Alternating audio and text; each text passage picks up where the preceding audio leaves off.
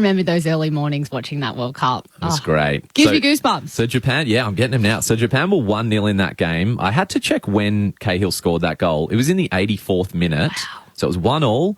Then he scored his second, which actually we've just got to play his second because that was the best goal. That was the volley, if you remember. Especially as they have the impetus. Aloisi. Cahill. Cahill! Tim Cahill has done it again! What a goal by Tim Cahill! So good. Not a volley, sorry, outside the box. Yes. I think it hit the post and went in. Yeah. Cahill was just... He was on something. He'd eaten that many Wheat Bix. He was a hero, wasn't he, that morning? But yeah, hopefully we get some scenes like that in Qatar. Oh, just about time for us to go. But what we're looking forward to, I'm going to jump in first, and it's the game of AFL tonight. We've talked about a lot of mental health stuff tonight, and Spud's match is on.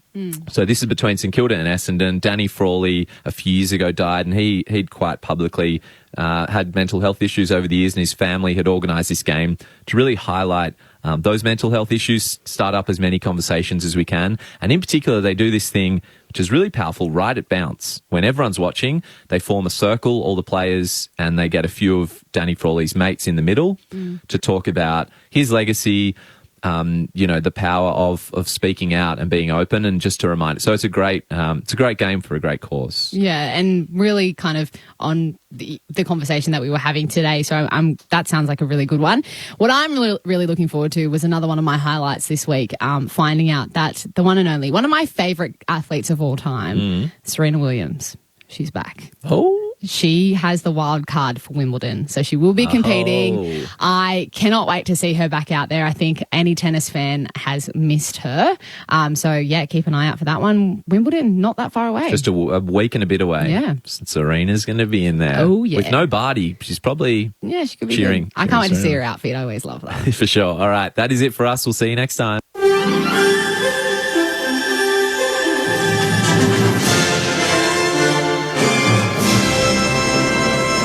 ABC News, good evening. I'm Kerry Worthington. Victoria's Premier Daniel Andrews has acknowledged the rules governing the energy market may need to be changed. This week, the national regulator temporarily shut down the electricity spot market to ensure reliable supply. And Energy Australia revealed its 2 gas generators in Victoria were providing backup after half its coal-fired production units went offline. Mr Andrews has told ABC Radio Melbourne that the market clearly isn't functioning as it should. The market operator, having taken the extraordinary step to essentially suspend the market, has been today reporting that, quote, the network, the grid, is healthier than what it was 2 or 3 days ago. So if that doesn't tell you that there's some really big structural problems with the way this market works, or doesn't work, I should say, I don't know what would. The federal government says more than 1,000 NDIS participants are stuck in hospital waiting to be moved into appropriate accommodation. Long waits for housing was one of the key issues raised at today's meeting between the state and federal disability services ministers. The ministers have come up with a plan within the month to ease the bed block. NDIS Minister Bill Shorten says the entire system needs an overhaul. We've also made very clear that there's a big pile of work to be done to make sure that we're keeping Australians with disabilities safe, that the quality of their care is being properly maintained. China is celebrating the launch of its biggest and most advanced aircraft carrier. It means China now has the second largest fleet of carriers after the US, as East Asia correspondent Bill Birtles reports. Launched with popping champagne corks and the singing of the national anthem in Shanghai, the Fujian is the first Chinese aircraft carrier built on a similar scale to the US carriers. It also features a catapult launch system and a full-length flight deck, major advances on the 2 Chinese carriers already in operation. Beijing has been rapidly building up its navy in recent years, and analysts expect construction of a 4th carrier to help China expand its naval reach. While the 3rd ship surpasses Britain's fleet, China's great rival, the United States, still has the largest fleet of 11 carriers, with at least 2 more under construction. Bill Birtles, ABC News, Taipei. Foreign Minister Penny Wong says Solomon Islands Prime Minister has assured her that the Chinese military won't be allowed to set up a permanent base in the country. Senator Wong has flown to the Pacific nations for talks with Manasseh Sogavare just weeks after his government signed a wide-ranging security pact with Beijing. Senator Wong says regional security was central to their discussions. I welcomed Prime Minister Sogavare's reassurances that there will not be a military base nor a persistent foreign military presence here in Solomon Islands. And I welcome his assurance that Australia remains Solomon Islands' first security partner of choice. Pauline Hanson will return to the Senate for a second term, having secured a Queensland upper house seat. The Australian Electoral Commission has confirmed the One Nation leader took the spot ahead of the LNP's Amanda Stoker. In a statement, Senator Hanson has thanked Queensland voters for supporting her campaign and pledged to hold the Albanese government to account. ABC election analyst Anthony Green says it wasn't a great election for the One Nation party. One Nation did not poll as well as I thought they would. They only got 7.4%. I thought they would do better. But once we saw the votes coming in, Pauline Hanson was consistently slightly ahead of the third LNP candidate. A man accused of murdering his mother near Mildura has been declared unfit to stand trial for a further 6 months. Police allege former Deputy Mayor of Wentworth, Paul Cause, fatally shot his mother, Bet Cause-Schultz, on a rural property at Redcliffs in 2018. Today, in the Supreme Court of Victoria, Justice Leslie Taylor found the 62-year-old was unfit to stand trial and remanded Mr Cause in custody at a high-security mental health hospital for 6 months. At a mental fitness hearing last month, the court heard Mr Cause had a delusional disorder and that he didn't believe it was possible for him to have a fair trial. A man who came forward to police earlier today after a hit-run collision in Melbourne's West last night has been released pending further inquiries. A 21-year-old woman was seriously injured when she was hit by a car on Leaks Road in Tarneit. The driver didn't stop to assist the woman and left the scene. The investigation continues. The weather outlook for tomorrow, areas of morning fog and the chance of frost, partly cloudy with isolated coastal showers clearing. For Melbourne, partly cloudy with light winds, expecting a top of 15. Sunday, partly cloudy and 16. Currently in Melbourne, it's 9 degrees. ABC News. ABC Sport now has its very own newsletter, and we'd be pumped to have you on board. Woohoo! The ABC of Sport will provide a wrap of all the best stuff that's happening in sport every week. Simply go to abc.net.au/connect and get ready for a sport hit in your inbox every Friday. Get on board with the ABC of Sport newsletter for content that makes you think or allows you not to. ABC Sport. We begin this broadcast by acknowledging the traditional custodians of the land on which this match will be played today and pay our respects to their elders past, present and emerging. We extend that respect to Aboriginal and Torres Strait Islander peoples listening. AFL. Runs into the 50, steps on the right foot, scores a level. This is awesome. What a moment to be here. Roll up, it's time for the show. Forget everything that you know. You ain't seen nothing like this. It's impossible to resist. Kicks from 45, starts right, but it's coming back. It's a miracle at the Adelaide Oval. You ain't seen nothing like. Akers hard up against the boundary in the right corner.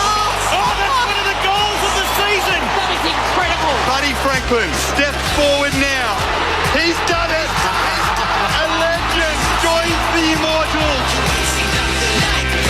Grandstand AFL. Grandstand AFL. Now from 55 goes bang. Oh, he kicked it. He has kicked it. Welcome to the big time. He can be a game breaker, this kid. And he'll kick the goal. It's what he does best. Silvani 2-on-1. Silvani! What a mark in the goal square. We're gonna be kids. Throws up from 55. An unbelievable finish. Shuts it down. The big man sorts it out there. This would be absolutely extraordinary. He is all class. Bolton runs toward the boundary to kick a miraculous goal. He can't believe it. Gives it everything he's got. It's going, it's going, it's there. The superstar on the left. He's got a third. Brilliant. Do you want it? How much do you need it? How much do you want it? We're gonna be kids. The 2022 AFL Premiership season. Grandstand AFL. Goes to Vanderbilt.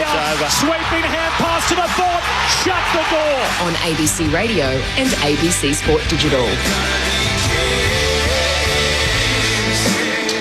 Round 14, Friday night footy, St Kilda and Essendon. The Saints' 3-game winning streak was halted by the Brisbane Lions last Saturday night. Brett Ratton in the aftermath calling it a night of disaster with just 2 fit men left on the bench for St Kilda.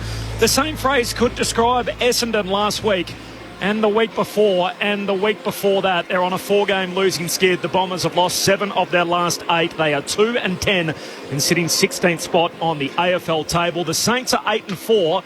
Which ordinarily would have you well entrenched inside the top 8. Instead, if they win tonight, they will be inside the top 4, taking Carlton's place.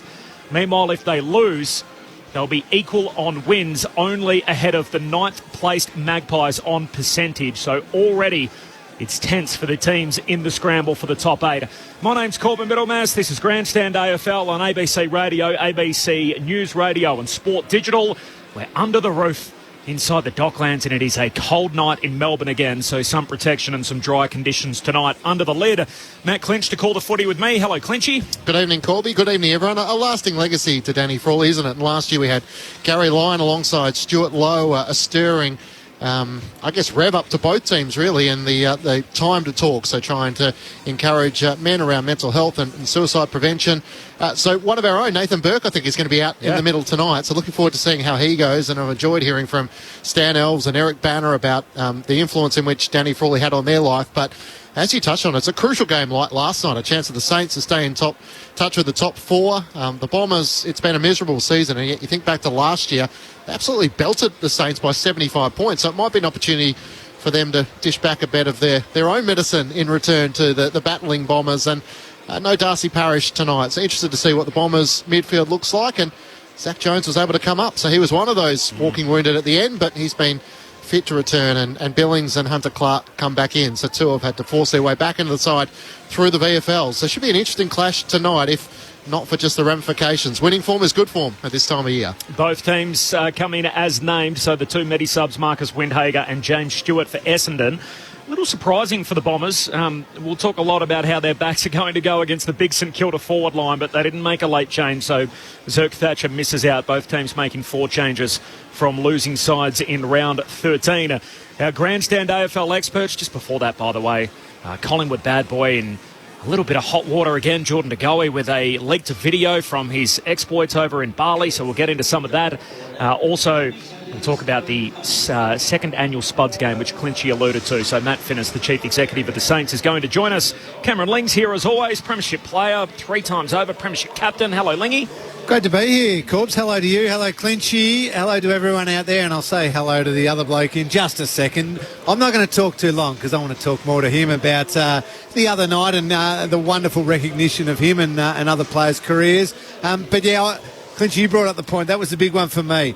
St Kilda, they've got a team on the ropes here, the Bombers. They are struggling, they're battling, their bodies are sore, everything like that. I want to see the Saints smack them. That ruthless edge to their game and really put them away. I'm keen to see how Essendon can respond to that sort of attack, but really, the Saints, if they're as good as we're starting to think they might be, they should just destroy the Bombers tonight and have a real statement game. But enough about the game, Corbs. Yes. Let's chat to this man. Well, it's not Big Malthouse, but he is in the games record holder seat, which we've reserved on a Friday night. It's not the coaching games record. It is the man who's played more games in VFL AFL footy than anyone else. But we can now call him Australian Football Hall of Famer, Brent Harvey. Congratulations, Boomer, on behalf of all of us at ABC Sport. What a magical night. It was, Corbs.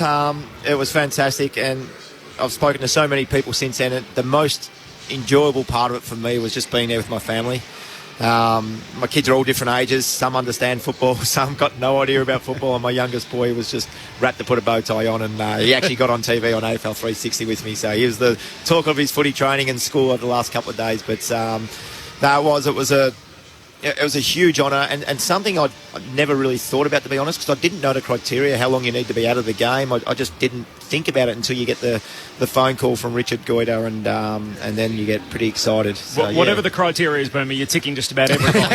I think it almost gets lost somewhat where people talk about, Boomer, what great longevity you had, but a handful of best and fairest. You've got premierships, EJ Whitten medal, best player in a state game, so absolutely deserving at the earliest possible point. Certainly was. Congratulations, Boomer. Thanks, fantastic recognition. I've spoken to other people who've achieved this, and they said one of the best parts of it is looking around the room and seeing some of the players that you would have played alongside, you would have played against, or watched when you were younger. Just to be in that company, it must be really special. It was, Lingy, and you look to the left and you've got a couple of Brownlow medalists there. You look to the right, you've got 5-time premiership players in the Hawthorn boys, and even the guys that I didn't know much about that.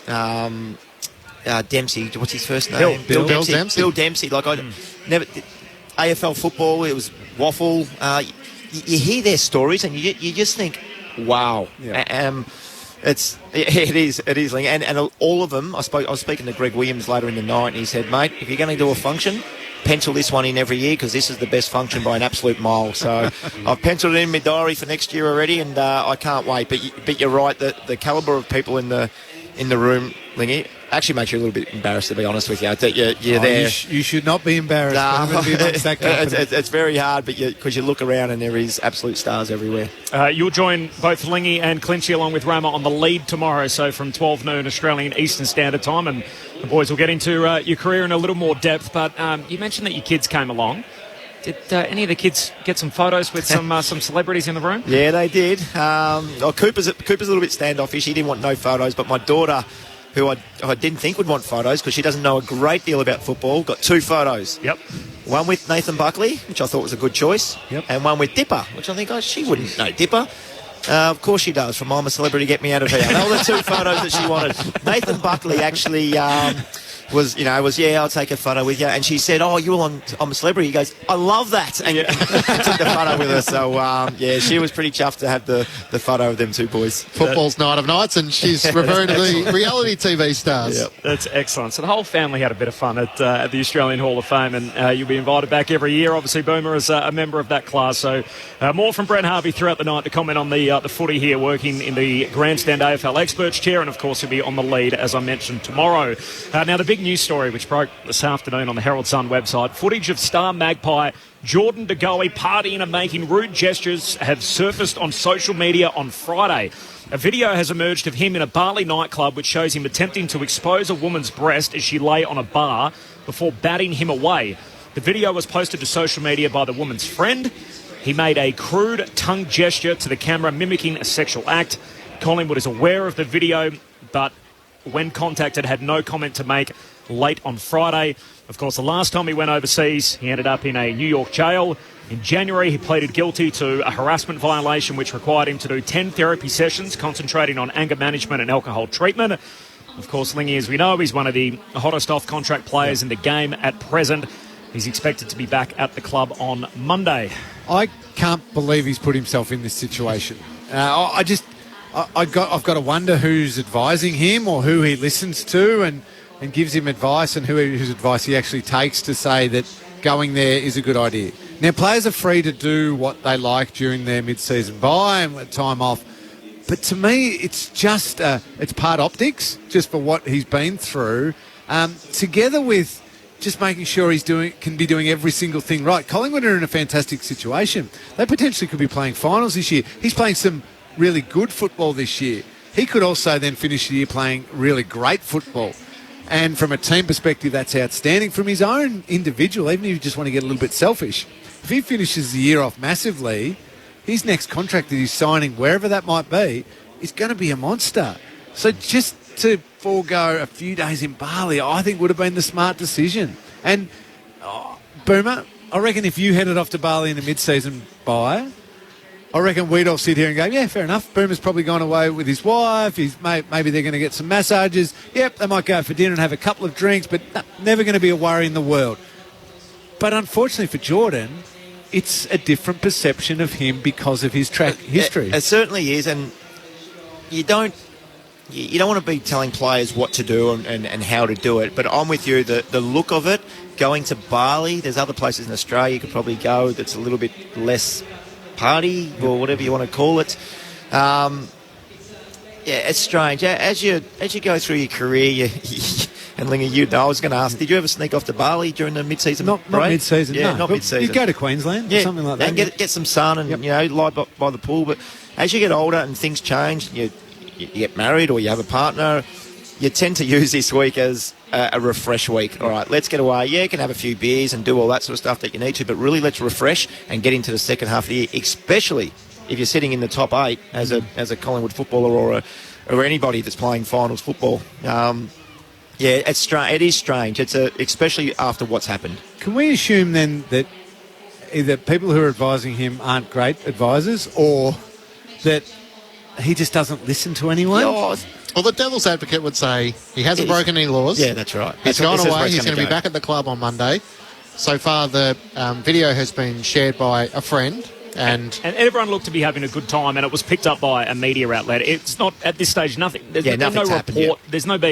There's been no complaint made over the behaviour or anything like that. And he's playing probably some of the best footy in which he has in recent times. So what he does in his free time is sort of up to him, except the element of that trust, as you touched on. So Collingwood are obviously saying, righto, we assume they knew he was going to go and go with our blessing, but let's hope you do everything right. Well, they have to know, first of all, because of the drug testing and all that sort of stuff that's available. Yeah, so you have to give them your whereabouts, regardless of where you go. If you stay at a mate's place and have a few beers, you've actually got to give them the address and say, this is where I'm going to stay tonight. That's how it actually works. What if your plans change late? That's a good question. Yeah. So was that the North Melbourne one where Jason Horne-Francis went back to Adelaide and hadn't told North Melbourne he was returning to catch up with family? Yeah, and that's just a learning curve for an 18-year-old boy that probably didn't know the full aspect of the rules. Yeah. But the drug testing, so he could get a positive strike. If they went to his house at 6 a.m. in the morning and Jason wasn't there, that's actually goes down in the AFL as a strike. So Colin would be well aware that 100% he knows the rules around that. So Colin would know that he's in Bali. That's for them. On your point, though, Clinchy, about, okay, hasn't broken any rules, he's playing good football, everything like that. Yeah, sure. But it was only 6 months ago, was New York. So, again, I'm not trying to bag him out. I just think it's just a poor decision to have made, to make, both from a team perspective, professional football perspective, and his own potential lucrative contract that he's going to sign. You need to rebuild trust over a long period of time to really have that strong trust. And so soon off the back of New York and his off-season, I just don't think it's a good decision. And I guess, sorry, Cobbs. I hate the fact that I'm being almost big brother like here because I was always big on trust the boys to do the right thing. Let them go. Let them be free, but trust them all the time.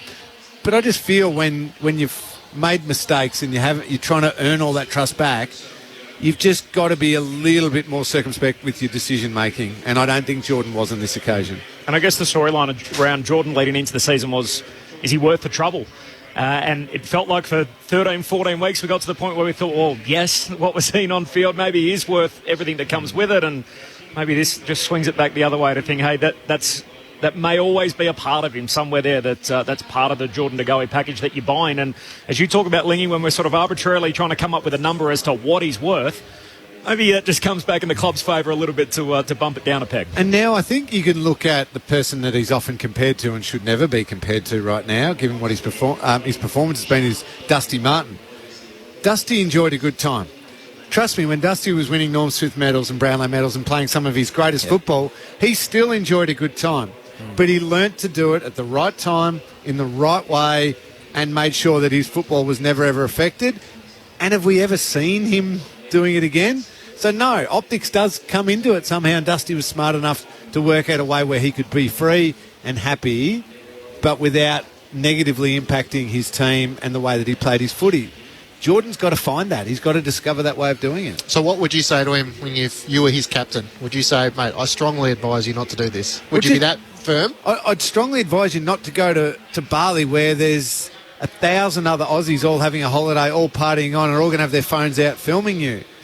Go and find somewhere else where you can just enjoy the company of your mates and your girlfriend if you've got it, whatever it might be, and relax and enjoy yourself in the right environment with a few little protective mechanisms in place.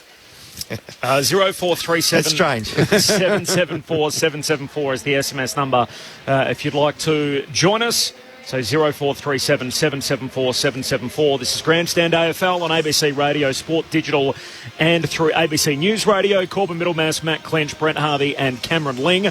St Kilda and Essendon coming up tonight, and there's no late change. So Marcus Windhager is the sub for the Saints, and for Essendon, James Stewart is their Medi sub.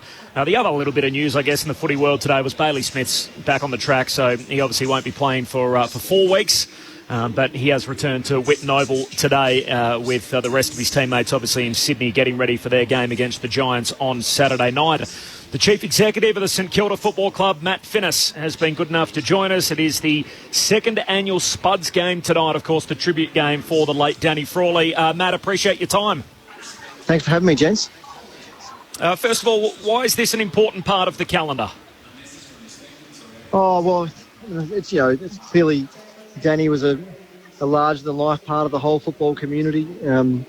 He's a dear part of the St Kilda story, really, but he transcended, St Kilda in terms of his involvement in the broader football community. And so it's an opportunity to celebrate him, but most importantly, the legacy that he left behind, which is, to so courageously call out and try and destigmatise mental ill health, and since he's passed, if anything, that's only become more important in our community, and tonight's our chance to take that conversation to a national audience from Friday Night Football.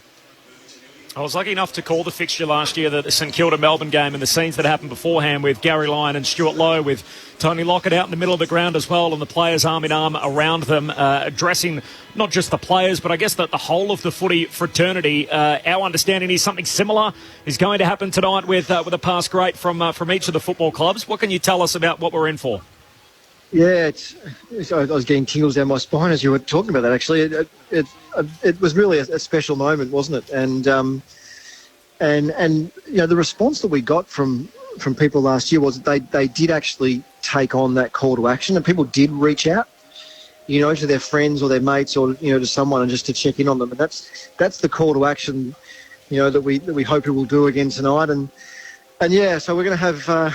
One of Spud's other great teammates, Nathan Burke, will be out in the ground tonight. Tim Watson will be representing the Essendon faithful, and together those two gentlemen are going to stop the game when it would otherwise be due to start.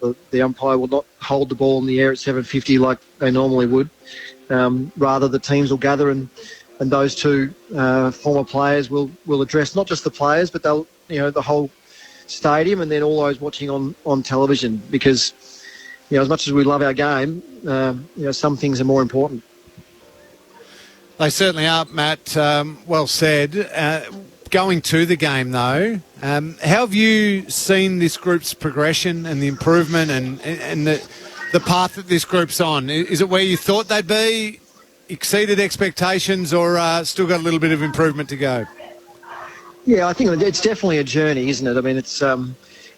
What's been pleasing has been, the growth in some of our talented, but younger players, and that was ultimately where the growth needed to come from. We didn't think we were going to get a whole lot more out of Jack Steele or out of Tim Membry or out of Callum Wilkie, who are just consistent performers week in, week out. But to see Jack Sinclair take his game to a new level, and has been terrific to see Max King, really start to announce himself up forward, and then Josh Battle in the back line, and Jack Higgins when he's played, and so this is where the growth's got to come if we're ultimately going to push deeper into the eighth. And with this group right now, Matt, do you see it? I suppose as CEO, you can look a little bit more macro than the coaches and that who are focusing on every single week. Do you see this as a complete list that is going to just keep improving and get you to the ultimate success, or do you think you'll go back to free agency and trading and try and bring in a couple of other proven talents to this list? Yeah, well, we think we've got the nucleus of a group that can play a lot of football together for some time. I mean, if you think, we'd love Paddy Ryder to keep going on forever, but really, he's probably the only one who, you have a question mark in terms of whether he's still going to be, playing good footy in 3 years' time as part of this program. So there's the opportunity for this core group to really continue to play a lot of football together, but ultimately we do have to keep getting better, and and whether that's more strength around the midfield, some more depth in terms of the tools down back. These are things that the list management team will be looking at as the back half of the season then, moves into the normal player movement period. Mate, you spoke about the improvement before in those younger players. I've had a little bit to do with Jay Gresham as he came through the Northern Knights system. He hasn't played a lot of football in the last 24 months, but he looks to be a super important player for you guys. Well, he's the one who we missed, obviously, last year, didn't we? And he's such a dynamic player. And so he gives us that point of difference. And all credit to Jade, really, in terms of the way in which he's approached his own preparation. The professionalism which he goes about it, that's what's allowing him to spend more time in the midfield. So, certainly he's a player who, we need to be an A-grader, and he seems to be showing the signs now of being able to approach that kind of level of football on a consistent basis.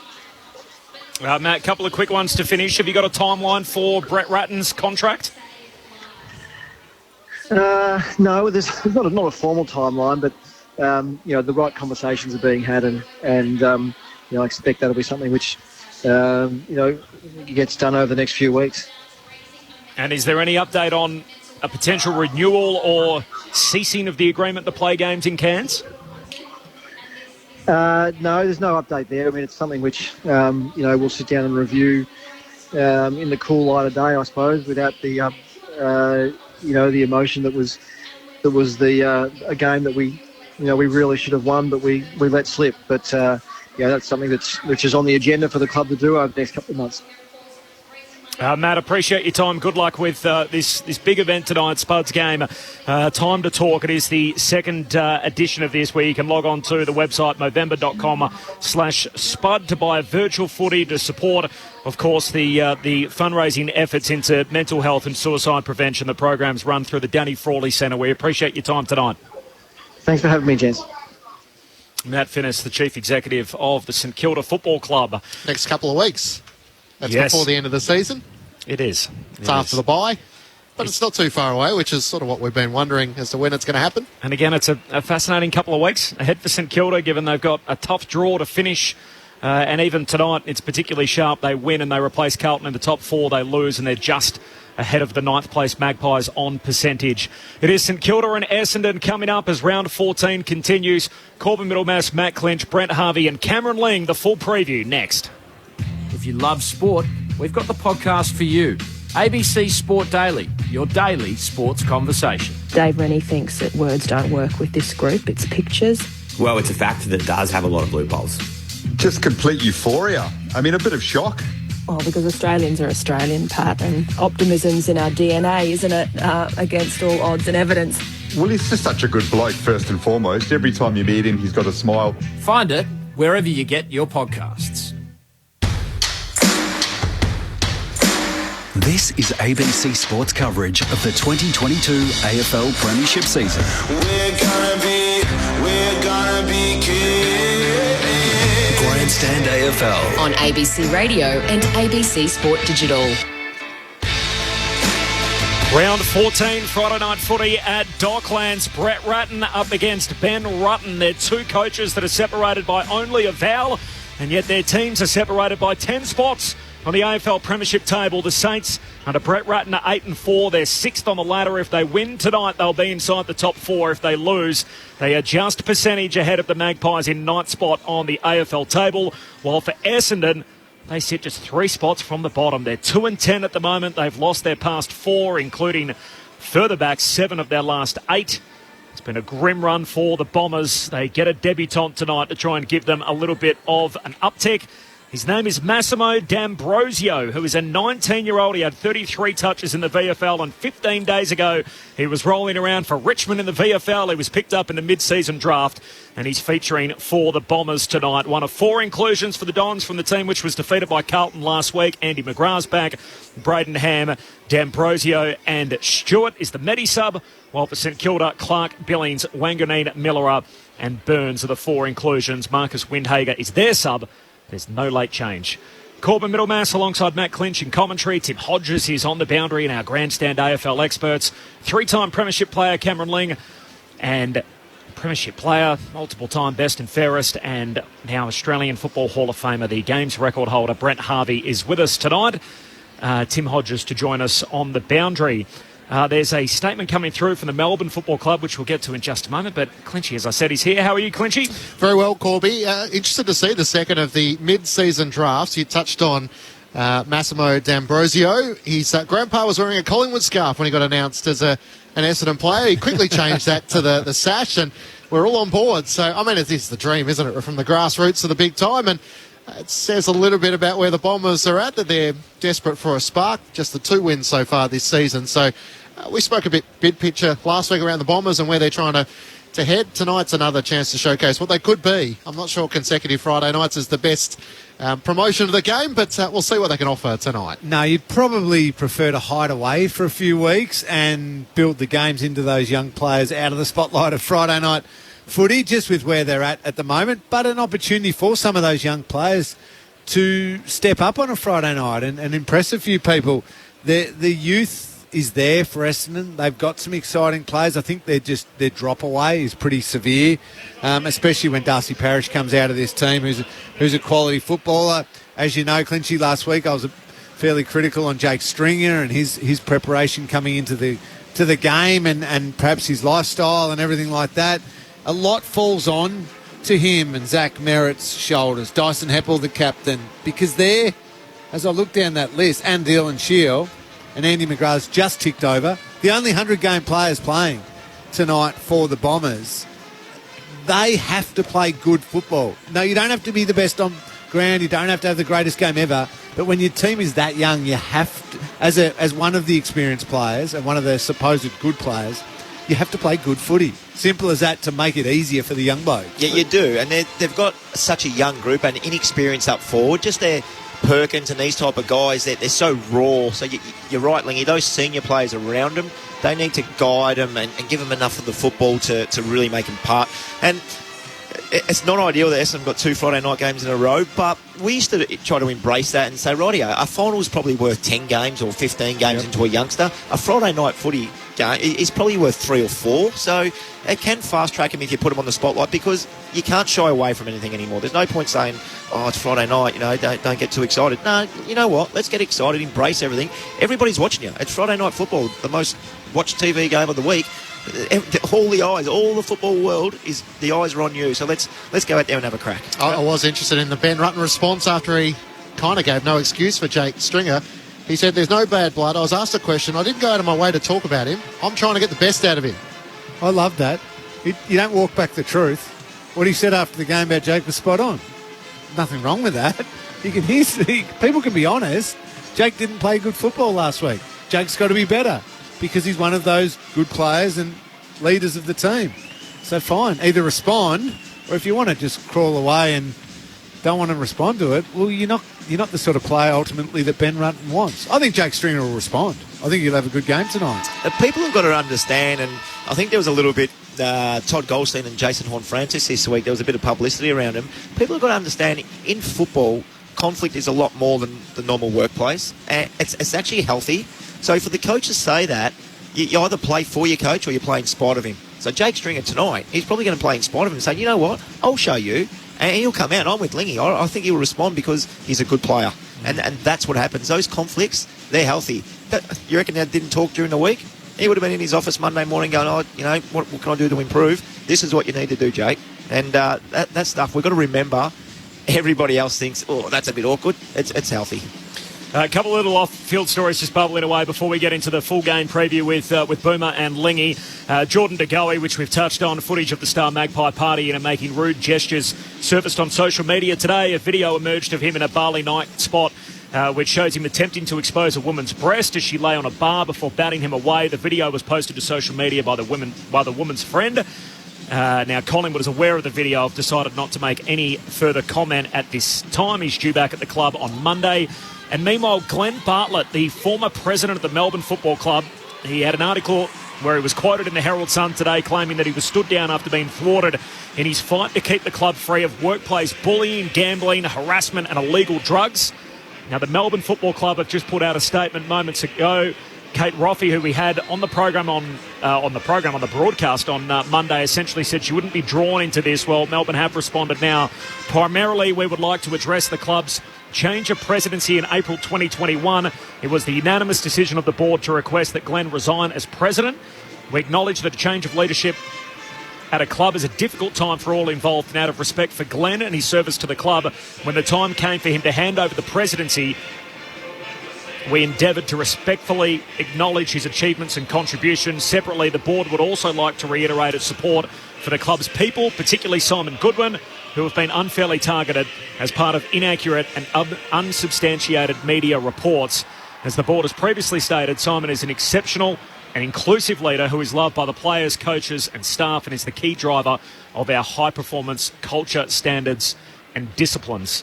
So interestingly that Melbourne, who have resisted for a long period of time after the latest episode in the News Corp papers today, have decided to respond to that just moments ago. There's no late change here at Docklands. The two subs, Marcus Windhager for St Kilda and James Stewart for the Bombers. Cameron Ling and Brent Harvey, we've got 6th up against 16th on the premiership table, but for the Saints, if they win tonight, they're in the top 4. If they lose, they're right back in the pack. Well, Boomer, I was here at a game not that long ago watching the Cats play the Saints, and for a half of footy, I thought, the Cats are kind of in control of this game. And then it turned completely on the speed of the Saints' outside ball use. Jade Gresham, you asked Matt Finnis about before, helped completely flip that game on its head.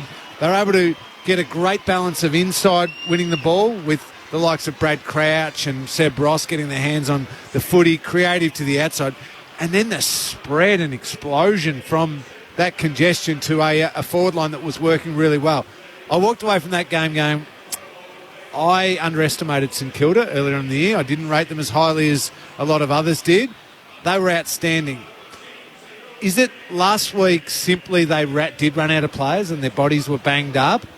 Or did they get exposed a little bit by one of the true top-end teams in the competition? I really rate Brisbane. I think they're one of the best teams in the competition. We know Melbourne, what they're capable of, but I think Brisbane are one of the better teams in the competition.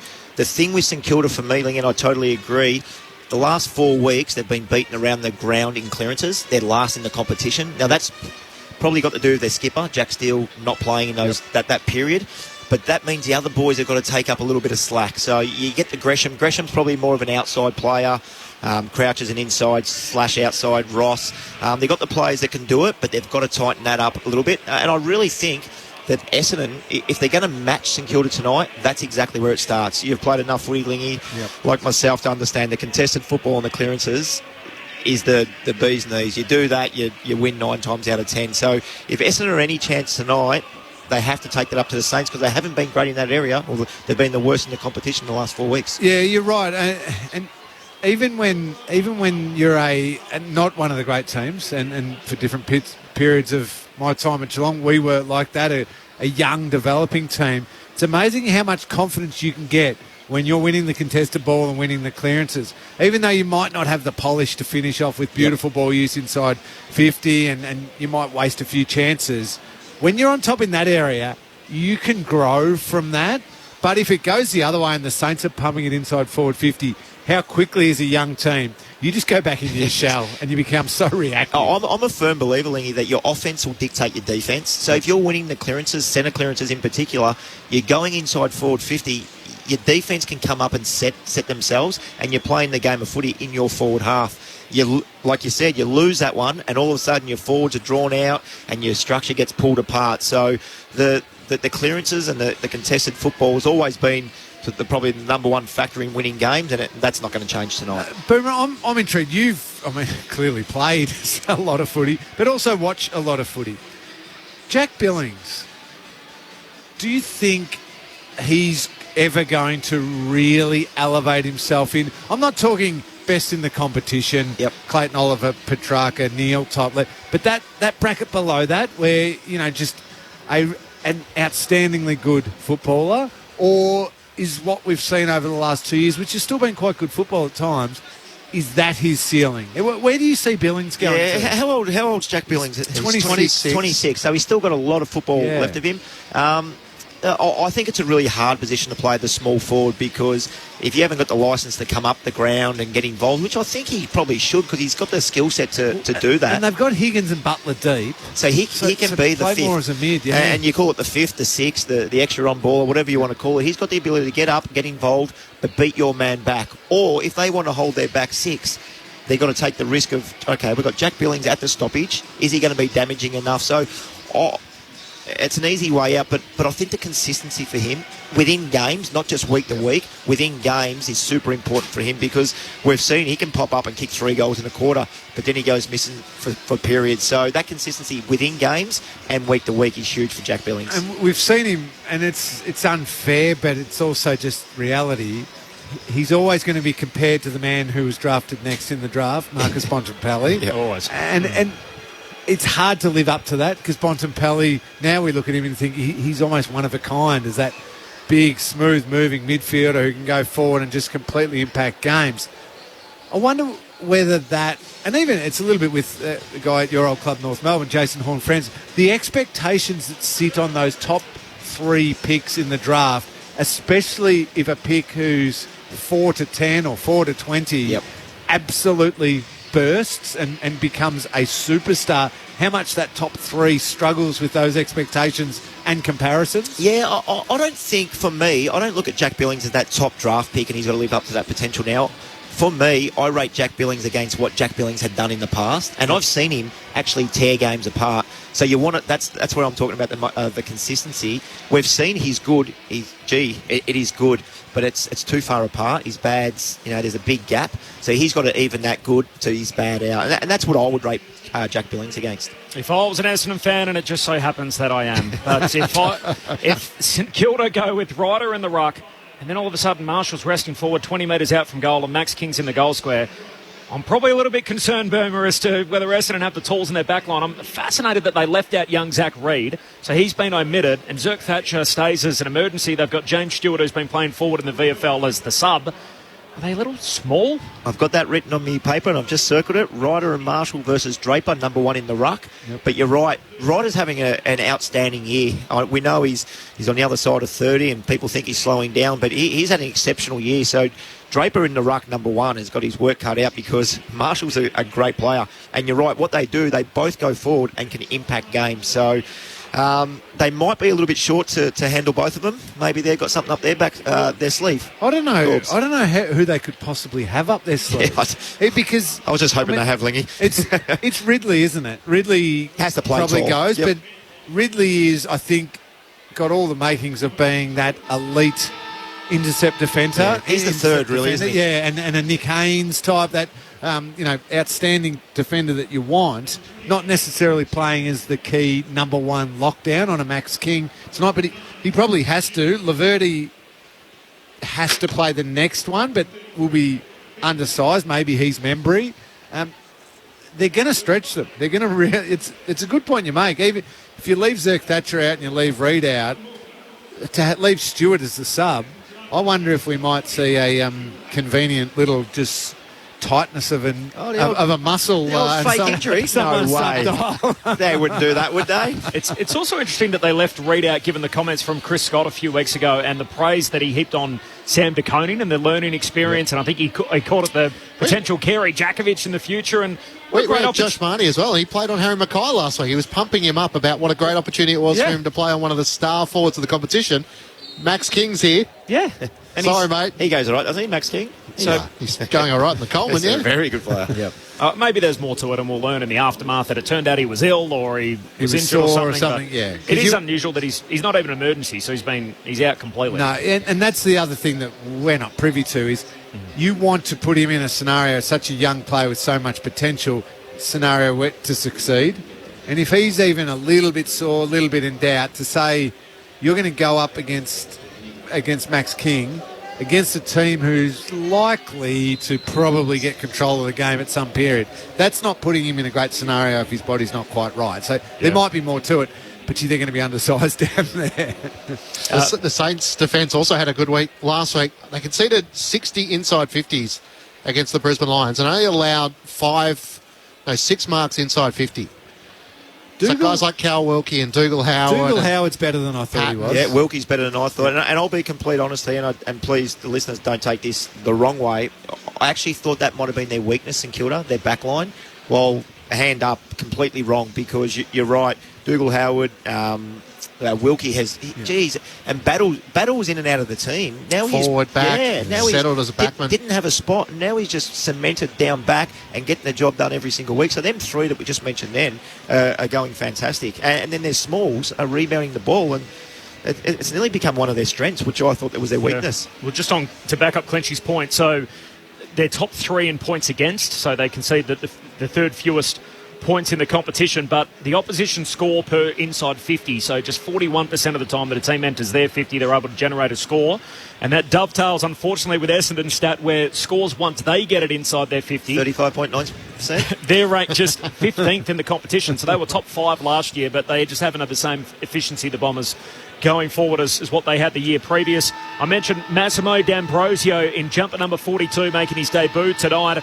He's studying construction management. He was in the VFL playing for Richmond just 15 days ago, and now he's out here playing for Essendon tonight. He was picked 3 in the mid-season rookie draft. He had a horrible back injury some 18 months ago. He's overcome a shoulder complaint in recent times.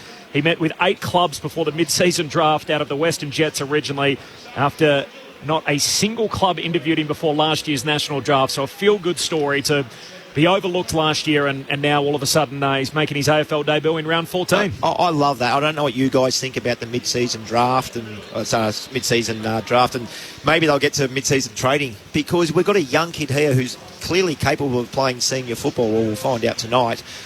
Playing in the reserves for Richmond in the VFL, and now his dream, 14 days later, his dream is true. It's coming true. I love the mid-season draft. I don't want the mid-season trade. I think I'm with you, Lingy. And Hunter Clark, one of 4 inclusions for the Saints. He's played just 1 of the last 21 games, really since his collision with Dave McKay, famously back in Cairns a year ago. He's rarely had a run at it, so he is back for the Saints for his first game of the season tonight. The Bombers predominantly in red with the outline of their famous sash, and St Kilda in their home jumper.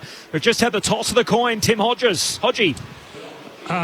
They're about to have this the meeting with Nathan Burke and Tim Watson out in the middle. Gary Lyon set the bar so high last year, Corbin. I might just throw back to you so you can get to it. Hopefully we take it live. I know Nathan Burke and Tim Watson were feeling sick walking out there just at having this moment.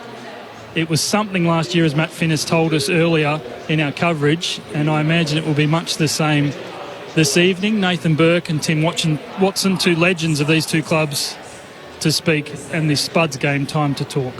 So the players around the centre circle here at Docklands, the majority of the lights are out, and just the spotlight as the players are interwoven arm to arm. Well, right now the game should be starting, but we want to pause for a 2-minute delay for this really special message. 1 in 2 people will struggle or suffer or experience mental health throughout their lives.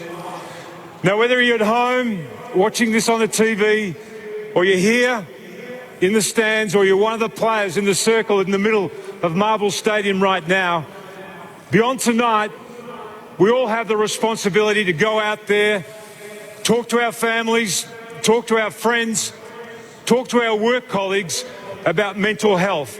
Have that conversation. Danny was acutely aware of the need for that conversation, how important having that conversation is. That's Danny Frawley's legacy.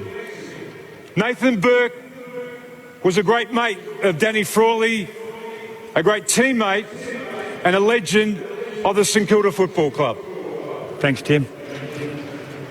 Danny Frawley was my captain for 9 years. No leadership groups, just one man out the front leading the way. He led with passion, with loyalty. He was tough yet vulnerable. He wore his heart on his sleeve. He connected us together. He cared. He wanted to make us not only better footballers, but better men. He carried a large burden on his shoulders. But he did it so well that we thought he didn't need help. But now he needs help more than ever. He needs help from us to continue the fight that he started. He needs us to be brave, to put our hand up when we're not okay, to intervene with our mates when they're not okay, to step forward and say, I need a chat. That's what Danny would want from us. For the St Kilda boys tonight, I want you to channel the spirit of Spud. The spirit of Spud is courageous, it's fearless, it's relentless. It's about making your teammate the best player on the ground. It's selfless. So whenever you go into a contest tonight, I want you to carry that spirit of Spud with you. And if you do that, nothing can stop you from greatness. Tim. Thanks, Berkey. Just finally to the Essendon players. Spud was the ultimate teammate, the ultimate team man. He'd never concede, he'd never yield, he'd never leave one of his mates out here alone, unassisted. And he was the ultra competitor. All of you, as a tribute to Spud tonight, play this game in a great competitive spirit and may the best team win. And to everybody else beyond here, go out there in the community and have the conversations. Let's keep talking about mental health to honour Spud. Good luck, everybody.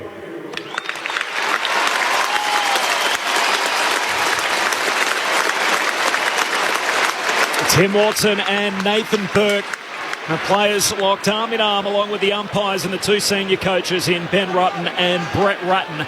And we're ready to go for St Kilda and Essendon. Spud's game, the second annual event.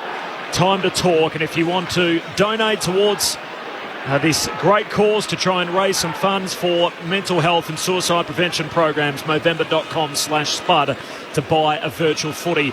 A last huddle for the two teams. Tim Hodges is on the boundary. Hodgie, how was that from ground level? Just fantastic, wasn't it? It's so weird for Tim Watson to be 2 weeks in a row the centrepiece of the pre-match of Friday night. They both looked sick walking out there. They were so nervous, both Burke and Watson, and they did a magnificent job. For the Saints, Dougal Howard, they won the toss. The Saints will kick to the Lockett end. That's the right of the screen if you're watching at home on the television listening to us. It is a chilly night on the boundary. Just 10 degrees outside, a low of 8 expected tonight, thank heavens for the roof. Despite the cool conditions, a great crowd building. The club is hoping for high 30s. I reckon it would be about 35 at the moment. Always a good sign when the seats up the back of the top deck have been taken. Just repeating, no late changes. The medical subs for the Saints, it's Marcus Windhager. For Essendon, James Stewart. We hope it is a great game for Spud, guys. Dyson Heppel to start on the wing for the Bombers. Massimo D'Ambrosio is going to start on the bench on debut, the teenager. And meanwhile for the Saints, Hunter Clark in his first game for the year to start on the bench as well.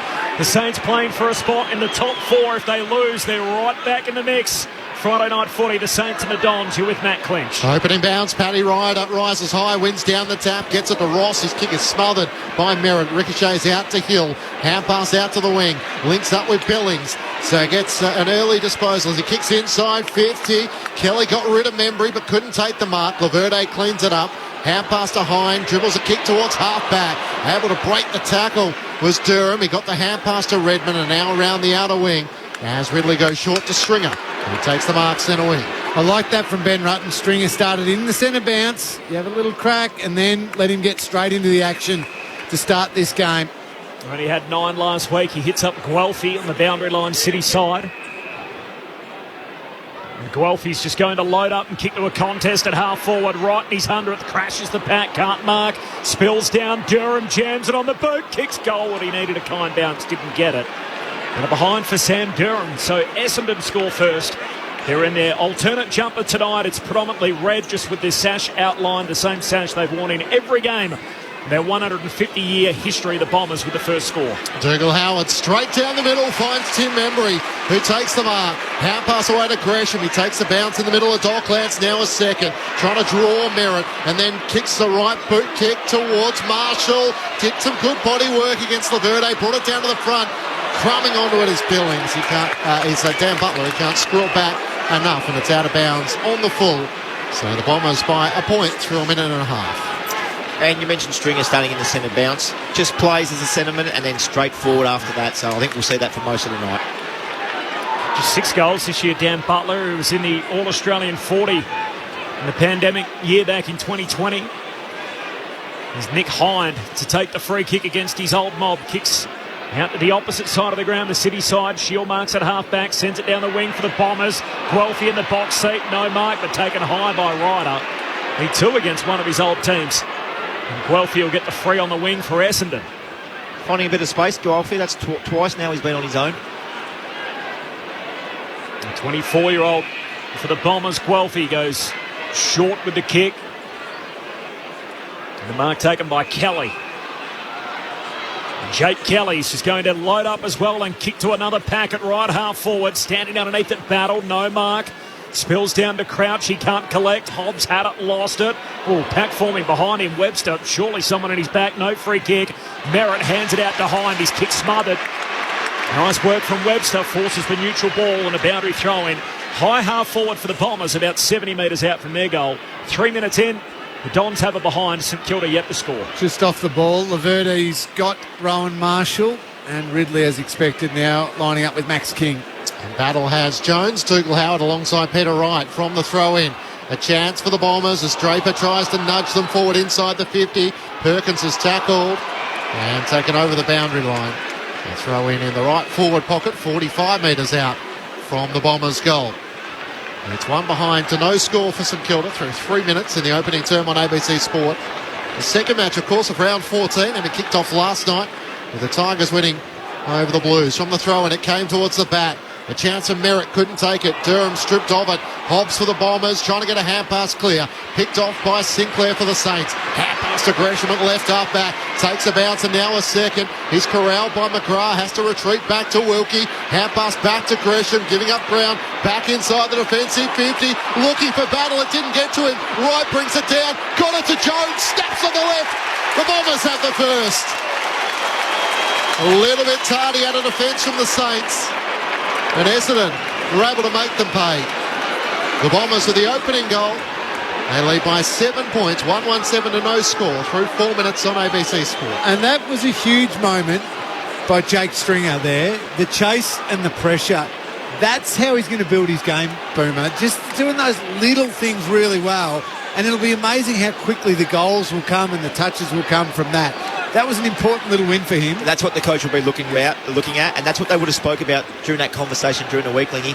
A strange decision by Jake Gresham, man. He had a really easy one. He could have even gave it and go to 1-2 if he wanted to, or just a 15-metre short kick, but he elected to kick a cross-face of goal. And 2-metre Peter, big Peter Wright, got the little hand in, and it was a fantastic finish by Jones on his left.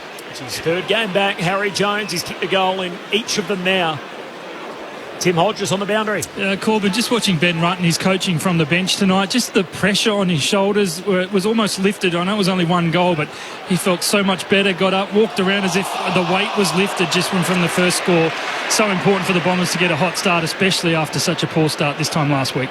Thanks, Hodgie. The Blues kicking the first 3 last week. The Dons with the opener here, and Draper grabbing it out of the ruck, caught in the middle and holding the ball, the call. So Crouch goes short to Zach Jones, kicks it short to Ryder. He gives it to Crouch, his kick smothered. Redmond does well, can't pick it up, tackled by Zach Jones, and he gives away the free. Free kick for Redmond, half back for Essendon. They lead it by 7. Feeds a hand pass wide to Hind and now to Dylan Shield. His best game of the season last week against the Blues. Around the boundary line to Heppel, to Nick Martin. Able to link up with Hobbs, who kicks a long ball inside 50. Wright has space. And he'll mark in the left forward pocket. Some loose checking from the St Kilda defence, and Dougal Howard was nowhere to be seen. It was just the Essendon mids out here. We're able to create the overlap. That's with the St Kilda player, we'll always press up to the Bombers player with the footy, which then allowed an Essendon player over the top, and finally it was Hobbs who had the awareness to kick inside forward 50 to a pretty free Peter Wright. They constructed that well, the Bombers. Hodgie told us about the confidence. Wright has a kick to goal in the last 3, deep in the left forward pocket. It just fades the wrong side of the left goalpost, down a minor score. Essendon by 8 points, 1-2-8 to the Saints, yet to score. 6 minutes gone opening term. You can already tell Hobbs is going to be a star, can't you? He's just got that composure for a young boy. Sinclair on the kick out, goes wide to his mate Billings, can't take the mark, slips through to Merritt, so the Bombers trap it in their front half, looks inside 50, Wright's going to get a second go. Takes the mark, centre half forward for the Bombers, he'll kick from inside the 50. And a chance to make good on his earlier miss. We were pumping up the Saints defenders just before the game, but at the moment Howard and Wilkie and a couple of players down there almost looking around a little bit at each other, guarding grass more so than taking accountability for an opponent. Peter Wright, drop punt, Sales goal, but again he misses out to the left. He's had two from a similar spot, and both of them have ended up on the left-hand side of the goalpost. As a key forward, Lingy, you really want to kick one of them early, don't you? Get that confidence up now. The next shot he's thinking, don't miss, don't miss, don't miss. Two behinds last week for Peter Wright, too early here.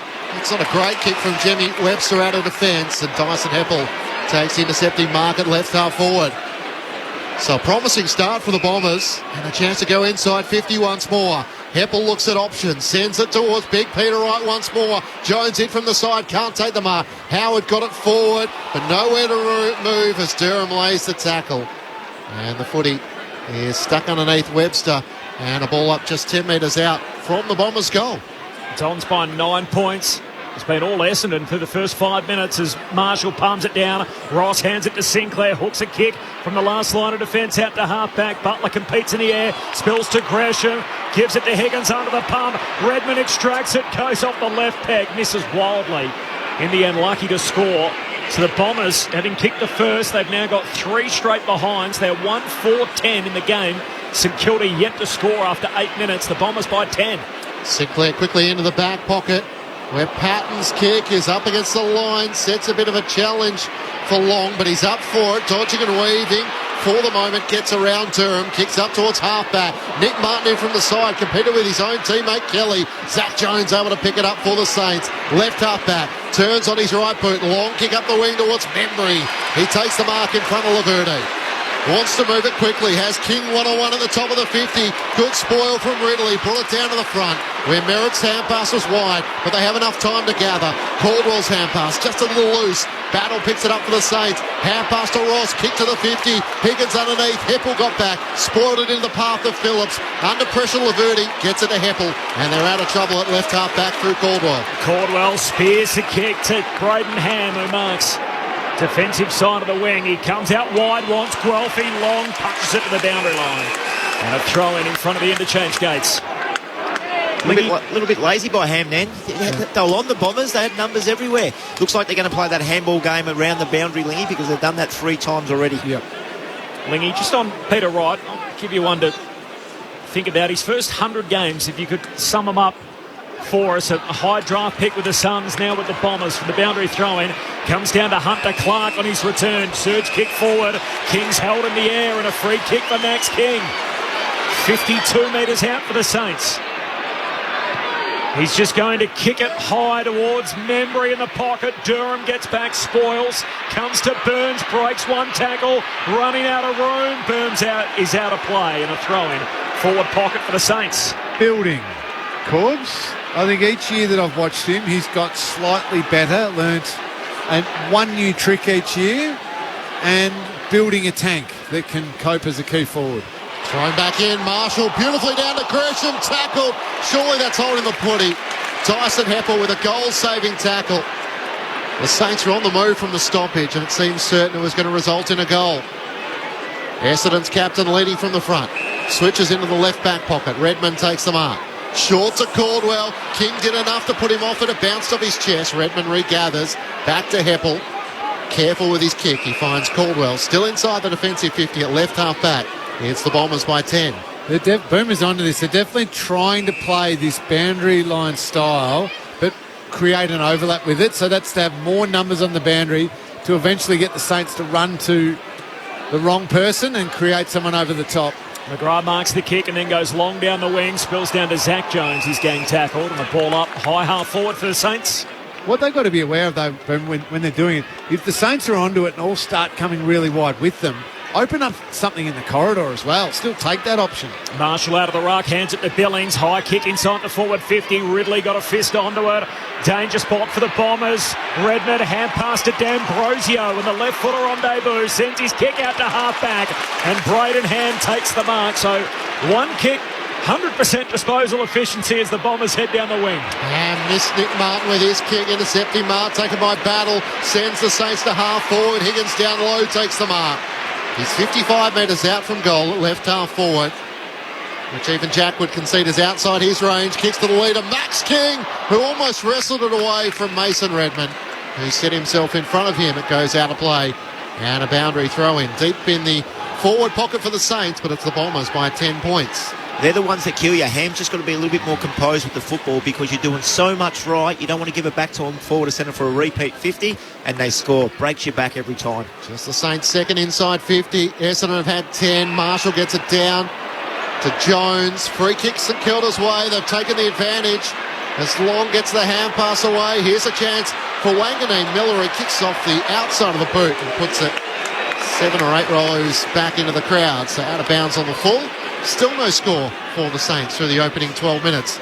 The Bombers 1-4-10. It was the 150th celebration for the Bombers last Friday night, but some famous Essendon surnames out here tonight. We've got a Long and a Wanganeen both playing, but in St Kilda jumpers. As the Long exiting kick from Kelly's been marked by Battle, so an intercept mark for the Saints. 70 metres out. As Battle just kicks to the top of the goal square for St Kilda. Fist on it from Phillips into the lap of Gresham. He can walk it in. And the Saints have their first of the night. Gresham up into the second deck. Essendon's lead cut to 4 points. The Bombers with 3 misses at one end, and St Kilda eventually make them pay at the other. 13 minutes in. The Bombers 1-4. The Saints 1 straight. Brent Harvey and Cameron Ling on Grandstand AFL. So, Boomer, I'll concede it was a tad lucky that it ends up straight to Gresham. But I was watching Jade Gresham come through 50 and just jog in. I thought there was a chance that the Battle kick might have just hit him up short, maybe at 35 out. But he kept going when it went long, arrived at the front of the contest, and then ended up with that ball. No one went anywhere near him. No one took even a remote bit of accountability for him. Surely someone as dangerous as that has got to attract the defender. You've got to know what the players are, who they are. Gresham there, he's a forward centre player. He kicks goals. He's kicked goals multiple times this year. You've got to know, and you're spot on. You've got to just that little bit of pressure on him. Goal number 14 for the season for Jade Gresham. Brent Harvey with you on ABC Sport. Back in the middle, Marshall and Phillips both missed it. Marshall dribbles a kick towards half forward. Seamless transition. The hand pass to Clark. Kicks into the pocket. Max King's got it. Great pickup. Nice blind turn. Now to finish.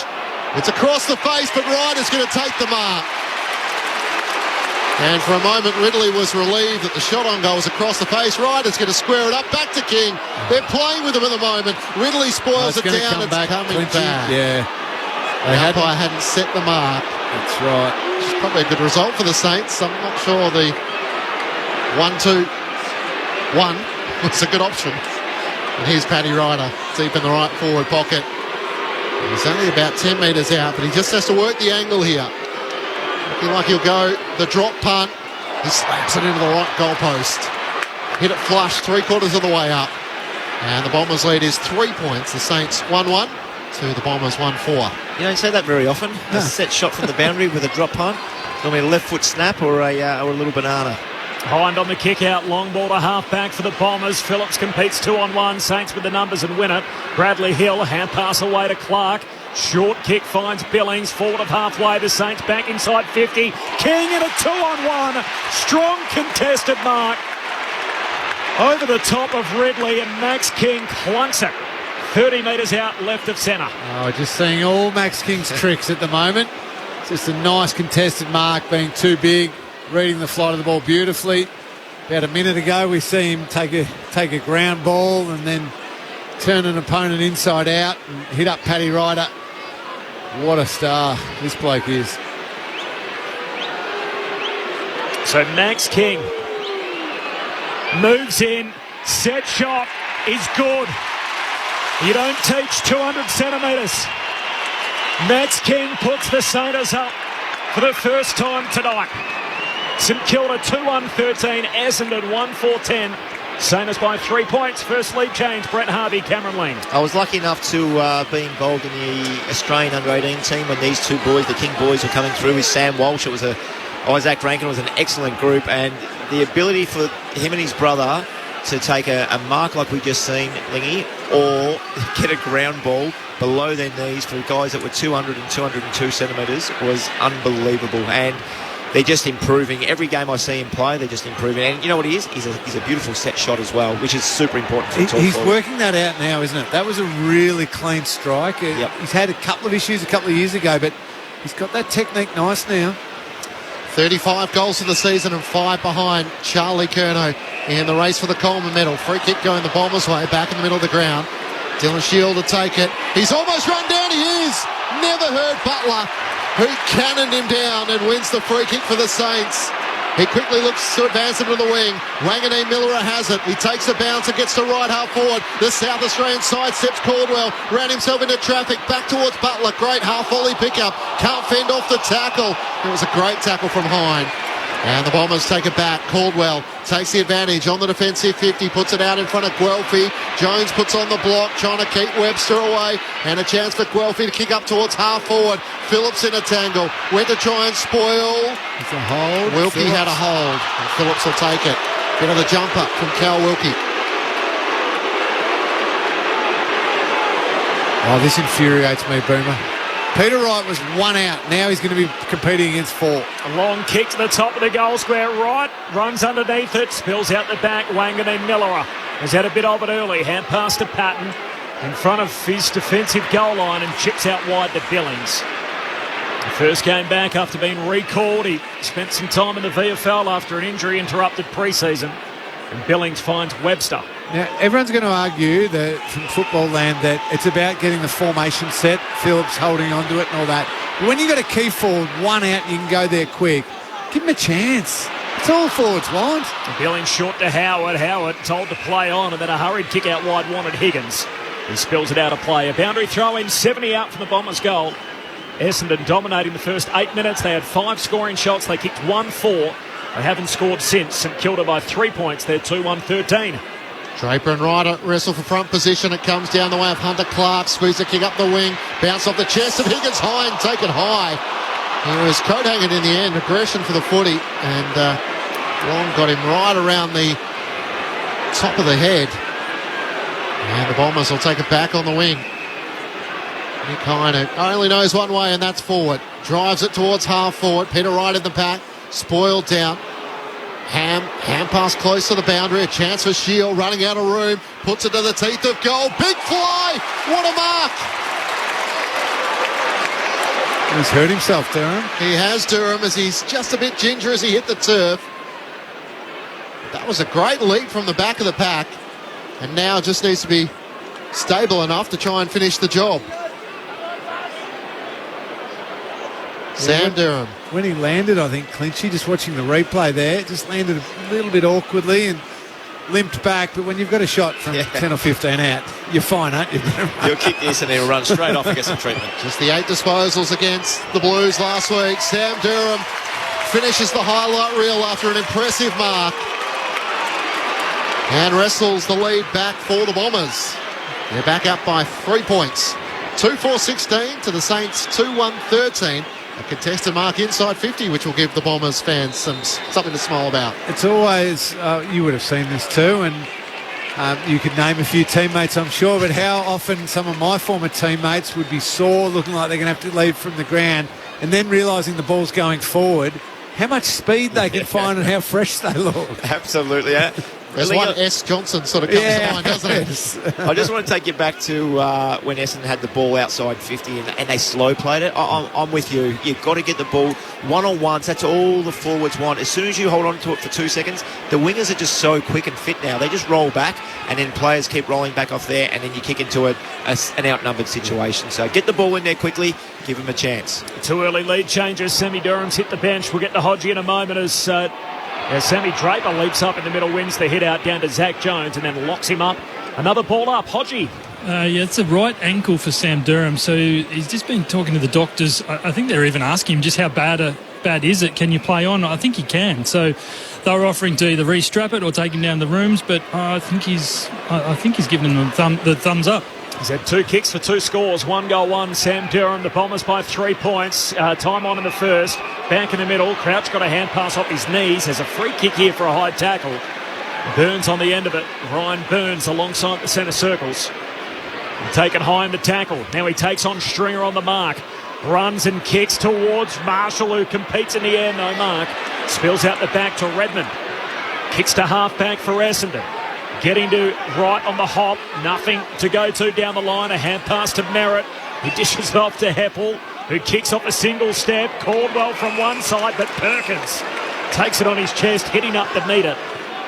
And the young emerging Bomber in his second season comes out wide with a kick to right in front of the benches. Wants to come back into the corridor to Redmond, who can chip it over the top to Andy McGrath. Quickly gives the hand pass back to Redmond, a fumble. Now he needs to deal with Gresham. Hand pass to McGrath, your problem, and Gresham's got him, but it's in the back. Lucky. That Redmond fumble put him in a world of trouble.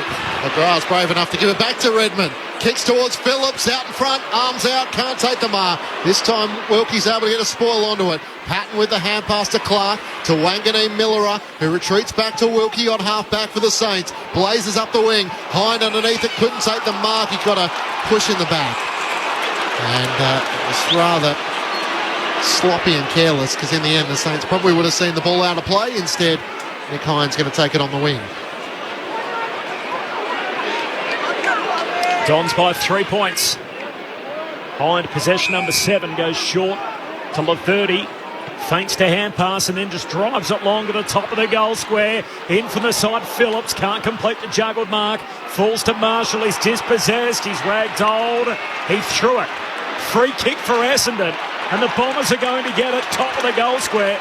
And it'll come back to Draper. I think everyone was standing around thinking perhaps a dangerous tackle had been called then. Yeah. I'm just watching the replay now. It was a throw. Great call by the umpire. And yeah, no dangerous tackle. Well umpired. Excellent. Well done, Sam Draper. They've only won 2 first quarters all year, Essendon. Some green shoots last week, as Brendan Bolton would say. They laid 75 tackles above league average. They've started hot tonight. Draper pops it through for Essendon's third. And the Dons are out by 9 points yet again. 24 played opening quarter. The Bombers 3-4-22. St Kilda 2-1-13.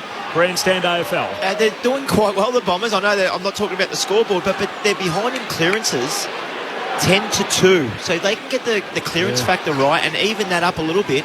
They're doing enough right around the ground because they've brought their pressure. They're playing slightly different ball use around the boundary. And you're right, Lingy, they've got to, once St Kilda start defending that, they've got to come back through to hit the 45 because it just spreads the whole ground. But I'm liking what I'm seeing here.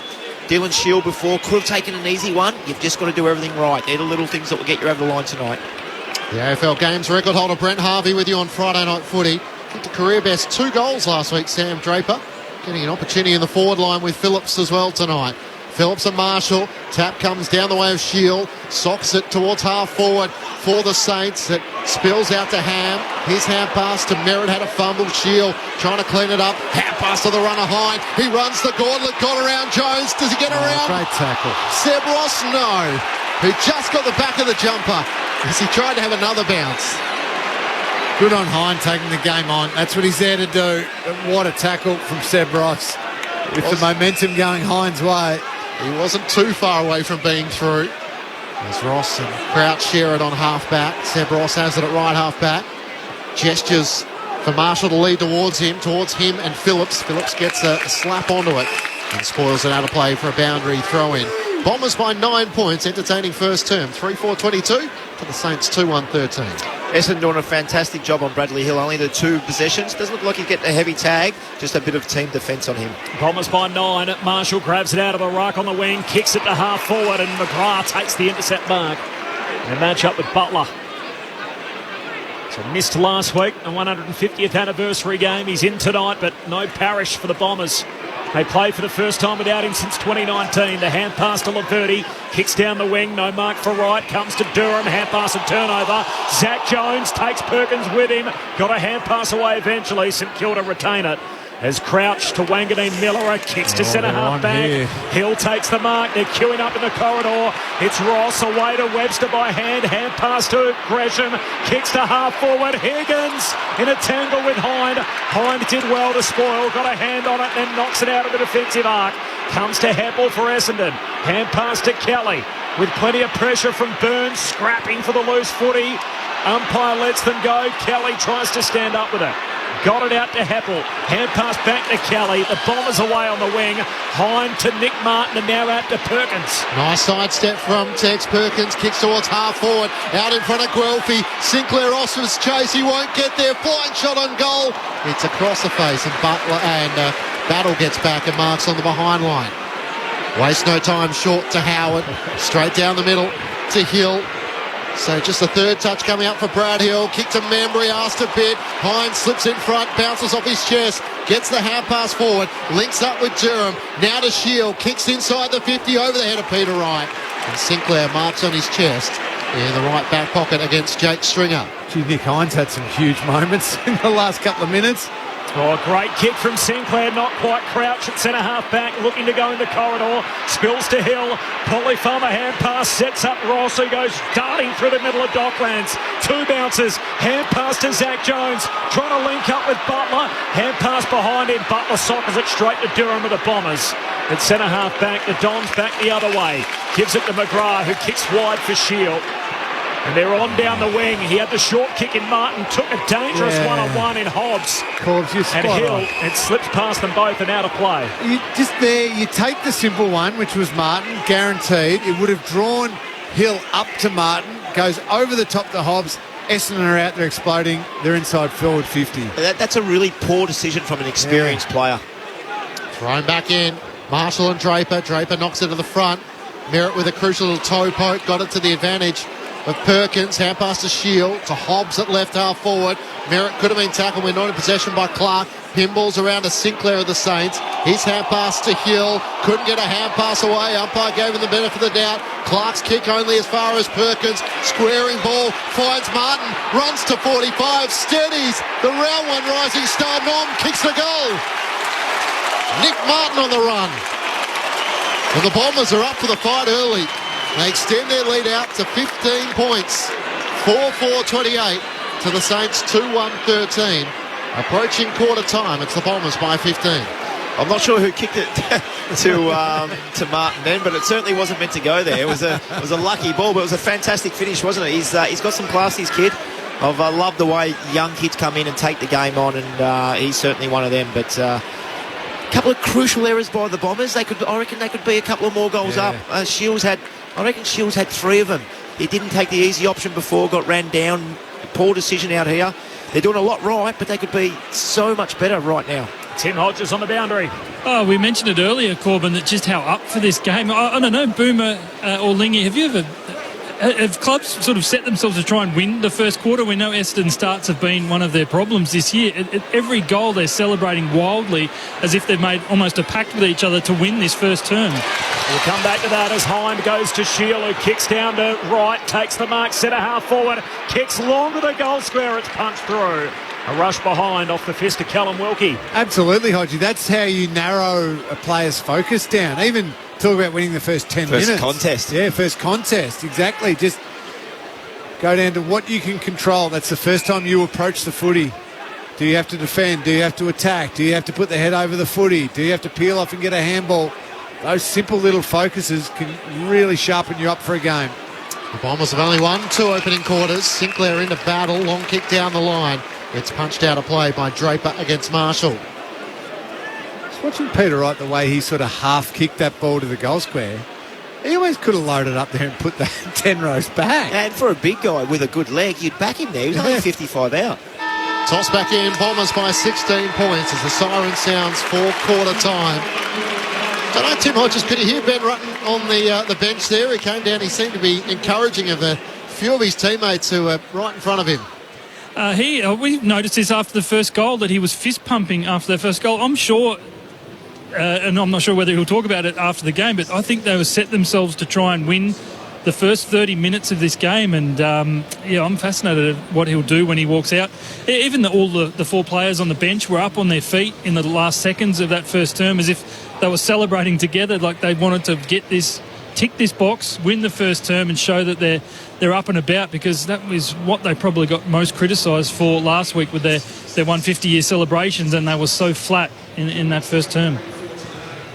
So an opening quarter lead the way of the Bombers by 16 points, 4-5-29 to the Saints 2-1-13. And for the Bombers, goals to Draper, Durham, Jones and Nick Martin. Meanwhile for the Saints, their goals have come through Gresham and Max King. Dons by 16 points on ABC Radio, News Radio on Sport Digital. This is Grandstand AFL. Ready for some new adventures? Back Roads is back. From the macho mining town of Tom Price in WA to outback Queensland and Tasmania's Cradle Mountain, join me, Heather Hewitt, and some of my fellow guest explorers for a journey to some of this country's most remote towns, full of surprising and memorable characters. All new Back Roads. New adventures Monday nights on ABC TV and streaming on ABC iView. The 2022 AFL Premiership season. Grandstand AFL. On ABC Radio and ABC Sport Digital. McGrath has to retreat back to Wilkie. Hand pass back to Gresham, giving up ground. Back inside the defensive 50. Looking for battle. It didn't get to him. Wright brings it down. Got it to Jones. Snaps on the left.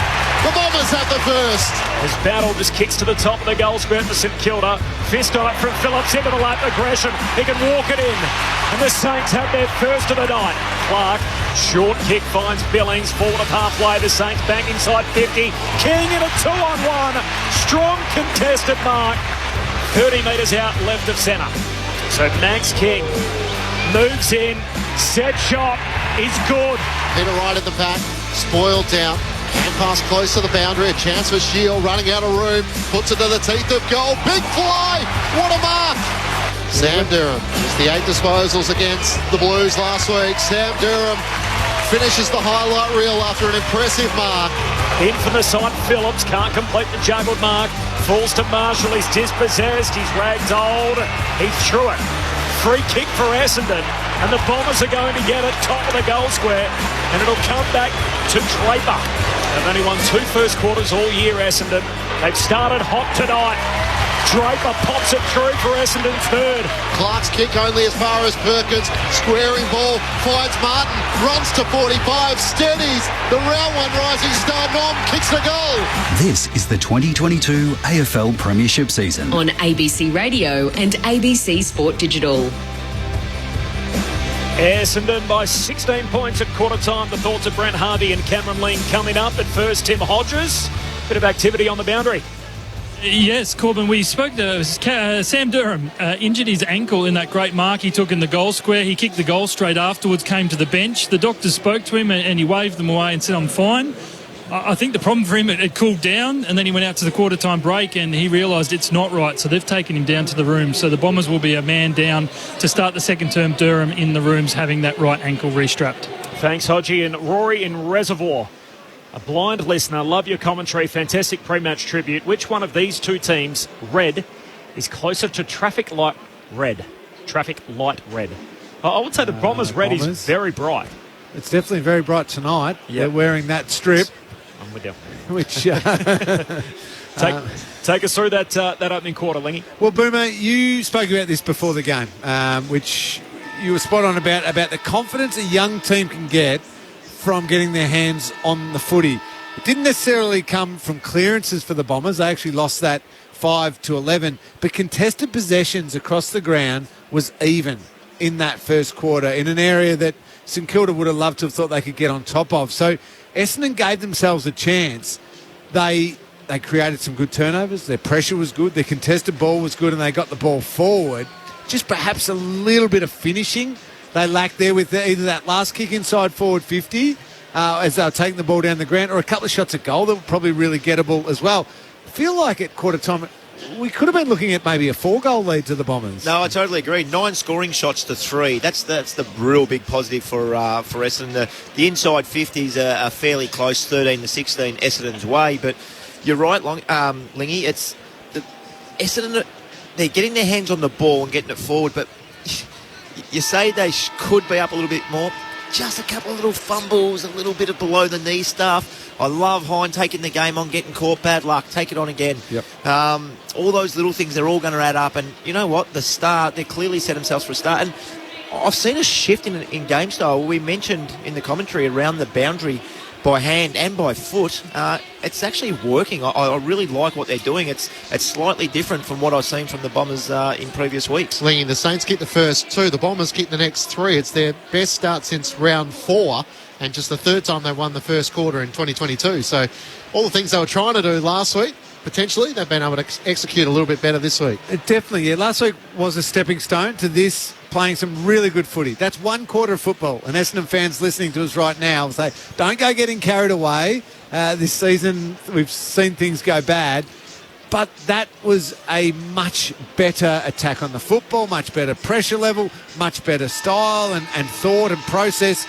Really good signs. Now let's see how the Saints respond. I reckon they would have got a little bit of a rev up there from Brett Ratton. And just a great start by Peter Wright too. I just thought his pressure, not just his kicking and marking, his pressure was fantastic. Bombers by 16. Ryder wins the hit out back in the middle. Gresham tumbles a kick forward. Burns up to meet it.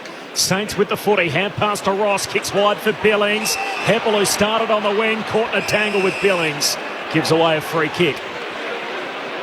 And Jack Billings, who grew up an Essendon fan, to take the free kick in front of the interchange. She kicks out very wide for Max King at full stretch. Can't reel it in. Got hands to it. And it's out of play half forward for the Saints. Essendon without Parrish tonight. Interestingly, the Bombers only have 4 on the injury list. And that includes Hurley, who hasn't played in a long time. So Parrish, Smith and Cox. So pretty close to full strength, the Bombers. Thrown back in. Ryder tries to take it out of the ruck. Phillips not careful to not get into his back. Byrne and Clark lay the tackle. And Nick Martin's on the very bottom. So a ball up 45, 48 metres out from the Saints goal. Ryder so good in these stoppages, trying to get it down to Clark. Couldn't get boot to ball. Heppel onto it for the Bombers. Tackle by Long. Ball spills clear. And there was a fend off. No, it was a throw, Clinchy, right, which was basically a handoff. A give. Yeah. It was a give, Lingy, you're right. So Ben Long gets the free kick. He puts it on the shoulders of Membry. It's easy for Phillips to spoil it down. Straight to King. Hand pass to Billings. Jabs it on the boot. Welcome back. That's a nice way to make your presence known. Jamming on the boot with a successful banana. And that was the type of finish that you can't teach. An important response from the Saints to start the second quarter. And the Bombers lead is cut back to 10. 4-5-29 to the Saints, 3-1-19. They'll be really disappointed at the Bombers because they're playing 5 forwards and they send an extra to the, and I think it was Stringer, they send him to the stoppage and they still found enough space. It's a fantastic finish by Billings, but they found enough space and that will be really, really difficult for Essendon to dissect that and get that one back. I love seeing that from Billings. Off the wing, actually get forward aggressively. Yep. Be a forward half impact player. That's his go, isn't it? No, he's not an accumulator, is he? Just be an impact player. You don't want him to win the ball in the back half and set things up. You want him to be having shots on goal or setting them up. Billings 6 kicks for the night, going at 100% by Fortin now. A goal to add to that. Back in the middle, Hunter Clark at the centre bounce. Got a hand pass forward for the Saints, but Hind up to meet it. Squeeze the kick back into the middle for Martin of the Bombers. Hand pass away to Heppel. Cutting through the middle of Docklands. Hits up Peter Wright. Got to him on the bounce. Trying to roll onto his right boot. Hand pass to Stringer. Beats Clark. Jams it on the boot. Floats to the goal square and reading it past Battle. The other 3 out of position in the goal square and Battle. Just chips it short to Billings, who's raced from one end to the other. Now he's in the left back pocket. Has the footy for St Kilda. It's the Dons by 10 points, 3 minutes into the second term. Drives a long kick towards Paddy Ryder, who has the sit on Phillips. Phillips brings it down to the front. Long over the footy. Hunter Clark trying to rip it clear. Hand pass straight out to Heppel. The Bombers captain with a hand pass around the boundary line for Stringer. Couldn't take it. Hobbs could. Back to Stringer. Almost run down by Patton. Spills to Caldwell. Kicks towards the teeth of goal. Jones can't take it cleanly. Dougal Howard can. Hand pass to Burns, works it to the right back pocket. Wilkie looks at options, he's got time, and in the end trots out of defence. Up towards Wanganeen Millera with the rise. Can't come down with the footy on the shoulders of Ham. Feeds it back to Burns. At right half back, nice spin. Got around Ham. Kicks up towards the wing, and the mark is taken by Butler. So Butler wanting to try and get around Redmond. Redmond never gave up the chase, affects the kick and forces the turnover. Kelly takes the intercept mark. Hand pass to Hind, back flank, dangerous kick into the corridor. Almost intercepted it is now by Clark. Hand pass to Ryder. Ryder high kick to Membry's, caught out the back. Ridley leaps for it, no mark. Membry's still fighting on. Pack forms around him and the Bombers in the end come up with it. Hand pass found its way to Hind from Heppel and he switches from one back flank to the other out to Redmond, left half back. Looks up to the outer wing, waiting for it a long time. Ham takes the mark. Cannon into by Wilkie late, feeds a hand pass to Nick Martin and now Shield is away. 2 bounces, he runs the outer wing, 3, catch me if you can, gets to 60, kicks over the head of Jones, Stringer onto it, in the left forward pocket, got it back to Shield, can he finish? He kicks it to the goal mouth, it's wide of Guelphy, still enough time to gather, deep in the right forward pocket, sidesteps the tackler, finishes on his right, have a look at that Josh Battle. Some great crumbing and snapping from both sides. And in the end, the Bombers do get the goal from all the run from Dylan Shield on the wing. Essendon back out by 16, a goal apiece to start this second quarter. 5-5-35 for the Saints, 3-1-19. I don't really know what to make of that, Boomer. It was part brilliance, part mistakes galore, and it's a goal to the Bombers. His follow-up was amazing, but it shouldn't have been a follow-up because he's got some pace though, hasn't he? Yeah. He's got some pace. His kicking's off tonight, Lingy. His kicking or his decision-making is off. Fantastic follow-up, fantastic goal in the end, but they made really hard work of it. It's an art form, isn't it, to run and bounce as quick as that and still hit that kick. And I'm going to embarrass you here, but that's what something you were able to do, where you could fly down, bounce, exhausted at full speed, but still check yourself for that last moment before you hit the kick. The easiest kick is just to pop it in front of the forward and let them actually do the work. It makes you look like you're a good kicker, but you didn't do nothing special. Cameron Ling and Hall of Famer Brent Harvey. Tim Hodges on the boundary. Good news for the Bombers. Corbin Sam Durham is back from the room. 6 minutes to restrap that right ankle. Back on the ground on the wing. Essendon by 16 points. Ruck infringement back in the middle. Advantage applied. Gresham drives it deep forward for the Saints. Kelly fists it away. Centre half back for the Bombers. Under pressure, it's D'Ambrosio who extracts it and then he's taken high. That's what happens when you're first to the ball. Essendon have got some really good free kicks for putting their head over the football and being first there. The teenager Massimo D'Ambrosio is going to get the free kick.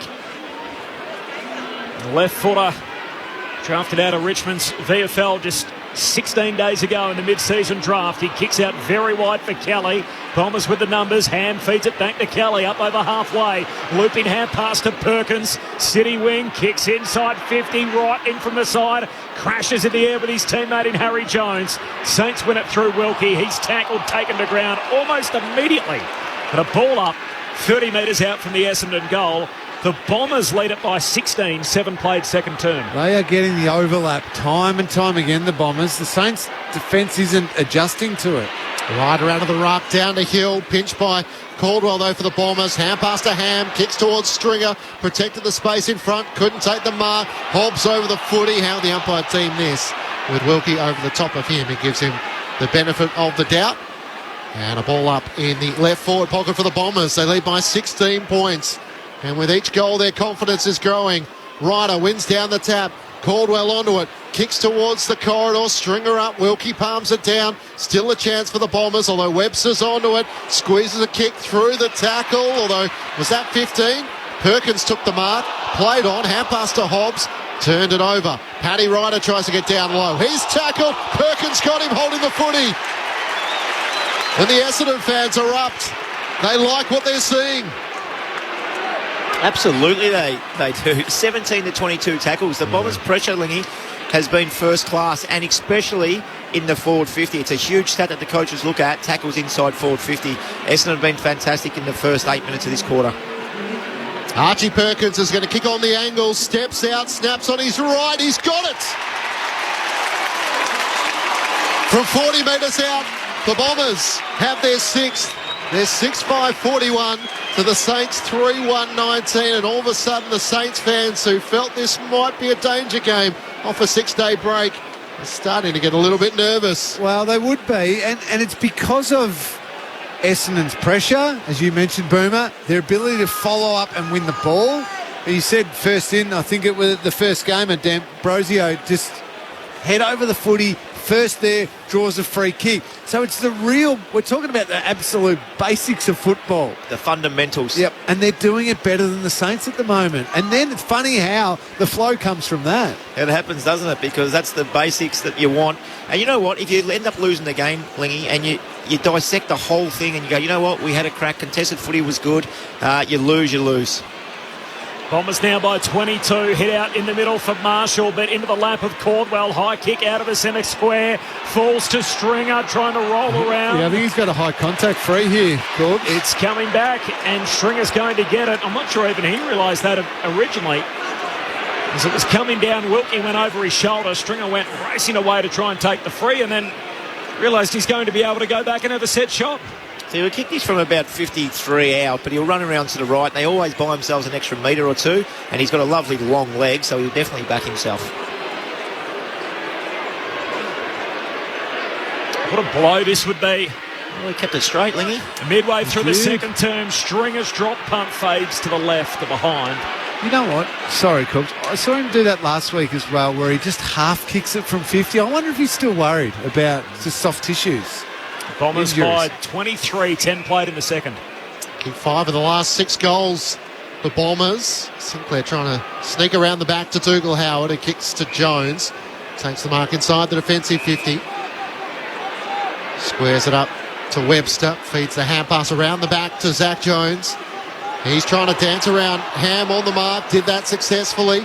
Works it out to Max King, who takes the mark centre of the city wing. Bombers by 23 points. King looks towards half forward. Membry leads out. Great positioning. D'Ambrosio comes in from the side and takes a great contested mark. Massimo read that superbly. Has it left half-back. He's going to go back inside the defensive 50, and Redmond takes it for the Bombers. Lays a hand pass off to McGrath. In the defensive 50, comes out wide with his kick. Missed his target. Durham, it'll skid away from him and run out of play. And a boundary throw in, 70 out for the St Kilda goal. They're the little mistakes I'm talking about. If he hits the easy one, St Kilda have been pressing and coming forward as fast as they can, and that's why Essendon's been able to get their handball game going. So just hit the easy one, things will stem from there. McGrath playing in the back 6, standing Higgins at the moment. And the St Kilda forward line for the boundary throw in through the hands of Caldwell. Amanda Durham to Laverty, links up with Nick Martin. Hand pass to D'Ambrosio, kicks to the city wing. And the mark taken by Ham.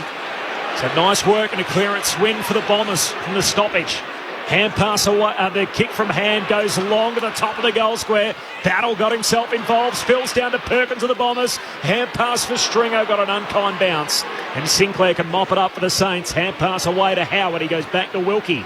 Looks into the pocket, finds Burns. Just calls for calm with the Bombers leading by 23, and he's going to get a 50-metre penalty here. Yeah, the Essendon player on the mark, I reckon Ham was called to stand and then backed away from the mark. Burns doesn't even want the full 50. Kicks it to Gresham. Quick transition inside 50. King one-on-one with Ridley. Saints fans knew how that was going to end, and Big Max takes the mark. Out to the right, he'll shoot from just inside 50. As a backman, they're the ones you don't want on a 202-centimetre forward. Just the one-on-one. Laverde just arguing, what about the giant handful of his my jumper he had? Yeah, he did have it, did he? Yeah, he did have it. Forwards get away with that, though. All of a sudden, a big kick for Max King. The Saints need some sort of response, and they're looking for their main man. Max King, it's off the outside of the boot, it's across the face. Marshall's there, couldn't pull in the mark up against the behind post. It's cleared by Ridley up towards halfback. Saints have numbers, though. Wilkie, hand pass to Gresham, slipped, trying to break through Perkins, who laid a great tackle. And the Bombers, they're just so impressive tonight with their intent. They're up by 23 points a game high. Kicks across the half-back line to Kelly. Hand pass to Redmond, who ran a long way. Hand pass to D'Ambrosio, city wing. Hands it to Ham. He went without it. The Saints win it back. Burns, hand pass to Butler. Trickles a kick to the logo city wing. Sinclair looks up ahead. Short drop punt to Higgins. 60 metres out. Closes to 50. Ugly looking kick to the hot spot. Marshall keeps his feet. Footy comes to Laverty. He's drilled in the tackle immediately and taken down by Ben Long. And a ball up right forward pocket for the Saints. Higgins. 20 metres out from goal. Higgins, one of the all-time shanks. Horrible kick. Marshall one down the tap for the Saints, but straight to Hine. Hand pass for the Bombers to Heppel and now to Shield. Dump kick out of defence towards half-back. Flying back with the flight was Burns, who couldn't take the mark, and his hand pass just a bit too wide for Wilkie. It's funny, isn't it, Boom? It is so easy from up here. But you got to wonder, Higgins, he had Long running with him. Together, they could have run it to about 20 metres out and had a little simple chip shot. Just don't see those obvious options sometimes when you're at ground level. You do wonder sometimes if the legs move faster than the mind for some players. Perkins gathers at half-back, works it to Caldwell, through traffic to Heppel. They've got it to left half forward. Nick Martin with the kick inside 50. Membry's gone back. He flies through the pack and takes a good mark for the Saints inside the defensive 50. Bombers by 23 points. And that's a little win for Essendon. Membry taking a mark in the back 25. Membry goes back to Wilkie. Wilkie short in the back pocket for Billings. He kicks down the line. He shanks it. Puts it out of bounds on the full. He had Patton waiting for him, and now the Bombers are back on the ball as Shield goes short. Back in more to Laverty. Boomer's onto it. The fact they've had Membry back there to stem the flow, they're making mistakes like that. The Bombers could really go for the jugular here. Laverty, long kick to the hot spot. Harry Jones down there, but Membry takes the intercept mark. Right on cue. 15-minute second term. Essendon by 23 points. A game-high margin after St Kilda led it midway through the opening quarter. Membry, not a heap of options. Goes long to a pack. Defensive side of the wing for the Saints. It came to Marshall. He turns it over. Laverty. Hand pass away to... holding the ball. Yeah, he's in trouble, isn't he? Dragging it in on the bottom of the pack and holding the ball against Ridley. I reckon he almost knew that he was done, but he needed to slow it up. Yeah. Otherwise, the Saints were out. Billings towards King. A 2-on-1. Redmond came in from the side. Gave away the free kick. Talk about someone whose legs move quicker than his mind. Mason Redmond sometimes. Do you want to compile a list now, Lee? Yeah, I'll start jotting down notes. Okay. We can talk about it privately, and then you can work out if you want to go with it on air. King inside 50, Ryder against 3, brings it down to the front. Hine ran into a dead end. Good tackle laid. Umpire says holding the ball. And Ben Long, who has such an appetite for laying big tackles, is going to be rewarded here with a shot on goal. I see that one.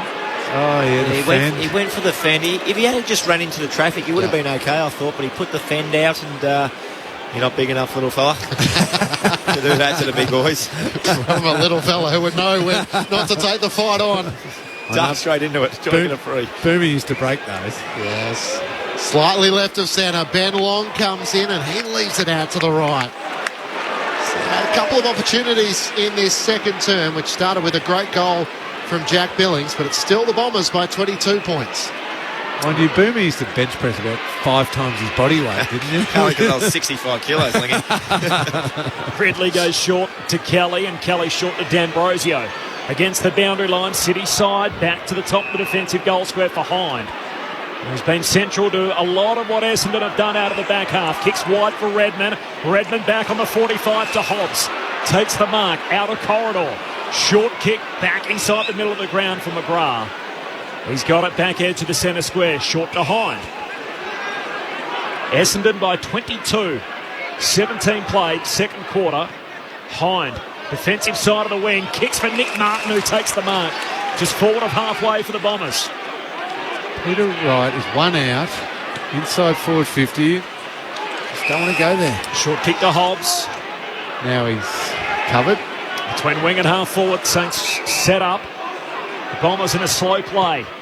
Hobbs long to the hot spot. Harry Jones gets a run at it. Can't complete the jumper mark. Flying through Durham, just threw it out at the end of Draper. Hooks a kick to the goal square. Phillips competes, no mark. Bounces around like a pinball, and in the end, Wilkie says, I'm just going to kill that through for a rush behind, soccering it over the behind line. Essendon by 23 points again. It's the high water mark in the game. 18 minutes played, second term. Andrew Phillips has only had the 2 disposals, but his contested work, his spoiling, his competitiveness has really stood out tonight. Brad Hill into the left back pocket for the Saints to Wilkie, kicks long towards Max King, and Ridley, he is the third up, and he spoils it out of play for a boundary throw in. The Bombers with 2-2, to the Saints 1-1 in this second quarter, after Essendon led by 16 points at quarter time, a 23-point advantage. 18 gone second term. From the throw-in, Phillips won it down against Ryder, got it to the advantage of Durham, through the middle of the ground, hand pass to Hobbs, to Shield, long ball inside 50, looking for Wright, 2 to compete against. Membry thinks he had enough of it, and the umpire agrees, pays the mark, with the St Kilda forward pushing into defence to offer support. Wide to Wanganeen. Miller has it in the left back pocket. 10 minutes without a goal in the game as Wanganeen Miller kicks along the boundary line to Crouch. Spills the mark under the pressure from Durham. Hand pass to Hill. Short to Wanganeen Miller.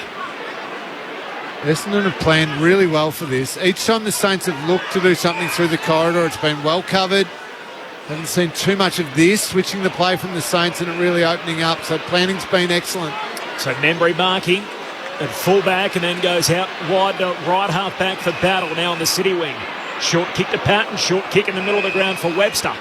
Back edge of the centre square for the Saints. Webster turns and rolls, spots Brad Crouch free in the middle of the ground. He marks.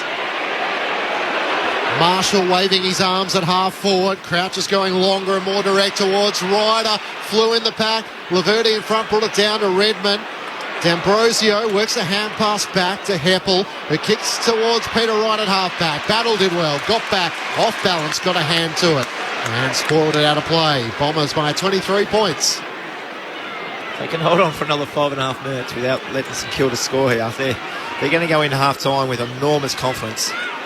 Essendon by 23. They've led only once at half-time all season, the Bombers. From the boundary throw-in, it comes to D'Ambrosio. Hand pass to Merritt, so another stoppage win for the Dons as Merritt kicks down the wing, wanted Phillips, kicks it over his head. Patton's there for the Saints, hand pass and turnover as well to Phillips. Surge kick forward, turns it straight over. And Membry, the loose back for the Saints, takes the intercept mark. Membry's thinking this loose in defence thing's pretty easy. He'll end up with 30. Short kick to Ross, short to Webster. Now short kick to Hill. Essendon by 23, 6 goals to 3. As Hill kicks a long ball out towards the broadcast wing, the dock side to Wanganeen Miller. Short kick to Ryan Burns. Has it in front of the St Kilda bench. Round 4 against Adelaide the last time. The Bombers led at half-time. Burns kicks towards the 50. Marshall outmanoeuvred. Worked underneath it by Laverty, who looks to move it through the middle of the ground. Hand pass away to Merritt. D'Ambrosio involved as he works it to Ham, centre-half back edge of the centre square. Feeds the hand pass wide to Shield. Takes a bounce. No one comes at him. Trying to draw Billings as he can chip it wide. And Heppel takes the mark. 3 or 4 steps in from the boundary. Heppel goes back to Redmond. And Redmond kicks inside the centre square for Ridley. So both teams well set up defensively. We haven't had a goal in the game now for 13 minutes. There's Ridley to Laverty. Right half back, long kick to Durham, who's all alone. Bombers on high half forward, hand pass to Nick Martin. Martin kicks to the top of the goal square, Stringer flies for it, no mark. Falls through to Ross. Ross shakes a tackle, hand pass to Patton for the Saints. Short kick to Sinclair, who marks in front of the behind post. That last inside 50 just needed a little bit of height. Peter Wright was out the back by himself, would have launched at the football and been very, very hard to stop. Sinclair straight down the middle to Brad Hill. He can chip it laterally, and Cal Wilkie has it on the defensive 50. Just a few steps in from the boundary, short to Hill. Good pressure being applied as Peter Wright came charging at him. He takes the mark, returns it to Sinclair. Back to Hill, trying to get some run go. Sidestep Stringer, straight through the middle of the ground. The Saints open them up. Hand pass to Gresham, wants to give it back to Hill. A 4th involvement, now spirals it inside 50. It's over the head of Butler, although McGrath dropped it. Dan Butler back onto it, trying to find a way around. He eventually does, sliding on his knees, gets the quick 1-2 with Billings. Back to Butler, this time surely no across the face. And Max King can't take the mark on the behind line. Why didn't he just kick the ball? What are we watching right now? 14 metres out on his right foot. And Done something silly. 22-point lead, Essendon. So I can't describe it. Behind with a long kick to Perkins. Perkins heads down the wing to right. Who takes the strong mark for Essendon. Turns, looks inside 50. Stringer up strong. Webster does well to spoil. Sinclair back to support. Hand pass to Webster. At half-back for the Saints. He gives it to Zach Jones. Hand pass to Hill. Back to Sinclair. Through centre half-back. Hand pass to Gresham. Still all by hand. Got it away to Crouch under pressure. Hand pass to Ross. Shield locks him up. Pack forms around the pair. Crouch extracts it for the Saints. Sinclair's still in the chain. Hand pass to Billings. Dishes off to Zach Jones. Saints tearing forward. Kicks it to Higgins. One out in the cage and McGrath beats him. Oh, great. Great contested mark in. Wins the one-on-one, top of the defensive goal square for Essendon. Fires it towards half-back, towards Heppel. Can't take the mark against Billings. Hard against the boundary. Slaps it back to the reinforcement in Ridley. Is able to retreat back to Redmond. Left half-back. Through the middle of the ground. Spots Nick Martin. He can play on with no one on the mark. Takes the bounce. Dylan Shield offers some advice. Sending it to half-forward where Guelphy can mark on his chest. Can link it over the top to Durham, who runs inside 50. Looking at options. Puts it towards the teeth of goal. Peter Wright reaches over the top of Membry and takes the mark. Too big. 2 metre Peter. That's the exact kick that you were talking about 2 minutes ago, Boomer. Just getting it with enough height over that pack that had set themselves. And this time Wright gets a chance to run and launch at it, use his size. She kicks this. They've held on just up the other end of the ground. Yeah, not only has St Kilda not scored, but Essendon going to get one. Hasn't kicked a goal in his last 3. The Bombers leading goal kicker for a confidence booster and a solid half-time lead. Peter Wright puts it into the Essendon cheer squad. The Bombers are out by 28 points. 7-7-49 to the Saints 3-3-21. All of a sudden they've kicked 6 of the last 7 goals of the match, and they are imposing a serious threat. It's hard to work out what's going on with St Kilda, though, isn't it, Boom? It is, absolutely it is. Credit to the Bombers, and I want to be really positive about them, but some of the things we're seeing from the Saints is baffling. Yeah, there's some mistakes all around the ground, but I think St Kilda are starting to maybe get a little bit of scoreboard pressure and think they've got to create something that's not there. You know what I really liked then, Lingy? I think it was Redmond coming out of the back half, could have went down the line to a contest, but actually came back through the middle of the ground, and that's where they got their switch of play from. And in the end, we spoke about that kick, give Peter Wright an opportunity to run and jump at the ball, and he's going to take a few of those marks, I reckon. Brent Harvey on Grandstand AFL. Essendon by 28 points with the Saints playing for a top 4 spot. Back in the middle, Zach Jones. Hand pass away to Crouch. Links up with Sinclair, who kicks out wide for Nasiah Wanganeen Miller. Logo dockside. He draws Durham on the mark and then heads out wide looking for King. Laverty drops back in the hole, takes the intercept mark. Half back for the Bombers. So the 16th place Dons with just 2 wins on the year. Lead by 28 as we close in on half time. Laverty long down the line. Ryder takes the pack mark for St Kilda. Zach Jones in the middle quick. He's ignored, goes long to the big man. King down there with Marshall. King got hands to it. Slips through to Ridley. Spears his kick to Durham, who marks at half back. He looks on the 45 to Perkins. And Perkins can continue to shift out to centre half back for Nick Hind, who's off and running as the Bombers have done all throughout that first half. They run all over the top of the Saints. It's Essendon by 28 points. What a turn-up. The Bombers 7-7-49, St Kilda 3-3-21. The Dons led it by 16 at quarter time and kicked 3 goals to 1 in that second term. The goal kickers for Essendon, 1 each down the page for Draper, Perkins, Wright, Durham, Jones, Guelphy and Martin. While for St Kilda, Billings kicked their only goal in that second quarter, 1 to Gresham, 1 to King. Friday night footy, round 14. A lot of people were fearing this game as somewhat of a mismatch. 6th against 16th. The Saints playing for a top 4 spot. The Bombers, who have lost 7 of their last 8. Yet it's the previously hapless Dons who lead by 28 at halftime. Cameron Ling and Brent Harvey on Grandstand AFL. And to Essendon's credit, they've had a crack at the contest. They've been excellent with their pressure and the ability to take the ball off the opposition. Yes, it hasn't been perfect at times. They've made a few blues. But their runners, Boomer, are the ones leading the way. Dylan Shield, again, has copped it a bit this year, and quite rightly so at times. 17 disposals, but he's running and bouncing and taking the game on, and yep, missed a couple, but at least he's being adventurous. Mason Redmond, 17 touches as well. Sometimes I'm not sure what's going on through his mind, but he's taking the game on. He's been brave. And Nick Hines, 16 disposals. Got run down once, hasn't stopped him taking the game on. So they're going for it. Chaos, frenetic at times, but it's starting to really, really worry the Saints, and good on them. Like they're having a fair dinkum crack at every element of the game. And we've spoken about the boundary line football that they're playing. They're still played at that quarter, but they got so many switches. So St Kilda are probably defending a little bit closer to the boundary line. Now all of a sudden, the 45, the switch opens up, and that's where Essendon's getting all their drive from. I think credit to Essendon.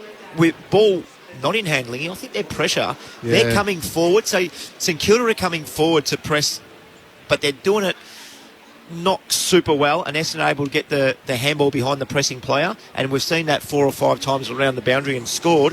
Whereas Essendon, when they're coming forward with really intent, and they're making a tackle. They've been stiff a couple of times, but I think their pressure's been outstanding as well. And it's crazy. We spoke pre-game about this. If you can, as a young team, the underdog team, you can get your hands on the footy, you can get something rolling, your confidence grows.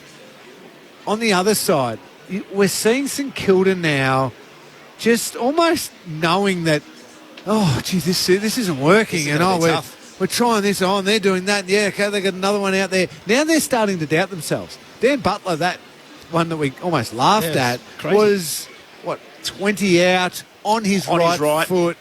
Easy snap. That's his bread and butter. Pops that one home. Doubted himself, tried to get back onto his left for some reason. So those sorts of doubts are now starting to creep into the Saints. So half-time, we've both been in this situation where things aren't going right. The ability for the group now to reset. So Brett Ratton will try and reset them, the assistant coaches will.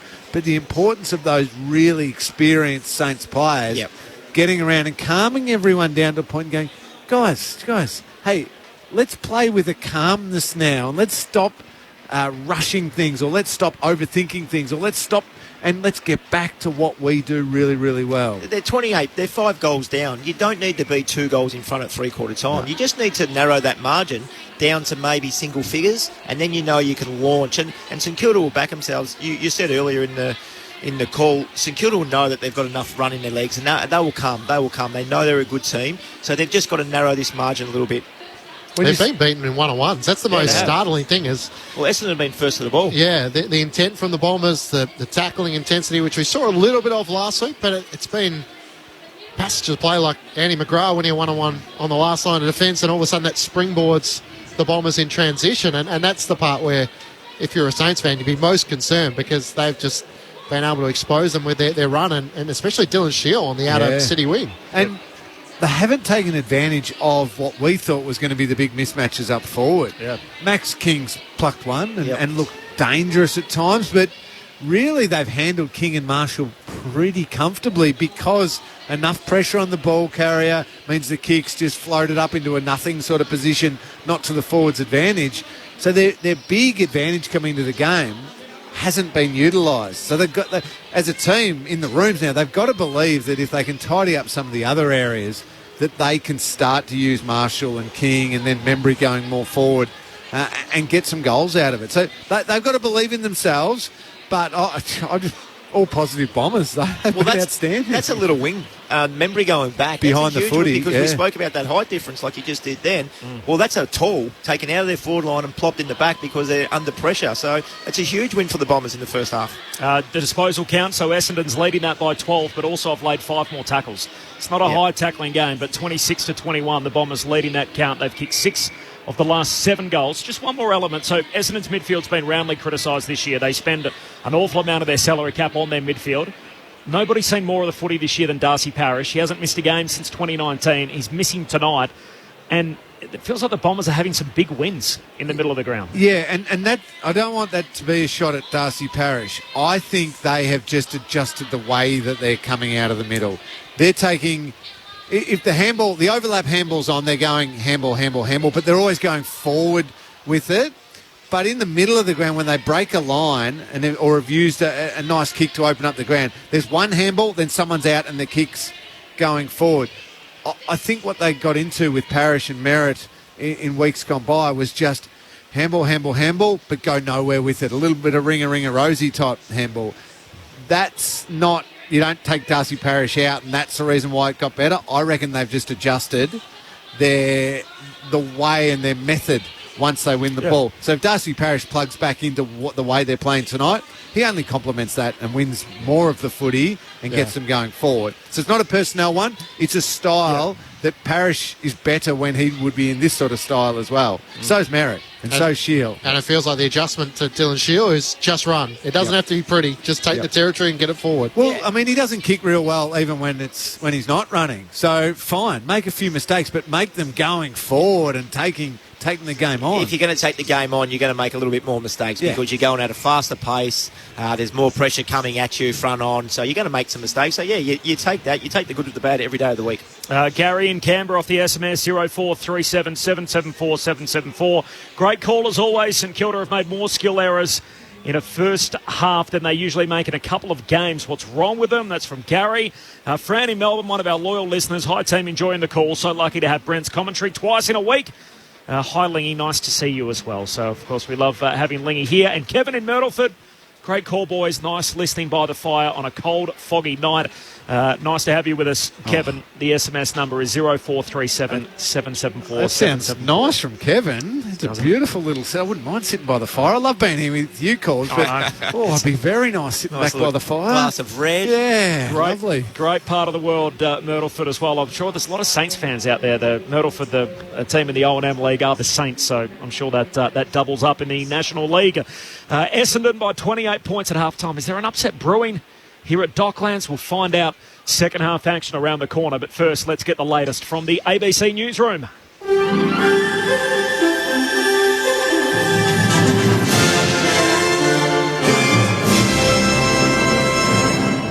ABC News with Glenn Lauder. The British government has ordered the extradition of the WikiLeaks founder Julian Assange to the United States. But as Tom Major reports, he can still fight the move. The Home Secretary, Priti Patel, made the decision after Mr Assange was denied a Supreme Court appeal back in March. That case related to Mr Assange's physical and mental health, which the US government won after assuring he wouldn't be held in solitary confinement. However, he could still appeal based on issues like freedom of speech, arguing the charges against him are politically motivated.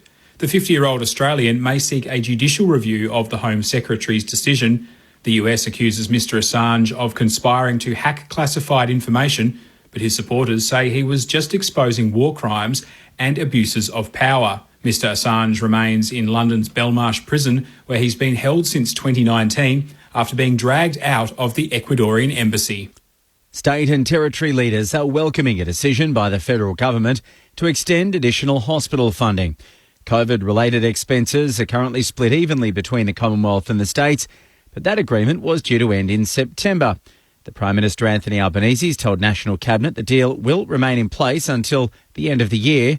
The New South Wales Premier Dominic Perrottet says the extension is necessary. I think it's a great start. I mean, this is something that we've been discussing at National Cabinet for some time, so to have the first meeting today and for this matter to be resolved to some degree to be extended to December, I think is incredibly welcome and was supported by every state premier and chief minister. The Prime Minister says he'll take advice on whether to accept an invitation from Ukraine's president to visit the war-torn capital, Kiev. Ukraine's ambassador to Australia has confirmed that a formal invitation to visit the country has been offered by President Volodymyr Zelensky. Mr Albanese will visit Europe later this month. He says he's still assessing whether he'll add Kiev to his trip. I read about that this morning in the paper. I'll take appropriate advice. And obviously there are security issues as well in terms of such a visit. I appreciate the spirit in which it's been offered. Australia's former Race Discrimination Commissioners welcomed a renewed focus on anti-racism measures. The federal government's promised to deliver a national anti-racism strategy. There'll also be a multicultural review to find gaps people face in accessing federal government services. The University of Sydney's Tim Soutphommasane says Australia's had a national anti-racism strategy before, but it hasn't been funded for the last few years. This is an important reset when it comes to anti-racism and racial equality. The federal government has committed $7.5 million over 5 years. And to put that into perspective, when Australia last had an anti-racism strategy funded from 2012 to 2015, that was to the tune of $1.5 million. A paediatrician says Australia will have to thoroughly evaluate whether very young children should be given COVID vaccines. In the US, children aged under 5 could start getting COVID vaccines within days. Australian health officials are evaluating an application by Moderna to give its vaccine to kids as young as 6 months. Associate Professor Dr Nick Wood says Australia will have to look very closely at the amount of disease in children aged under 5. How sick the kids get. There are particular kids in that age group that are more likely to get more severe disease. ATAGI will have to work out whether to target the vaccine like they've done with other vaccines in older age groups to specific kids that have got underlying immune or other medical issues. Northern Territory Police say progress is being made to improve community safety in Tennant Creek after the town's high school's teachers called for more to be done. Every teacher at Tennant Creek High wrote to the Education Department saying that they feel unsafe at school and that it's challenging to keep going. Superintendent John Ganane says there's shared responsibility across police, education, community groups and families to help fix the situation. There are a whole host of support organisations in Tennant Creek whose purpose is to provide this support. My understanding is that support is being provided, but it is a work in progress. So we need to keep working and keep providing that safe environment for teachers. And just repeating our top story, the British government has ordered the extradition of the WikiLeaks founder Julian Assange to the United States. But he could still appeal based on issues like freedom of speech, arguing the espionage charges against him are politically motivated. That's the latest ABC News. If you love sport, we've got the podcast for you. ABC Sport Daily, your daily sports conversation. Absolutely fascinated to see a circumspect Eddie Jones for one, but I'm fascinated Well, to we'll believe it when we see it, Pat, right? That's 100% right. He was ready to give up the game. The blue eyes and the tan and the blonde mullet. I still am struggling to fathom the kahunas on Graham Arnold as he decided to make that call. Find it wherever you get your podcasts. The 2022 AFL Premiership season. Grandstand AFL. On ABC Radio and ABC Sport Digital. So Ben Long gets the free kick. He puts it on the shoulders of Membry. It's easy for Phillips to spoil it down. Straight to King. Half pass to Billies. Jabs it on the boot. Welcome back. That's a nice way to make your presence known. Nick Martin and now Shield is away. 2 bounces. He runs the outer wing. 3. Catch me if you can. Gets to 60. Kicks over the head of Jones. Stringer onto it. In the left forward pocket. Got it back to Shield. Can he finish? He kicks it to the goal mouth. It's wide of Guelphy. Still enough time to gather. Deep in the right forward pocket. Sidesteps the tackler. Finishes on his right. Have a look at that, Josh Battle. Archie Perkins is going to kick on the angle, steps out, snaps on his right, he's got it! It's a half forward where Guelphy can mark on his chest. Can link it over the top to Durham, who runs inside 50, looking at options, puts it towards the teeth of goal. Peter Wright reaches over the top of Membry and takes the mark. The Bombers leading goal kicker for a confidence booster. And a solid half-time lead. Peter Wright puts it into the Essendon cheer squad. This is the 2022 AFL Premiership season. On ABC Radio and ABC Sport Digital. Sounds there from the second quarter. Essendon have kicked 6 of the last 7 goals in the game. And would you believe it, a heavy underdog coming in. The Bombers lead by 28 points at half-time, which is a game high. And with no late changes tonight, St Kilda and Essendon, and no major incidents either, so no reports, no injuries. The 2 Medi subs, Windhager for St Kilda and James Stewart for Essendon, both unused at this stage. It is round 15 in the NRL tonight. A close one to start out at Brookvale. It was a win for the North Queensland Cowboys by 2 points over the Manly Seagulls, 28-26. And we're early in the second half at Amy Park across town. All levels, 16 points apiece between the Storm and the Broncos. Now, tonight, Nick Kyrgios is in action. He's through to the final 8 in Halle, which is one of the major lead-up tournaments. So he's quarter-final against Pablo Carreño Busta. So good luck to Nick tonight. He had a second-round victory over Stefanos Tsitsipas, the world number 6. So as a result, he's through to the last 8 in one of the major grass court lead-up events before Wimbledon, which is to come a little later in the month. US Open taking place as well. So Adam Hadwin was the first round opening round leader at 4 under. Do you know all I know about Adam Hadwin, Clinchy? Is Adam Hadwin was the guy that came out when we first started the pandemic that said he's thinking about not playing golf anymore if they're going to play and he has to putt with the sticks still in, that if they wouldn't take the flag out of the hole, he essentially said, I'm going to rethink whether I want to play or not. Imagine giving it all up just because they wouldn't take the flag out of the hole. I think a lot of people came around to that quickly. Correct. Saying, just get me out of the house. I want to play. I'm willing to make that deal. But that was Adam Hadwin's that's on the back of his baseball card.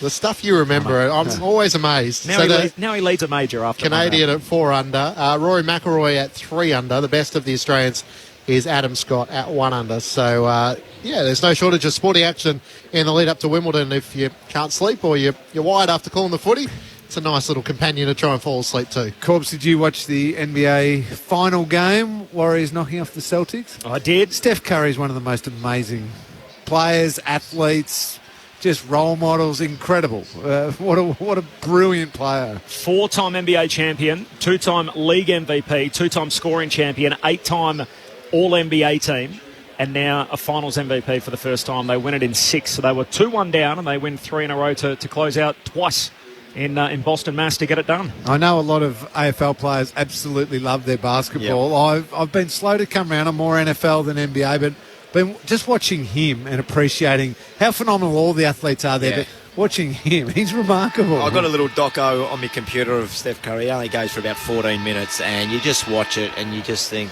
wow, just the way he does everything around his training, the ball handling that he does, the shooting. It doesn't happen by fluke. That you're just an absolute freak at shooting 3-pointers. His practices like I've never seen before. It's a really good doco. Didn't hit a 3 in Game 5, and then you knew he wasn't going to play that bad in Game 6. And before that, last time he hit a 3 was 2016 against LA. Yeah. I was there. When we went and watched Golden State Warriors, I took Cooper, my oldest boy, to watch the Lakers versus Golden State, and I'm pumping him up. Steph Curry, the 3-pointer and everything. Did not hit a 3. Could not believe it. 2016. Those courtside tickets that you bought, they were... I wasn't spending about $8,000, I'll give you a tip. You've been born with an amazing work ethic and great genes and longevity to play more games than anyone else, but that is pretty unlucky. The greatest three-point shooter to ever live, and he doesn't make one. I've seen him play one game, he didn't shoot one. Amazing. Hey, can I just give a shout-out to our man Nathan Burke, who delivered the message at the start of the game alongside Tim Watson. Now, Tim does a lot of media. Berkey with no notes beautifully hit the right chords. He certainly did. No, and... I think Hodgie mentioned they're both nervous, both Tim and Berkey, with the entire ground listening and being broadcast to the television audience. Yeah, they absolutely nailed it. Couldn't tell, could you? If he was nervous. Put it through the speakers, so it would be nerve-wracking to hear yourself reverberating around the ground, trying to stay focused on what you're saying. The Bombers in front at half-time by 28 points. St Kilda, by the way, if they win tonight, they'll be inside the top 4, replacing Carlton, who lost last night. If they lose, they stay on 8 wins, which means they're only percentage ahead of the 9th-placed Magpies, which shows what a logjam there is for 9 teams at the moment, potentially more by the end of the weekend, trying to make it into the top 8 as we turn for home. So after tonight, just 9 games left for each team in the competition. The Bombers, for just the second time this season, enter a second half in front. It's the Dons by 28 points on Grandstand AFL. You're with Matt Clinch. Draper and Ryder to resume their battle in the middle of the ground. Draper one down the tap. A chance, though, for the Saints through Ross, who slides on top of the footy. Shield on the top of him. Stringer starting in the middle, lays a tackle on Crouch. Crouch squeezes the kick out towards Wanganeen. Miller dragged off it, and he'll get a free kick. So Jake Stringer with the tackle. Wanted to give the hand pass to Hill, but he'd gone past. So straight down the middle towards Marshall. Got rid of his opponent, Laverty. And Rowan Marshall takes the mark pretty much directly in front, 40 metres out from goal.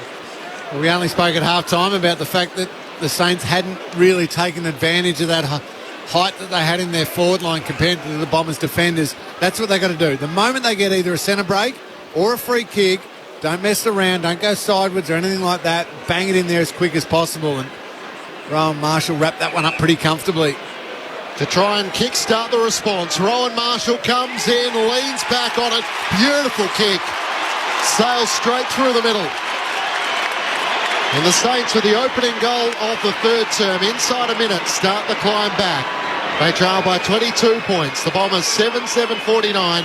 St Kilda 4-3-27. I was going to say the first 5 or 10 minutes, Lingy, of this third quarter for the Bombers is going to be really crucial. That's not how they wanted to start, obviously, but you're spot on with that. They got the height down there, get the ball in, long and deep. Centre clearances, worth the weight in gold. Yeah, you don't automatically just come out all fired up the Saints and everything's perfect again. There's still little fumbles, but it's amazing how quickly you can get rolling into the game if you get a couple of goals early. So you're right, massive for the Bombers that even if it's from now for the next 6 or 7 minutes, even if it's a no score. Yeah, they don't have to score, the Bombers. Absolutely they don't. Break even in the first 10 minutes, puts himself in a great position to win this game.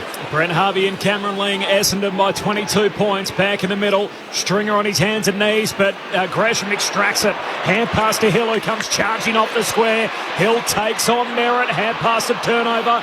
Draper had it, lost it in the tackle from Gresham. Shield comes up with it for the Bombers. Kicks to half forward and Peter Wright takes the mark. Oh, it's not paid. Wow. Ball bounces out. Hobbs for Essendon.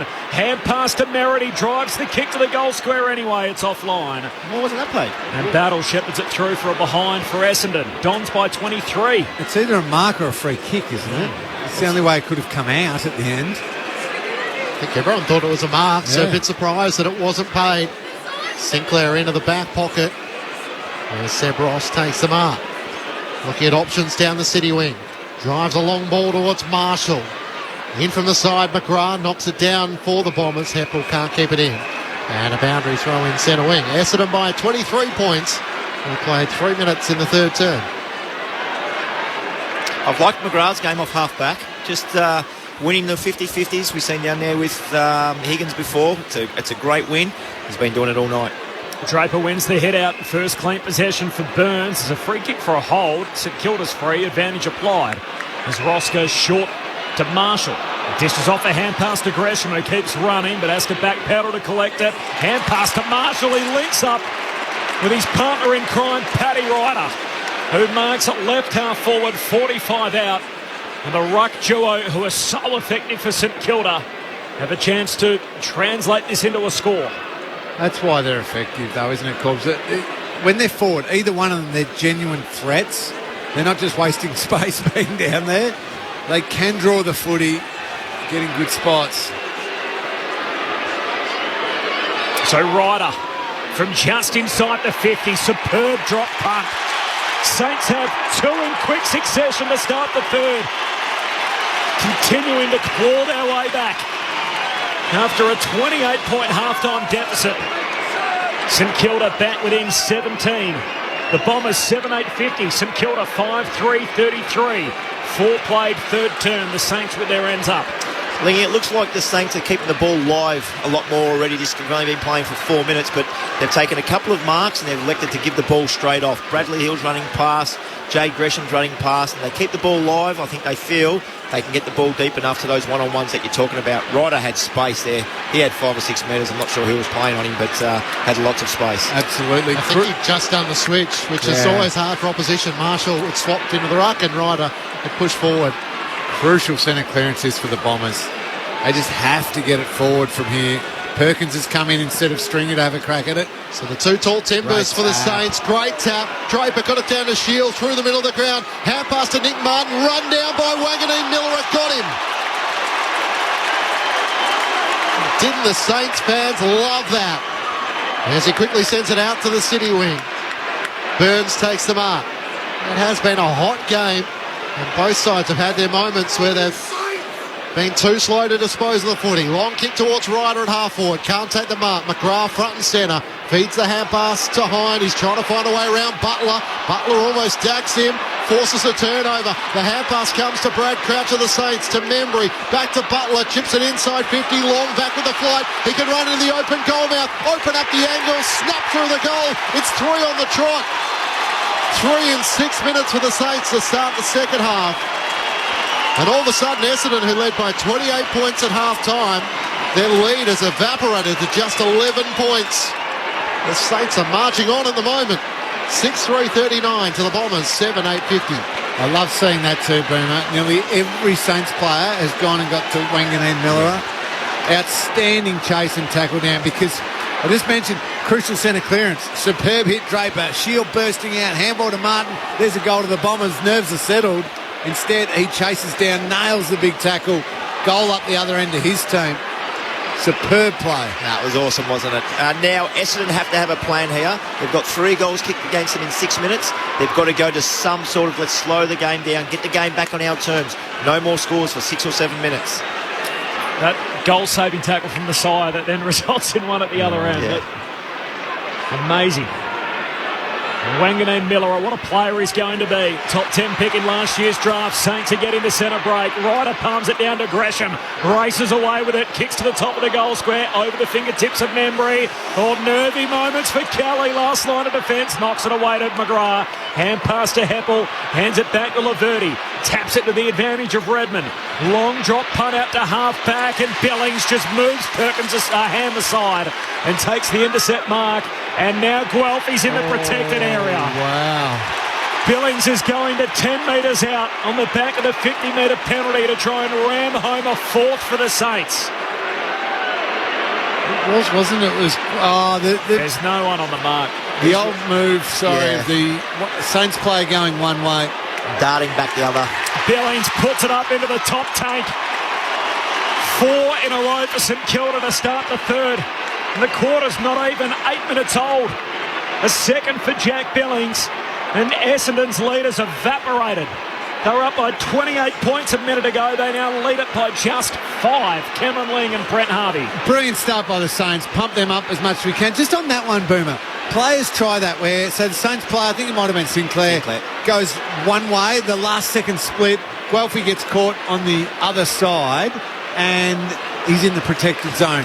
I think if a Saints player takes an Essendon player into that area with you and then splits, that Essendon player should have the opportunity to be able to leave the protected zone in the most direct route. Yeah, and it's got to be a little bit of common sense around it too, Lingy. If there's no impact on the kicker, you've just got to let it let's play.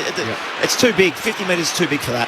4 goals in 7 minutes, and for as good as the Bombers have been, the Saints are all of a sudden back in it. Stringer trying to get the clearance. The Saints emerge with it through Gresham. Hand pass to Sinclair, kicks out in front of Marshall.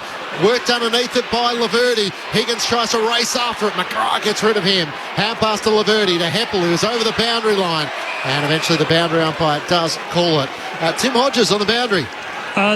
If in doubt, break glass and send Jake Stringer into the middle. The glass was broken after that final goal from Billings, and Ben Rutten sent the runner out to get Stringer into the middle. So watch him just to try and get some hands on the ball here for the Bombers. Yeah, he might get a touch here, but he started in the centre bounces as well, Hodgie. He's as much to blame as...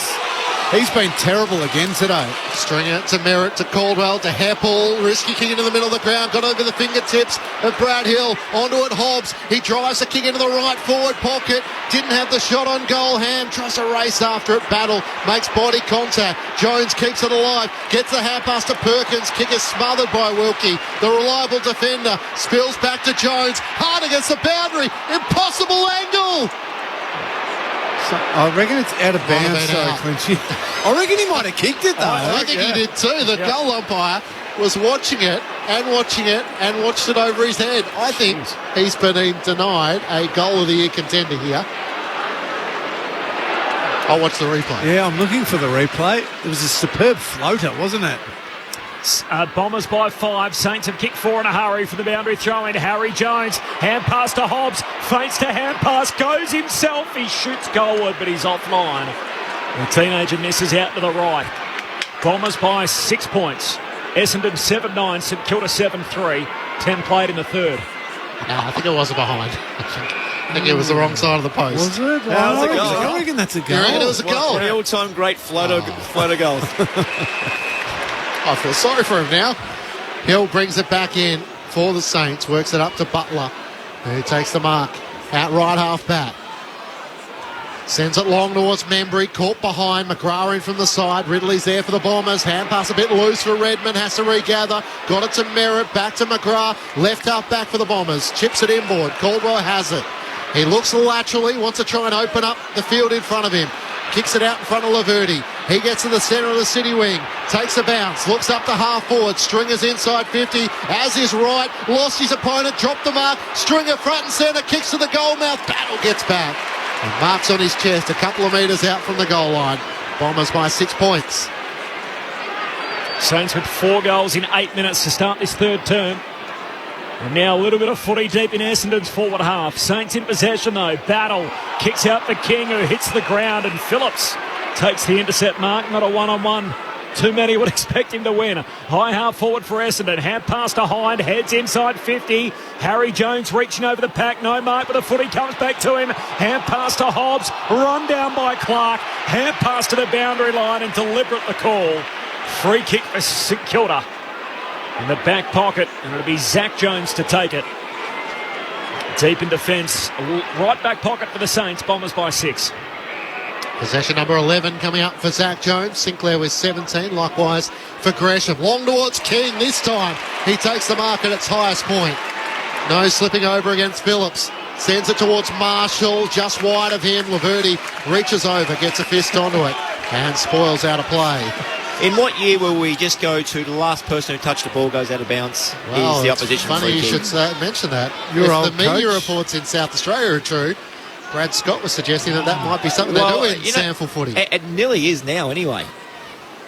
Insufficient intent to keep it in is prominent. Gresham volleys it inside 50. Membry up, can't take the mark.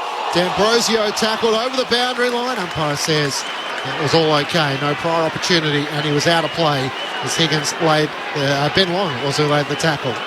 Bombers by 6 points.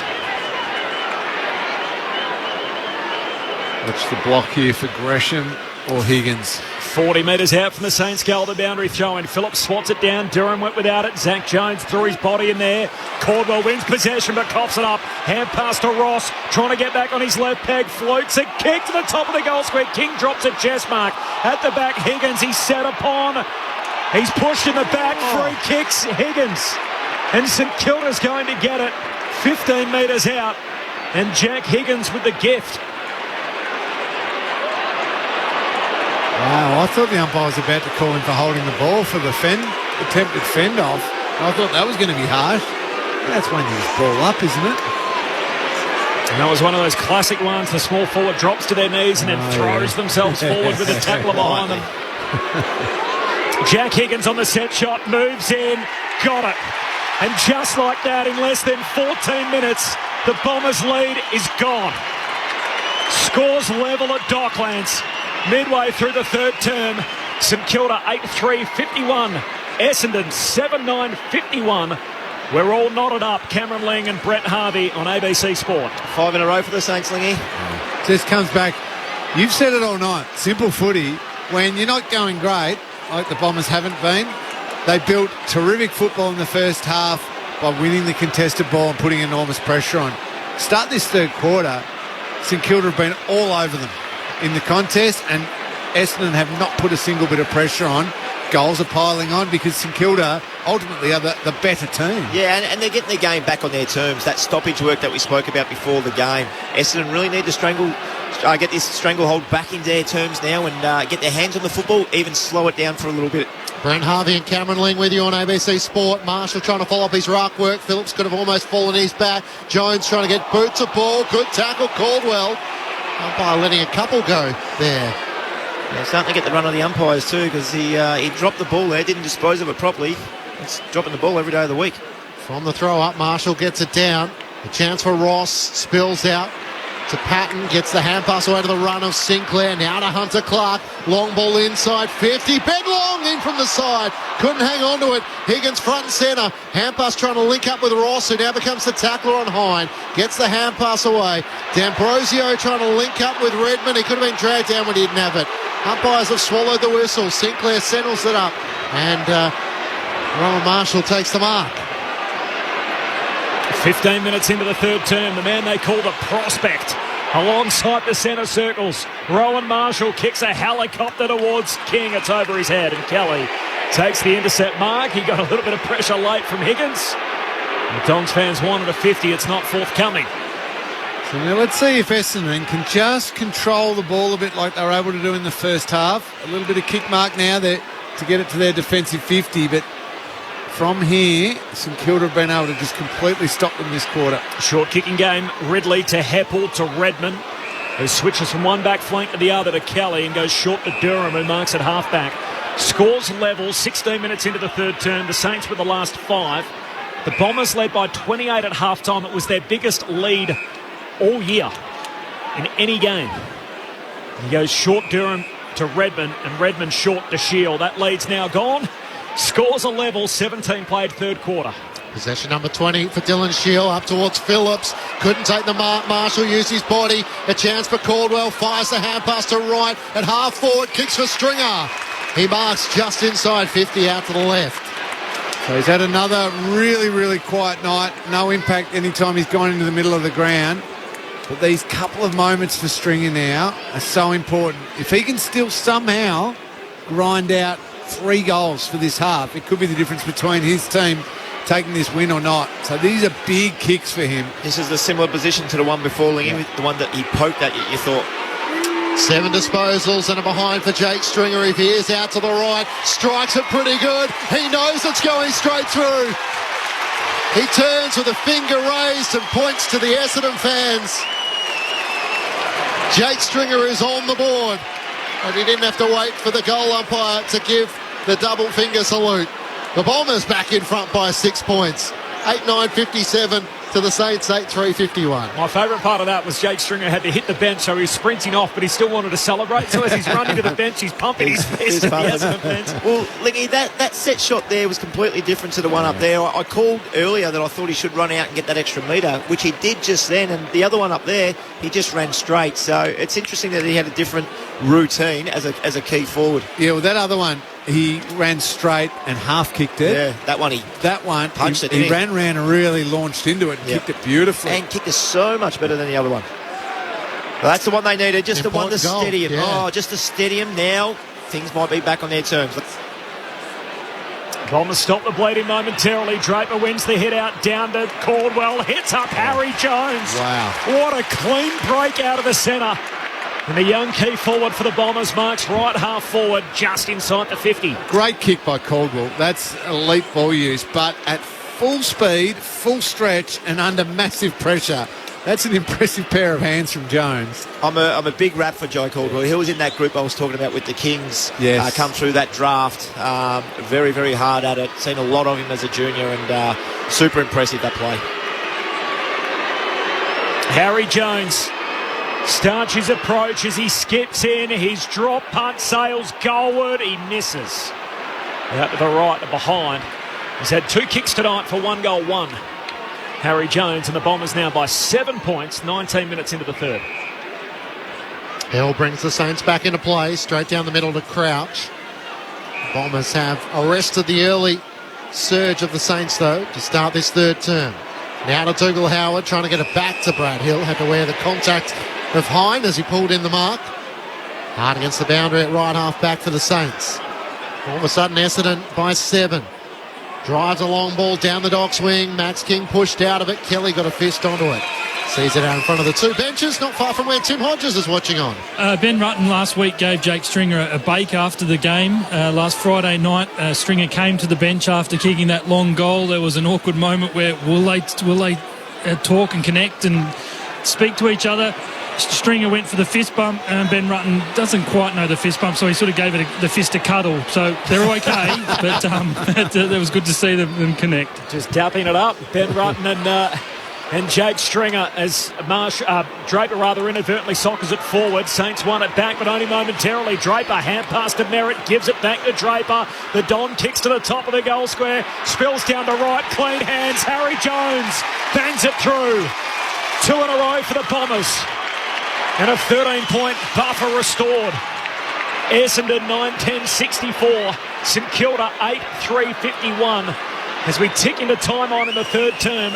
And Harry Jones, he's had 3 kicks tonight. They've all been scores. 2 goals, 1 his return. It's amazing what a chaos ball inside 50. That kick from Draper there spun the wrong way. And Peter Wright was fantastic below his knees. But the chaos ball, Lingy, it just something that happens usually from it, doesn't it? Makes defenders nervous because they're not sure where it's going to go either. No one does. Corbs, you asked earlier about, to sum up Peter Wright after 100 games. That's why I said build that. His ability to get down and get the ground ball now, his ability to work up to the wing and take marks, but then also get back and contest the deep ball as well. He's adding different elements to his game, which 2 years ago he didn't have. That was really impressive, that. Bombers back out by 13. Ryder one down the tap, but Draper follows up, gets a tap onto it. Crouch trying to link up with Gresham, gets the hand pass to Ross, squeezes the kick inside 50. King one-on-one with Ridley. Ridley did really well. Got him underneath the footy. Long tries to keep it alive. Boundary umpire gave it to the all-okay. To Wanganeen. Miller up. No, it is coming back, yeah. It should be advantage in a mark to St Kilda. 10 metres out. Took the mark. Almost at the top of the goal square, but play had stopped. Which is strange because it was the controlling umpire who paid the free kick, which generally means if they want advantage, they can take it. Long just wants to poke it out in front of Max King, and that will work. Somehow ended up alongside D'Ambrosio, which he's had a lot happen in the last couple of weeks, but I don't know how you stop that if you're Massimo. No. Well, the thing is, you can't. It was really poor play by Essendon because they had enough time. It was called play on. They brought it back. The ball went over the fence. They got the ball back, and they still left that little gap there for King to be on his own. So 1 goal so far for Max King. Comes in, misses right-hand side of the right goal post. So 1-1 and one that failed to score. And the Bombers lead by 12 points. Actually leads the AFL in behinds Max King, which is not the category you want to lead in. 35 goals, 26 for the season. As Redmond comes in short to McGrath, hands it back to Redmond, kicks out to half-back Merritt, can't take the mark, but he'll get a free. He's taken out by Butler, trying to reel it in at half-back. And he dishes off a hand pass too to D'Ambrosio, the 19-year-old on debut. Long kick to Draper, flying in Wilkie.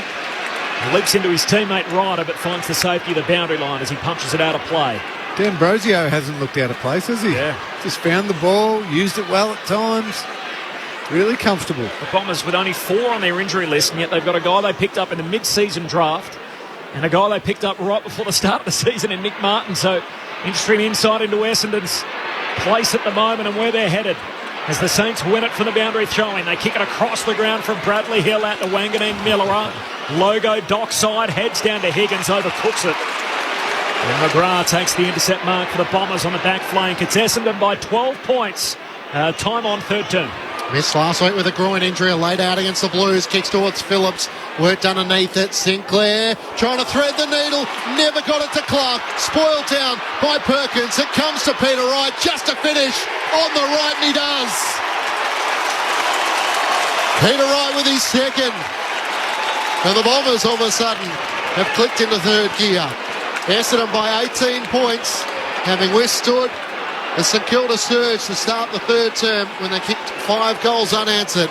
Essendon by 18 points, 10-10-70 to the Saints, 8-4-52. 24 gone third term. That's how they built the lead in the first place, wasn't it? Yep. Remember the effort of Archie Perkins there to just get across and get that hand on the footy. Terrific finish by Peter Wright, but that's how they built back this lead that had vanished. Yep. But efforts like Perkins did just there. It's been a quarter of 2 halves, really, hasn't it? Because it was 5 goals to 0 at the 15-minute mark, and now Essendon have come out and kicked the last 3 goals, and you're spot on. Those little efforts, a little finger in here, a little finger in there. I've been really impressed with McGrath's game. Yeah. I really have. He's 13 possessions. He's 14 possessions now. His rebound has been fantastic. Dons by 18. Phillips leaps high at the restart, wins the head out. Caldwell, was he taken high by Crouch? No, says the umpire. Ball up again in the middle of Docklands. So Essendon by 28 at half-time, scores level at the 14-minute mark of the third quarter, and now Essendon by 18 again. 25 played in the third from the restart. Redmond, hand pass awaited. Perkins takes on Wanganeen Miller. A hand pass to Ham. High half forward to Merritt. Superb hand pass out in front of Guelphy. Kicks to the top of the goal square. Not a great kick. Bounces off Stringer. Spills to Hobbs. Kick smothered. Still 15 out for the Bombers' goal. Pack forms around Billings, who grabs the footy. Umpire says, I'll have it. Ball up 15 metres out from the Bombers' goal. Dons by 18. There's that chaos ball again. Yeah. It wasn't a great kick in there by Guelphy, I think it was. But something normally happens, and it nearly did then with Hobbs. Ryder wins down the tap against Draper towards Billings, boundary side. Gets the hand pass to Howard. High ball to half back. Laverty in front of Marshall. He didn't take the mark, but he gets a free kick for a hold. And is he within range? He's right on 50. Rowan Marshall on the mark. Where's Stringer? No, he's in the goal square. Love him to wrap around here and go bang from 55. Jayden Laverty was a forward a long time ago. Veers out to the right, sends it towards the teeth of goal. Peter Wright had to spoil against Paddy Ryder. Gathered by Stringer, got the hand pass from Durham, and Jake kicks a second. He's come to life in this third term, and so has the Bombers. Ben Rutten spoke during the week about trying to get the best out of Jake Stringer. Well, we've seen the best of the Bombers tonight. They're out by 24 points, 11-10-76 to the Saints, 8-4-52. A game of runs at the moment. First 5 goals to the Saints, next 4 to the Bombers. Who called it? Someone said, was it Lingy or was it Clinchy? Someone said Stringer can kick 3 in this quarter and absolutely tear the game apart. I think that was Ling. Yeah, 3 I thought votes. it might have been Lingy. He's read it well. I probably gave him a clip first to say he's been that bad in the first half, but somehow he has to actually find a way to get back into the game, and he's just an enigma sometimes with the way he plays. He only needs 3 or 4 moments. He does, and he can have an impact. Because he was woeful in the first half, but now he could win the match. Dons by 4 goals. Phillips wins the hit out. Caldwell hand pass, got it out to the outer edge of the stoppage to Perkins, who then kicks across the ground, bouncing footy in front of Durham. He collects, kicks off his left boot to centre half forward. Up strong, Hobbs takes the mark. Still inside the centre square.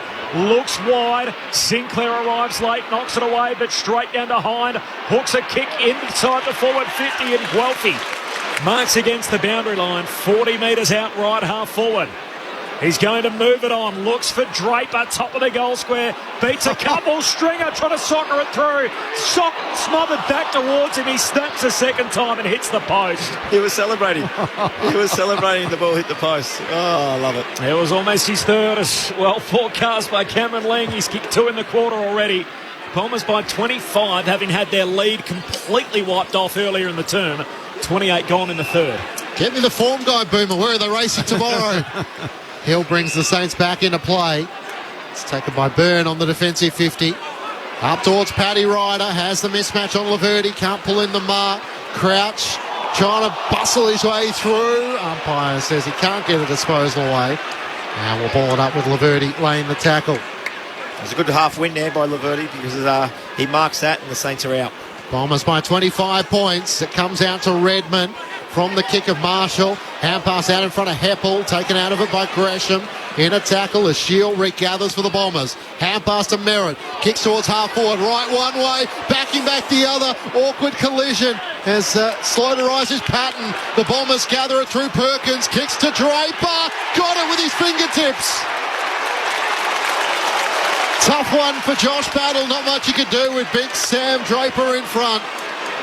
And a chance to go back and all of a sudden make it a 31-point lead for the Dons. Well, we saw again Peter Wright contest. Great contest. Unfortunately, Patton came off worse for wear, but that's what the key forward's got to do. Bring it to ground. And the evolution, too, of Sam Draper in the last couple of weeks. The ability to go forward and hit the scoreboard. A nice contested mark there. Just got to finish it now. Kicked to career best 2 goals against the Blues last week. For 2 tonight, Sam Draper comes in and steers it straight through the middle. And they're coming from everywhere to celebrate with the former goalie, who has an unorthodox kicking method, but was able to steer it through. And the Bombers all of a sudden have kicked 5 on the trot to match the Saints 5 to start the third term. And we're almost back where we started. In fact, Essendon lead by 31 points. It couldn't be any more two halves of this quarter. It literally could have had the 14-minute mark. Higgins kicks the Saints' 5th goal, and in the space of 15 minutes, Essendon have kicked 5. I feel like it's a competition at the moment for these two teams. Who can torment their fans more? The most. Just make them really sweat and squirm and worry. Hey, they got not a mismatch, but Draper there. We spoke about this in Kilda height in the forward line. The Essendon height there with 2 metre Peter and Draper's really worried the Saints. A new game high for the Bombers, a new season high. They're up by 31 points. Saints got it out of the middle, but it spills to Nick Martin, who jams a kick inside 50. Stringer competes, no mark, falls to Hobbs. Hand pass under pressure to Merritt. They're queuing up inside 50. Gets it to Hand. Away to Stringer. A hurried snap. We wanted it. Shakes it. We need another goal. Hit the fat part of the footy and kicks it out on the full. He's definitely entertaining. He's been central to this Essendon run here. He's had 8 disposals in the quarter, 5 contested, 3 score involvements, and now that one out on the full for 2 goals won. The Bombers by 31. I don't reckon he'd had 3 touches in the first half. Sinclair long out of defence towards Ryder. Laverty spoils it down. Jones was pushed in the back. And at half-time, Cameron Ling said Jake Stringer had to lift, and he'll probably come out and kick 3 in the third. Well, he's had his chances. I think the word I might have used was he was terrible.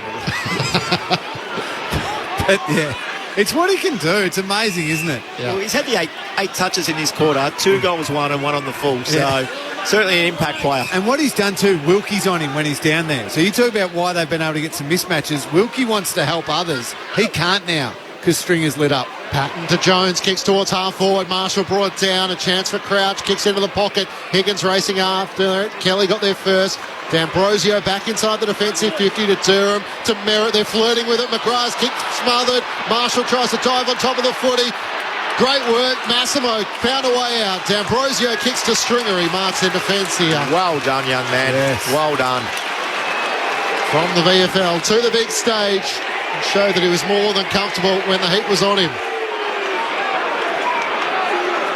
Here's Stringer in the defensive 50, kicks for Perkins, who marks the second-year Bomber on the defensive side of the wing, Archie Perkins. You have to trust your teammates when you're sitting under the footy like that. Well, they've got you back. Perkins made his debut the last time these teams met as Draper. Geez, doing it all, Sammy, up on the shoulders of Dougal Howard. With a sensational one-on-one mark on the wing. Kicks to the hot spot. They come from all directions. Spills down to Hobbs. Hand pass to Guelphy. Another one coming up. Guelphy bends it through. The Bombers are red hot in their third. And amazing to think that Essendon are winning this quarter after conceding 5 goals in the first 14 minutes to start. They rattled off the next 6. Unbroken. Essendon 13-11-89, St Kilda 8-4-52. The Bombers by 37 points. At one stage, it was 5-12 inside 50s. 5 to 10 inside 50s St Kilda's way. It's now 12-16 inside 50s for the quarter. Wow. Essendon's way. Haven't they got this game back on their terms? It was 10 goals to half-time. Essendon kicked 7, Saints kicked 3. Saints then kicked 5 goals in the first 13 minutes, only for Essendon to kick the next 6. 11 goals in this quarter. High scoring footy under the roof in this third term. And I think both supporters groups would be pretty happy, but those that are wearing the sash would have enjoyed the ride a little bit more. 13-11-89 to the Saints 8-4-52. Just quickly through the goal kickers, and then we'll head down to Hodgie. 2 to Peter Wright, 2 to Stringer, 2 to Guelphy. Individuals to Draper, Perkins and Durham. I don't think I mentioned Harry Jones at 2 as well, and Nick Martin, the other individual goal scorer. Meanwhile, for the Saints, 2 to Billings, and individuals to Gresham, King, Ryder, Marshall, Long and Higgins. Tim Hodges on the boundary. A bit of carnage down here late for Essendon. I've just been watching Dyson Heppel. I reckon he might have snapped the top of one of his right fingers. He's he was trying to convince the doctors that he was fine and just strap it up, and he is back out there at the three-quarter time huddle. So, it's a right finger on his right hand, obviously. And Jai Caldwell is the other problem for Essendon. He went down to the rooms. It's either a right arm or shoulder or wrist that he was favouring and came off, and the doctors took him straight down to the room. So we'll keep an eye on Caldwell. James Stewart, still the unused medical sub, who was out there actually doing a full warm-up as we speak. I just wanted to run, if we've got time, guys, just run a story past you. I was in the rooms last Friday night in the Essendon losers' rooms. We were waiting for Andrew Phillips to come over and speak to us. Beside me was the coach, Ben Rutten, and his two boys came into the rooms, and Rutten was drained and fatigued after another long, difficult night at the office and another loss as the head coach. And his youngest of his two boys was crying, and just, what these clubs and the coaches go through, like what a win would mean tonight, not only for the club and for the players and the supporters, but also the families, and I'm sure Lingy and Boomer can probably tell us more about that. But it was just, honestly, it was heartbreaking being in the rooms watching Ben Rutten, then seeing his boys come in and the youngest boy crying. It was just difficult to watch. So, it would mean so much for so many people if the Bombers could get up tonight. Absolutely, it would. The families feel every bit of everything. I mean, I've never been a senior coach. I don't want to be because of that impact, but they would sense their dad getting home and upset and the burden and everything like that. They'd be feeling every bit of it. So, no, it would be big for the Rutten family, but all Bombers supporters at the moment. An extraordinary third quarter. St Kilda wiped off a 28-point deficit within 14 minutes, and then the Bombers, having seen their lead completely evaporate, kicked the last 6 of the term, and now Essendon lead by 37 points. They have not led a game by 37 points all season, and they lead St Kilda, who are playing for a spot in the top 4 tonight as we turn for home. On ABC Radio, ABC News Radio and Sport Digital, this is Grandstand AFL. Did you know that ABC Listen has a little sibling? Hi. The ABC Kids Listen app, with music to move and podcasts to play. ABC Kids Listen stimulates curiosity, fires imaginations, and fosters good listening skills. Wow! That's a funny noise. Discover a world of entertainment that will spark creativity in the minds of your little ones and get them up and moving. Download ABC Kids Listen today, free from your app store. The 2022 AFL Premiership season. Grandstand AFL. On ABC Radio and ABC Sport Digital. To try and kickstart the response, Rowan Marshall comes in, leans back on it. Beautiful kick. Sails straight through the middle. So Ryder from just inside the 50. Superb drop puck. Saints have 2 in quick succession to start the third. The hand pass comes to Brad Crouch of the Saints, to Membry, back to Butler, chips it inside 50, long back with the flight. He can run into the open goal mouth, open up the angle, snap through the goal. It's 3 on the trot. Long drop punt out to half back, and Billings just moves Perkins' hand aside and takes the intercept mark. And now Guelphy's in the protected area. Wow. Billings is going to 10 metres out. Billings puts it up into the top tank. 4 in a row for St Kilda to start the third. Jack Higgins on the set shot, moves in, got it. And just like that, in less than 14 minutes, the Bombers' lead is gone. 7 disposals and a behind for Jake Stringer. He veers out to the right, strikes it pretty good. He knows it's going straight through. Draper hand pass to Merritt, gives it back to Draper.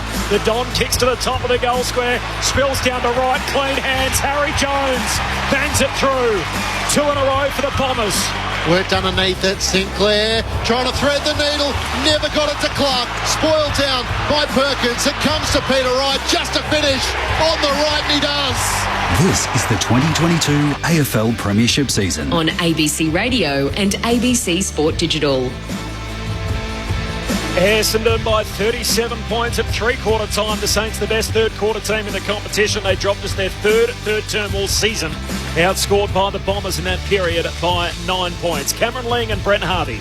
Well, it's hard to put a finger on exactly what happened in that quarter, other than to say the Saints came out really fired up and were sharp early and got it forward, and some of their key forwards looked dangerous again, and it looked like they completely swung it, and okay, here we go. Away they go. Essendon are going to drop their bundle.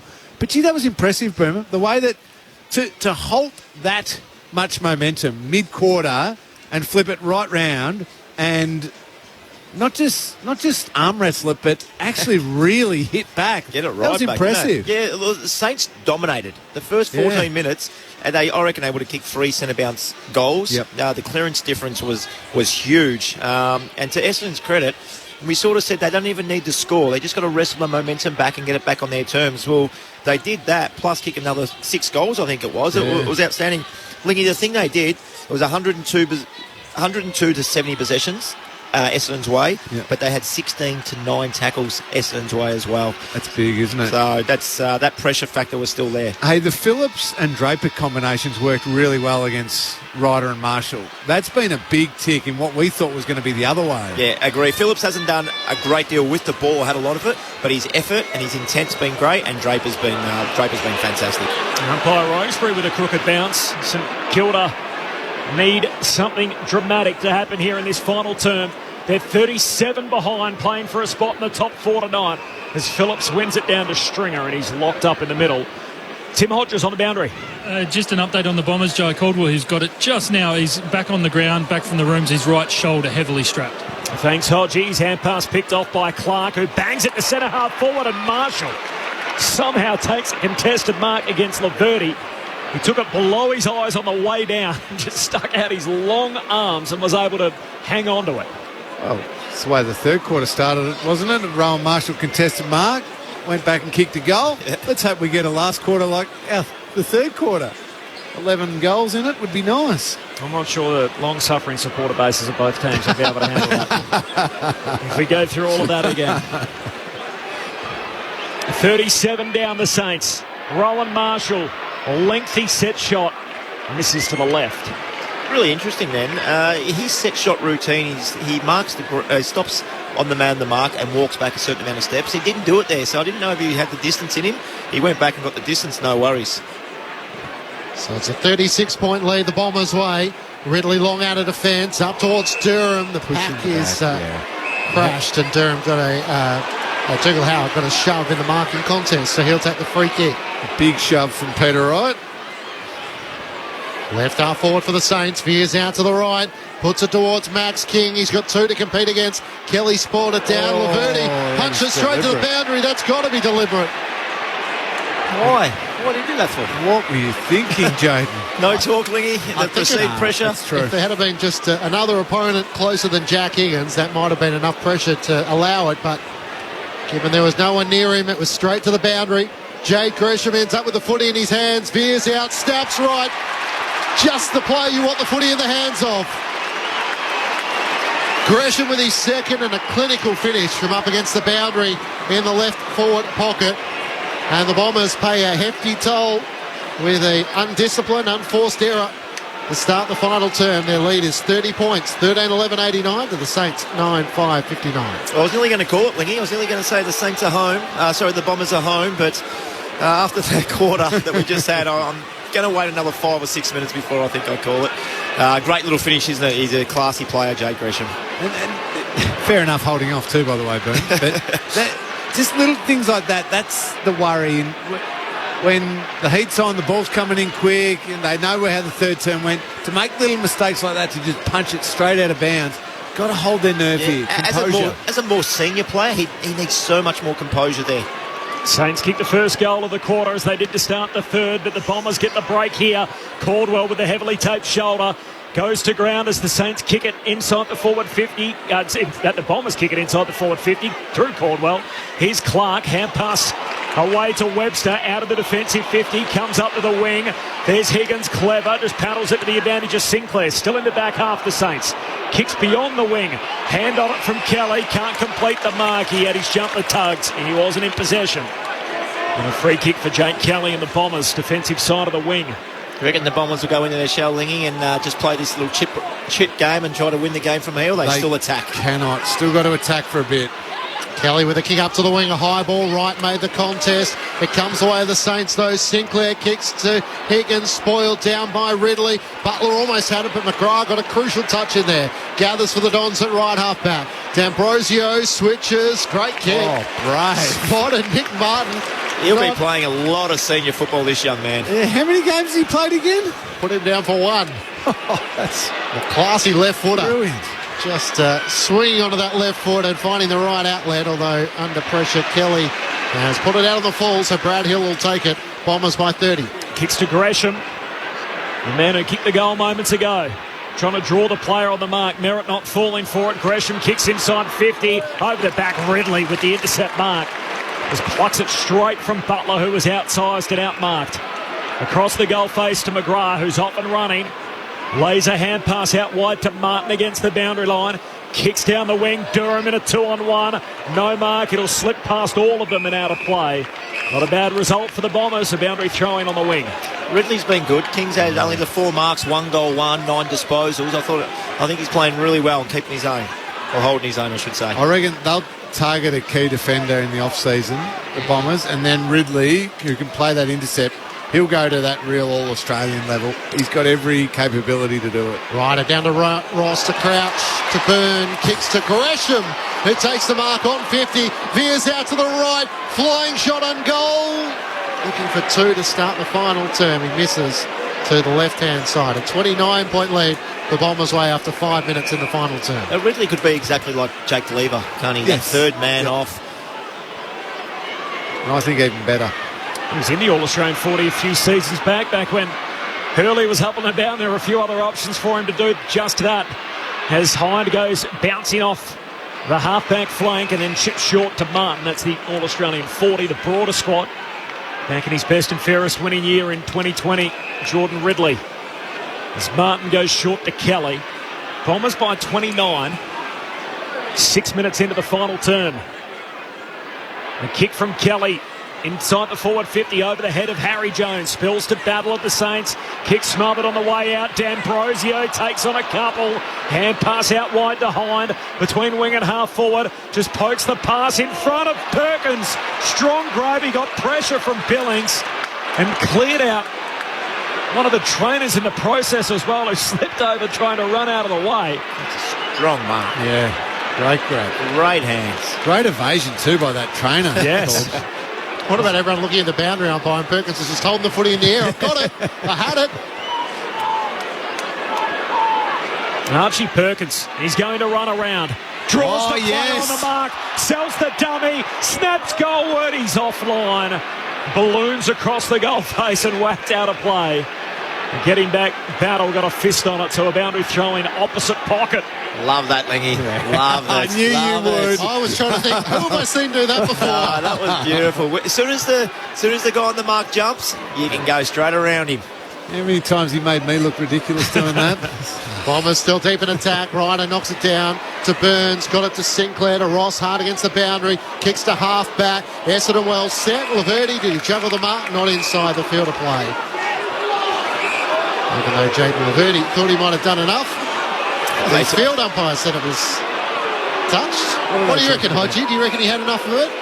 Yeah, I'm right on the boundary line. I reckon he marked that. And although he did give the ball back, you can't really argue anymore, can you? So I think, that was a full mark. Tim Hodges on the boundary. Matt Clinch calling, Middlemass calling the action. Cameron Ling and Brent Harvey with you. Essendon by 29 points. Phillips knocks it to the front. Sinclair over the footy for the Saints. Ryder with a little toe poke. Out in front of Redmond and Gresham. Picked up by Zach Jones. Spirals the ball to a vacant 50. The foot race is on. Laverty should get back there with Kelly. Kelly gathers. Hand pass to Laverty. Back up to the Dogs wing. Phillips gets a fly at it. He takes the mark in a 2-on-1. He's just kept competing all night. Bermy, you've mentioned it a number of times. Draper's the better ruckman, better forward, but when you've got Phillips who can spend big minutes in there and compete, it's terrific. Phillips long down the line, and Howard takes the intercept mark for the Saints, half back. Essendon by 29, 9 played final term. Howard hits up Wanganeen Millera in front of the Bombers bench. He heads down to a contest at half forward. Membry trying to hold out Kelly unsuccessfully. Now Kelly grabs the 40, tackled by Membry. Dropped the ball, and the ump says he was helped without it. Gee, a lucky call for the Bombers. Hand pass to McGrath on the back flank. Looks to move it into the middle of the ground. His long kick is a good option as Hobbs takes the mark, looks up to half forward. Jones on a long lead. He'll mark on his chest in front of Battle. Out at left half forward. Still a good 2 kicks out from goal. Stringer's on the lead. He ignores that. He's going longer and deeper towards Draper. Long in front. Great mark. Important mark. Draper was charging down, wasn't he, Clinchy? He bounces to his feet and wants to try and move it quickly. Works it over the top, and Battle has it on the defensive 50. Now 9.5 played. Final term, Essendon still by 29. The scoring is dried up as Battle goes long down the wing. King outnumbered, and in the end, Ridley happy to knock it out of play. A boundary throw in City wing. I've been really impressed. We've just seen one of the Kelly get the ball. Yep. Most teams want to go down the line and make it a slow play. He handballed the ball straight away and made it live again. We've spoken about it in the second quarter, Lingy. Yep. And then something opens up from it. So I really like the live ball from the Bombers. Draper wins it down. Caldwell took on the tackler, caught holding the ball. Billings takes the advantage, tumbles a kick down to half forward. While Ridley steals it away from Max King, bangs it back in the other direction for the Bombers. Caldwell, hearing the footsteps of Wilkie, still takes the chest mark. Yeah, he's a tough little bugger. He'll just keep going. Sore shoulder, no matter what he's got, he just has a crack. He only knows one way. Of course, hurt that shoulder against the Swans. Missed one game after that heavy collision, but straight back in for the Bombers. Kicks inside the forward 50. They all miss it. The footy bounces on its point, and Clark is then tackled close to the boundary line. A ball up is signalled 40 metres out from the Saints attacking goal. In fact, the Bombers attacking goal.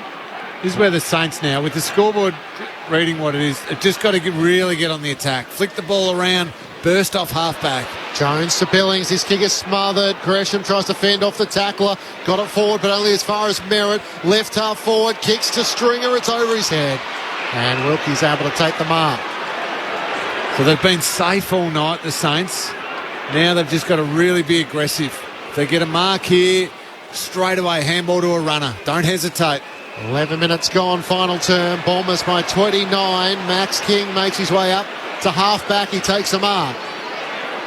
They need that inside 50. Goes short to Gresham on the City wing. He can chip it back to the half-back line, where Hunter Clark has the mark. Now where to? It's all short passing for the Saints. To Webster, not 15. Call to play on. Kicks out to Battle at left half-back. They're trying to stretch Essendon's zone. Works it up the wing. Hill takes the mark. Ham overcommitted. He looks inboard. Wanton Jones missed him. Well, in fact, Jones got caught behind, and Redmond takes the intercepting possession. So this is what's going to happen now. We're going to see some mistakes from St Kilda because they've got to go down swinging. So they've got to take those opportunities. That wasn't a great decision or a great kick, but we're going to see a lot of them. But even the way they transferred out here, there's about 9 kicks that didn't go anywhere. They need to go direct. Yeah, more straight down the middle where you can. The Bombers switch play, so left half back. Kelly takes the mark for Essendon. Hand pass away to Ridley, who runs away from Max King. What a job he's done tonight.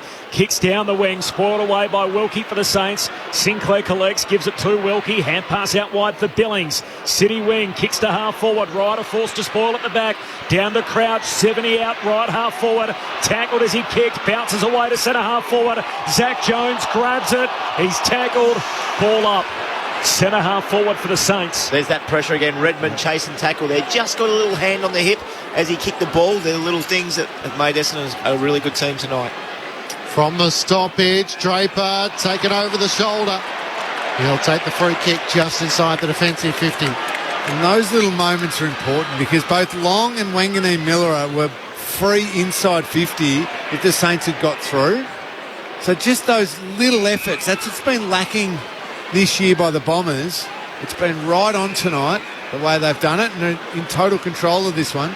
Draper gave it to Redmond, to Laverty in the back pocket, back to Redmond, now to Nick Martin. They find a way out of the defensive 50 through Ridley. Kick down low for Heppel, gathers in front of Billings, links back up with Ridley, works it around the boundary line, but it's too wide for Perkins. And a bit of an unforced error, really. There wasn't a Saint player within 5 metres. Brad Hill goes and retreats the footy. Quick kick to Sinclair and out of Gresham. Gresham goes short himself to the wing for Brad Crouch. Kicks off a single step. Wanted King in a one-on-one. Ridley spoils and the footy comes back to him. Hand pass away to McGrath, to Hobbs. Handball to Merritt. Spins, slips over. got it back to Hobbs, inside the centre square, kicks to Harry Jones, one-on-one with Battle. Battle protects the drop zone, wins the footy. Hand pass under pressure, got it to Ham, though, the Bombers. Hand pass to Caldwell, sweeping Polyfella, hand pass to Perkins. Perkins on the run, kicks, hits the post. Deserved a goal for the play from Caldwell. Bombers by 5 goals, 14 minutes played, final term. Essendon lead the Saints by 30. Interestingly, the Bombers haven't kicked a goal in their last 2 final quarters, nor have their opponents. Obviously, St Kilda and in that run tonight with a goal in this final term to Gresham. How long was that quarter last week against the Blues? 24 minutes. Billings on the wing. Kicks up towards Membry. Juggles the mark.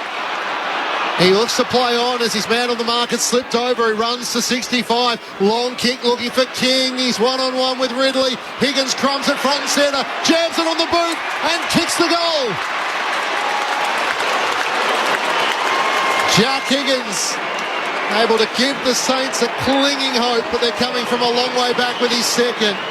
And the Saints had the opening 2 goals in the final term, but it's taken them 15 minutes to do so. Essendon 13-12-90 to the Saints 10-6-66. It's the Bombers by 24 points, 15 minutes gone. And it should be over. It should, just because of the way the game's gone. But I've got this vision of Saints piling on 5 goals to start the third quarter. And unfortunately, I've got the vision of the way Essendon have played for the rest of this year to still think this one's alive. 4 goals in 7 minutes it was to start the third quarter. Yeah. So that would do it. That would do it. So now, what have Essendon found? The way that they've played all night has been first class. Their hardness, their pressure, all the little things they've done exceptionally well. Can they do it now for another 5 minutes? 24 points, Essendon's lead. 9 minutes on the game clock to go. Brad Crouch, hand pass away to Marshall. Some go forward for the Saints. Kicks out to half forward. Heppel tracking the footy. Has a little fumble. Goes to ground. Got it out to Shield. He's tackled straight away. Ball comes out to Ross. Hand pass to Zach Jones. Pokes the pass inside 50. And Gresham marks 30 out directly in front. It's going to end up being a fantastic game for Gresham. Come up for his 28th disposal and third goal if he kicks it. You get to do the votes tonight too, Boomer. Oh, do I? Mick, I handballed him. Mick handballs them to me every single week. I get to do it to you this week. All right, Bombers fans have some fingernails left as Gresham moves in. The Bombers lead is not safe yet. Saints back within 3 goals. 17 played final term. St Kilda to 11-6-72. Essendon 13-12-90. 18 points, Essendon's lead. 17 gone final term. They couldn't, could they? I got that as 2 in 90 seconds. It's that 17 scoring shots to 25. Essendon's, they look all over him in some of the stats. They've out-tackled him 47-37. Inside 50, 52-46. Everything says, and the style of play, everything says Essendon's got to win this game. They couldn't come back the Saints, but they 8 minutes, 3 goals. Absolutely, they can. I think it's a chance now, if they do get to mark the Bombers, just go into some possession mode, not the super defensive pressure possession mode. Still go forward. Control the footy. Just burn a minute or 2 off the clock and just a little bit of momentum if they can control it. Saints at 2 on the trot. Marshall wins down the tap to Crouch, stripped off it. Merritt gathers for the Bombers, kicks inside 50. They've left space for the tall targets, charging out Jones. Couldn't get there. On the bounce, tries to slap it down, then follows up, bounces into Patton. He has the footy stuck to his chest. This is the other thing. Wilkie lays the tackle. That's good. If you can get stoppages inside your forward 50, that's another way. You can reset the ground in your favour. 35 out from the Bombers' goal, and Phillips with an arm around Marshall has given away the free kick. Yeah, the Bombers, you're right, Lingy. The Bombers want repeat stoppages and then set the ground up behind them and get repeat 50s. Bombers still without a goal in this final quarter. As Howard got it from Marshall, then kicks short to Hill, goes long, straight down the pipe, and Redmond, who's been enormous, takes an intercept mark for Essendon. All right, so here's the chance. Here's what we're talking about. Can you get a mark 20 metres or so, either going lateral or forward with the footy? They've got 2 of them now. That's good play. Short to McGrath and then kicks wide for Hobbs. We can just take a little bit of the gas out of the Saints if they can control the footy a little bit, and then the bailout is always long, close to the boundary. Hobbs in front of the benches. She kicks a very high ball to half forward. That's okay. Off the hands of the big man, it's out of play. So a boundary throw in, 60 out from the Bombers' goal. And Essendon by 18 points, 19 gone in the last. And from here, the Saints have just got Sinclair back out in the ground. This position, good chance. Sinclair, Hill, those types of players, just getting on the burst on the end of a little handball receive. Toss back in. Phillips one down the tap against Marshall. Long got a crucial toe poke into it. Billings could have been in the back against Durham. Hand pass out to Merritt. Kicks towards half forward. Cleared Marshall. Peter right after it. Knocks it into the path of Perkins. Runs away from Marshall. Kicks towards Draper. Can he let it sail through? Just left-hand side of the goalpost. And a minor score. 19 points the Bombers lead. Saints wasting no time. Battle to Sinclair. Hand pass back to Battle. He can hand it out to Wilkie, so they're out of the defensive arc. Short kick wanted. Patton missed him. Not a great kick. Stolen by Ham of the Bombers. Hand pass to Merritt. Can put Essendon back inside 50. Nick Martin takes the mark. The first-year Bomber at true centre half forward. That was important. Was that Ham? Yeah, it was. Who came forward at the ball. Yep.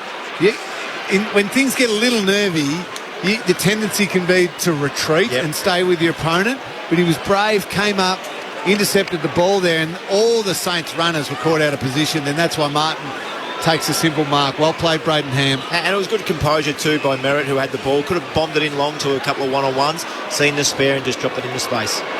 Kick 5 in a losing cause back in round 1. What a debut it was. I would love one of those beautiful drop punts here as Martin's kick fades to the left. Behind Essendon by 20. 21 gone, final turn. Still time for the Saints. Bombers by 20 points. Howard spots Clark, who's just come on from the bench. The kick doesn't get to him, though. Bounces off Durham's chest. Hand pass backwards to Redmond. 70 out from goal. Quick hand pass to Shield. Back to Redmond for Stringer. He marks outside 50. Out to the right. Corbs, you mentioned Redmond. He has been unbelievable tonight. Stringer puts it towards Draper and Peter Wright. Spoiled down. Nick Martin's there. It ricochets off the boot of Billings. Straight to Hobbs. It's touched as he kicks it through. They're not even going to check it. The goal umpire with the call. Hands went straight up. And now maybe they will check it. But obviously the goal umpire's callers are behind.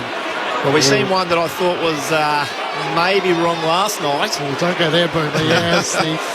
Hey, well, we've got a little bit of break in play. Did anyone see the 50-metre penalty that Grimes got last night? He was on the far wing. He walked backwards with his back to the player. He couldn't throw it to him because it would have hit him in the back of the head. Yeah, right. And the umpire said too long with the ball and gave Grimes 50. It was very smart and cheeky by Grimes. So we're just having a look at Howard lunging to try and get a finger onto it. I think because the goal umpire called it behind, it's going to be hard to overturn. The fact that it's reviewed is a win for Essendon. Yep. The Saints couldn't go quick. Slow play, absolutely. Behind is given. So it's a 21-point lead, Essendon's way. 22 minutes gone, final turn. Final 5 minutes as Hill thought about going long up the middle and then decided to go short. And Wilkie marks still in the defensive 50. It's got to go. Can't wait. So the kick from Ross goes out wide, wanted Marshall. Marshall can't complete the mark. A hand in there from Laverty and the ball's out of play between the wing and half forward for Essendon. I think Laverty might have got away with one there. After the spoil, just dragged Marshall's hip down, just made sure he kept going. Well disguised in the end, Lingy. Very well disguised. Boundary throw-in. As the two ruckmen out of the way, comes down to Nick Martin of Essendon. Hand pass to Durham, gives it to Merritt, kicks to half forward, wanted Shield, caught at the back. Hill tackled without it. Oh, drop in the 40, free kick Essendon.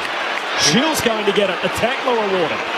Zero prior opportunity to Brad Hill. He's called he's having a shot. Well, he'll be kicking from 65. He kicked an absolute bomb last week against Carlton. So go to the top of the square, surely. Yeah. This is a little further out even for him. 55 metres. He's just going to lay it up, looking for Stringer in the pocket. Sinclair awake to it, drops back to take the intercept mark. He goes short to Ross out at half back. So they're the little things, Lingy. He kicks that. We all know that's not going for goal. Essendon need to be on the same page. He kicks to a 2-on-1, they get outmarked. Yeah. Seb Ross threads the needle through the middle of the crowd, found Membry, half past to Crouch, has to kick laterally to the City wing. Marshall had it spoiled away from him. Redmond puts on the block against Laverty. It's socket forward for the Saints. Getting back though, good work from Hine. 1-2 with Kelly, kicks down the wing, and Caldwell takes the mark. Time starting to become an issue now for the Saints.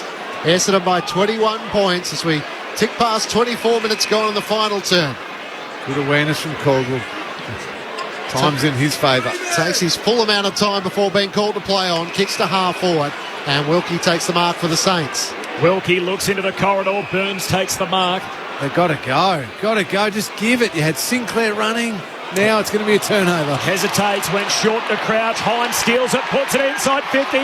Stringer backpedaling, can't mark. Falls down in front of Clark. Clark trying to jump on top of the footy. Clever Hill just sockers it out to his teammates' advantage. Another pack forms. Martin extracts it. Hand pass away to Hobbs, who snaps goalward. Misses. In the end, lucky to get it behind. But time keeps running away on the Saints. 22 points, the Bombers lead. Howard with the kick in, he's turned it straight over. You heard the applause from the Essendon fans. And Nick Hine takes the intercepting mark just inside 50, directly in front. He read that one like a book then, Hine. He came from the middle of the ground. He knew exactly where that kick out was going to. He's been very good all night, Hine. Started them with some of the run and dare. Even when he got caught, he kept trying to take the game on. Early on in this game, set his team up well. It's be a nice way to finish it. Hasn't kicked a goal this season. Nick Hine to close out the night from directly in front. He misses to the left-hand side. They still haven't kicked the goal, So have it's they? up 4 behinds in a row, and they could have absolutely closed the match. 23-point lead. That'll be the third straight week without a goal in the final quarter unless they can get one in these last few minutes. Death by 1,000 cuts at the moment. 13-17 Essendon. St Kilda 11-6. The long taunt from Hill, marked by Harry Jones. Goes to the top of the goal square. Peter Wright. Pack mark. And the man in his 100th game has a chance to go back and try and put through what would be his third goal. Well, this will be 31 shots at goal for the Bombers. That would make Brett Ratton very, very angry, to add on to, of course, the loss. But Peter Wright has been terrific. These Essendon players have been very, very good in big moments. Can he put some icing on the cake? A belated birthday celebration for the Bombers. There it is. In his 100th game, Peter Wright puts it on ice. The Dons by 29 points, 27-minute travel final turn, and Essendon cracked the ton, 14-17, 101 St Kilda. Look away now, 11-6-72. Well, there it is, Lingy. It's going well, the Bombers. It's a good win by the Bombers. This is a bad loss by the Saints. It is, and this is the one that defines seasons. Yeah. Like this is huge now. This is huge, and we'll go through the stats and dissect them all a little bit later on. But overall, the Bombers have been very, very good. They had that 14-minute, 15-minute lapse in the third quarter, and that's it. They've been the best team over 3.5 quarters by far. First win coming up since round 4. Back in the middle, Marshall wins down the tap. In fact, their win was against the Hawks, wasn't it? Here's Stringer, gets the clearance for the Bombers. They might not be done with yet. Gets the hand pass away to Phillips, kicks inside 50. Peter Wright again. Hey, 2-metre Peter. Oh, nice. You get a win on a Friday night and you kick 4 in your 100th game. Head over to Bali, Peter. So Peter Wright with a chance to issue the final rights. Out to the right. Kicking from just outside 50. Starts his approach. Comes in. Hits it pretty sweetly. Through it goes. Peter Wright with his 4th. And the Bombers, they're on the way up. 35-point lead. 15-17, 107. To the Saints, 11-6-72. I'll get him in the boats now, Lingy. 4 snags in your 100th. He's been good. He's completed well. Yeah, I was going to say, and he just is that focal point. And he's allowed Draper at times to come down and play a little cameo and find one. And Jake Stringer to light up a little bit in the third quarter. But he's still been that constant, whether working up to the wings to be a bailout or the ground ball that he handballed to Jones. Yeah, there's little things that he's done throughout the night. No, I think he's been fantastic. What's he got? The 4 goals, 14 possessions. 33,244 in to see it. The Bombers by 35 points as Marshall wins the head out down to Stringer. Links up with Merritt, a hand pass to Redmond, who'll end with the footy. And the Bombers celebrate their 150th year a week late. They stop the Saints' march inside the top 4. The Bombers with the upset of the season. They win by 35. This scramble game are always striving for glory and fame. See the Bombers fly up, up. We are the teams they don't fear.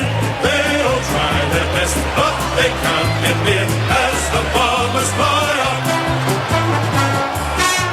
Essendon by 16 points at quarter time. They led by 28 at half time, and the third quarter was just extraordinary.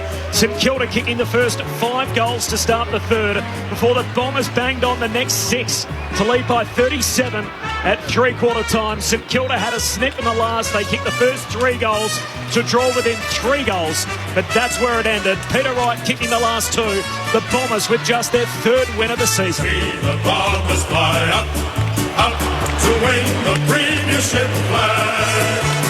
Our boys who play this scramble game are always striving for glory and fame. See the Bombers fly up, up.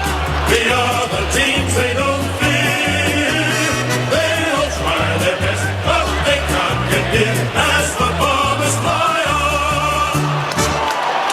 What a result for Essendon. 16th on the table. Under pressure all season. After their finals finish in 2021, they moved to 3-10. And for St Kilda, boy, there's a bit to pull apart in the postscript. They miss a golden opportunity against the lowly Bombers. Had they won tonight, they'd be in the top 4. Instead, they're equal on wins with the 9th-placed Magpies. And they're in a dogfight just to make the top 8 with coach Brett Ratton off contract. And doesn't the narrative just completely change around St Kilda, having now lost 2 on the bounce? The Bombers snap a 4-game losing skid. They win by 35 points Friday night footy at Docklands.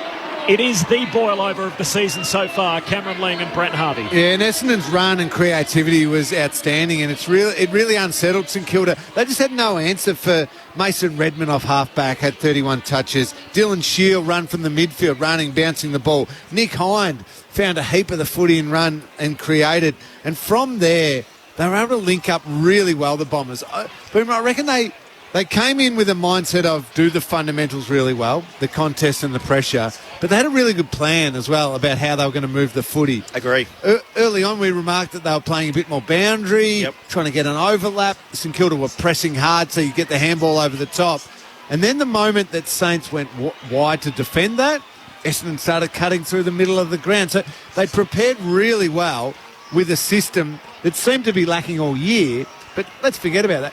Tonight, exceptionally well executed. No, I totally agree, Lingy. I thought they were fantastic tonight. They had a lot of contributors. I looked at the team really quickly as they're sort of still standing out there, and there's not too many guys where I go, oh, he didn't do a great deal. Ham had his little moments where he comes forward and impacts certain plays. And you're right, I think the fundamentals tonight got the job done for the Bombers. The clearance work, the contested football, and then their ball movement. I loved the way they made most of the ball down back live. Yes. Blokes like Kelly gave the ball to the kickers, and then something would open up and happen from there. So I really like that style of play that they made the ball live and just made something happen. Draper and Phillips, excellent in their combination. Draper was able to get forward and kick 2 goals, but Phillips competed all night. Like even little things like Ben Hobbs. He kicked 0 goals 3, so he's probably kicking himself thinking, I could have had a massive night.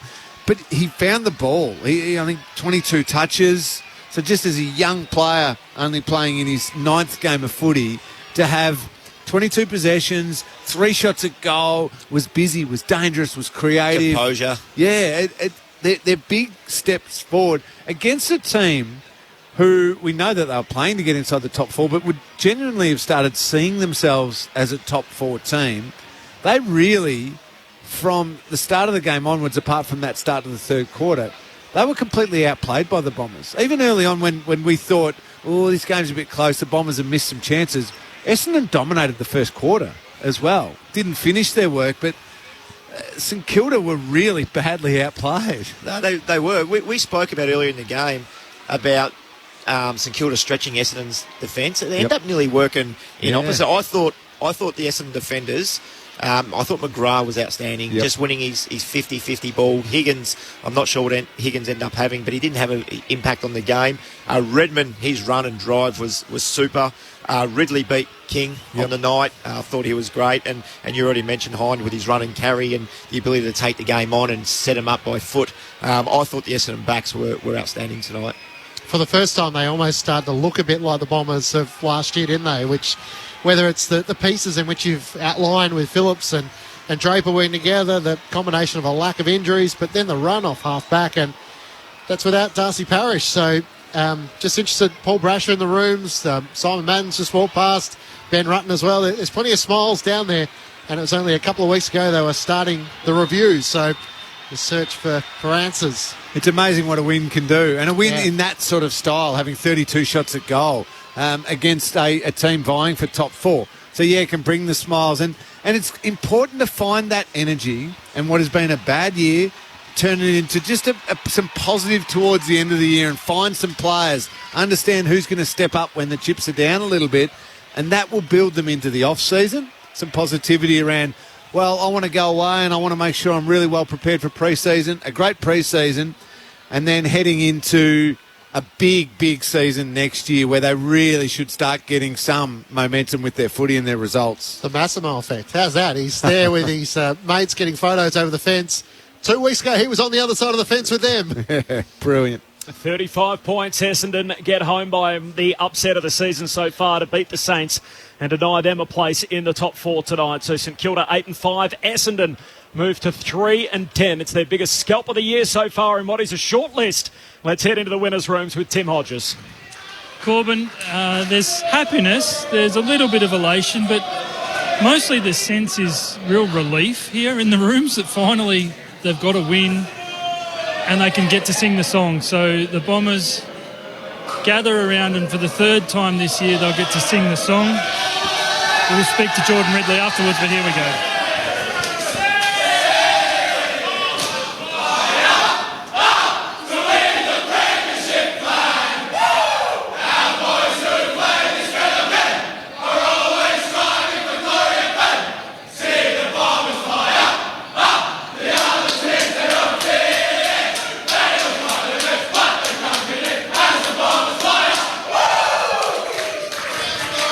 Sam Draper is absolutely the court jester of the Essendon song.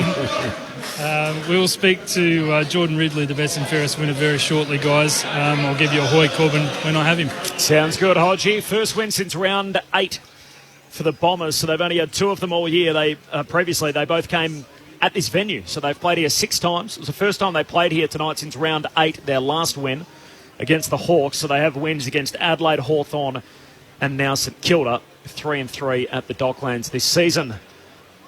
Big win for Essendon, 15-17, 32 scoring shots to St Kilda, 11-6. So 32 scoring shots to 17 in the finish. That's the biggest concern. When you start thinking about the Saints as, could they make top 4? Could they be a premiership contender? To think that they conceded 32 shots at goal to an Essendon team that's really battled to move the ball well this year.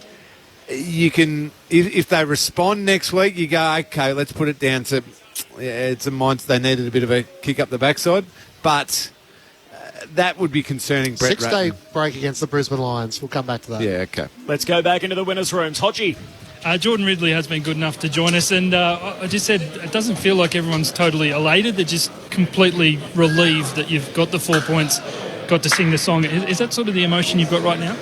I think it's certainly been a disappointing season to date, but to get a result like that off the back of the hard work we've been doing, sort of despite what the results have been throughout the year, is really good, and so really pleased with that. Such a big week for the club, celebrating the 150-year anniversary last Friday. Unfortunately, the performance wasn't so good last Friday night. Saturday night, you had the big function at the casino. Did you sense tonight that you could come out and perform like you did?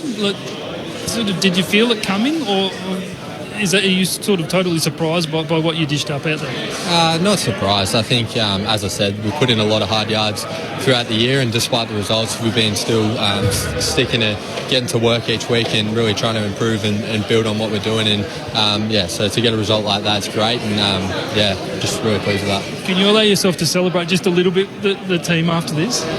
Definitely celebrate for that little bit in change rooms, but then again, it's only one game, and we're still going to look to really try to build the back of that half of the year with this. Great to have Jordan for a couple of minutes. I'll send you upstairs. We've got Brent Harvey and Cameron Ling. But Jordan, congratulations on the win and your own performance. I'm just interested, your approach when you're coming up against a much taller opponent like you're facing tonight with Max King and occasionally even Rowan Marshall. How do you approach playing on a player like that?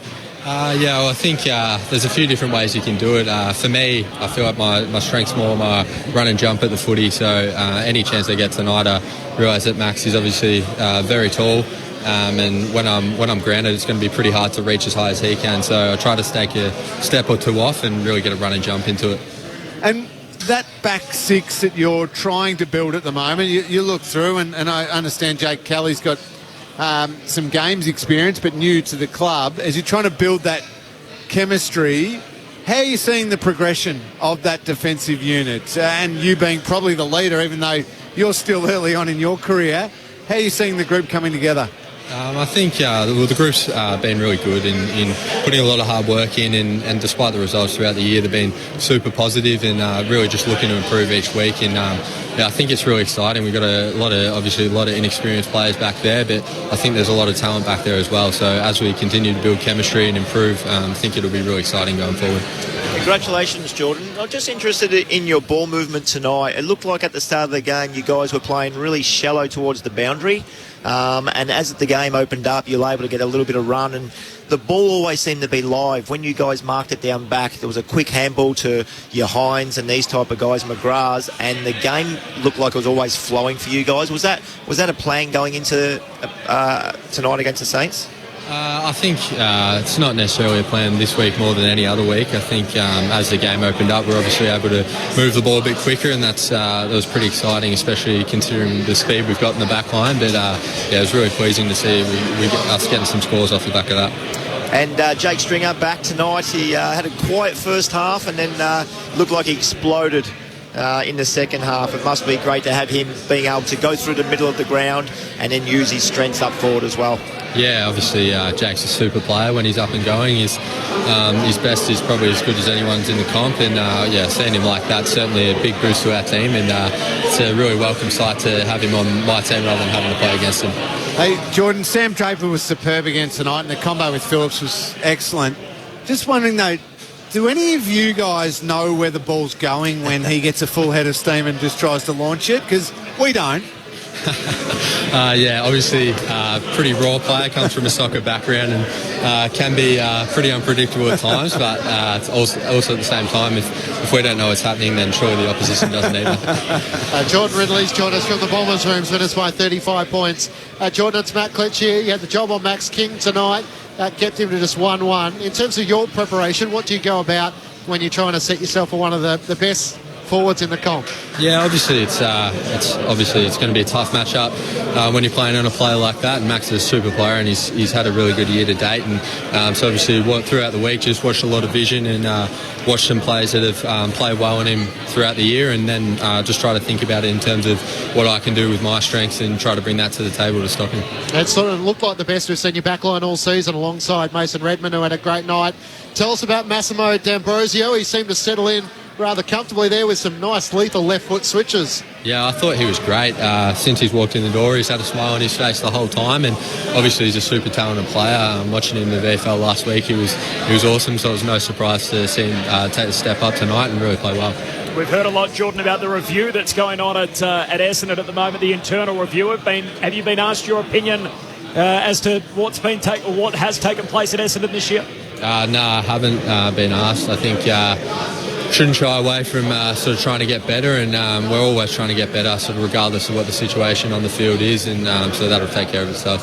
If you were asked, I'm asking you now, I guess, if you're asked your opinion on what you think what's happened in 2022, so at 3-10, how would you sum up the 13 games that you've experienced? I think we've just played some pretty inconsistent footy. I think our pressure and contest has probably been a bit inconsistent, but it's good to see that right up there tonight and a lot better. And a trip over to Perth next week, opportunity to play the Eagles and a chance, I guess, for the group to get on the road.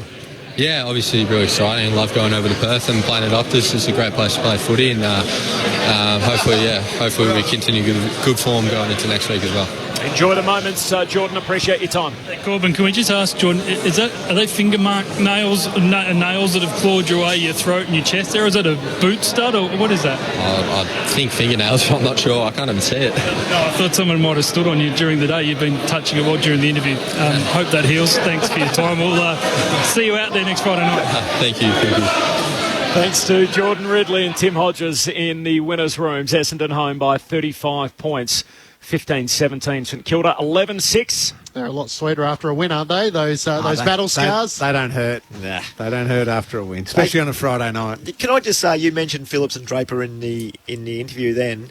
Phillips had 6 possessions and Draper had 8. Combine that, 14 between their two big guys. That's not big numbers, but the impact they had on the game was far greater than the 14 possessions. Yeah, I would have said they'd had probably 14 or 15 each. Yeah, and, that's what it looked like. Yeah. Phillips, he just contested it.